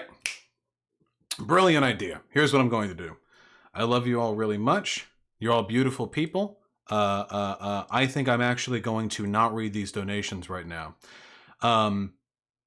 Instead, what I'm going to do is I'm going to end stream, keep all of the donos where they are, and then I'm going to respond to them in an unlisted video that I will upload unlisted.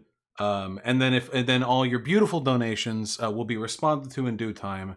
Very sorry. Hope nothing in there is super duper time urgent, you know. But yeah, anyway. All right. Be well, people. You're all beautiful, incredibly sexually attractive. You know, I think most of that argument was was pretty fucking funny. But you know, such is life. All right. Love you. Be well.